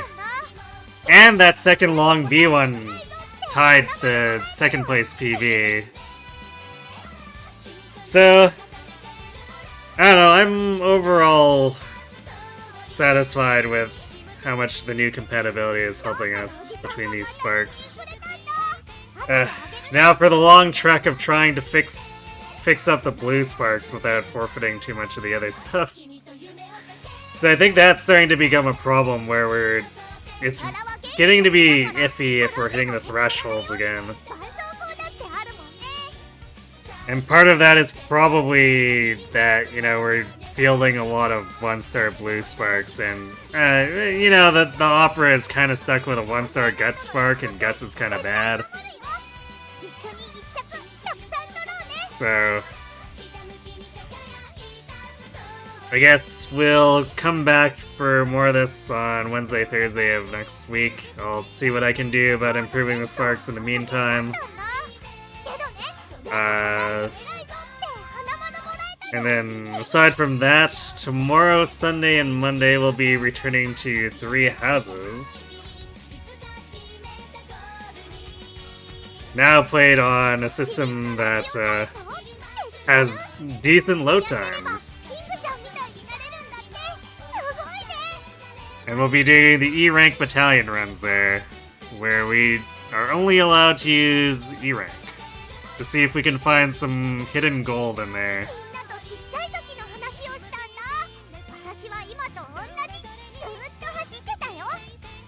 So yeah, that's what we're looking at for the next week. I'm gonna go ahead and throw you all at Solomon. He's doing some stuff with troubleshooters, which is basically what if a bunch of superhero mercenary cops had to save a slum from itself.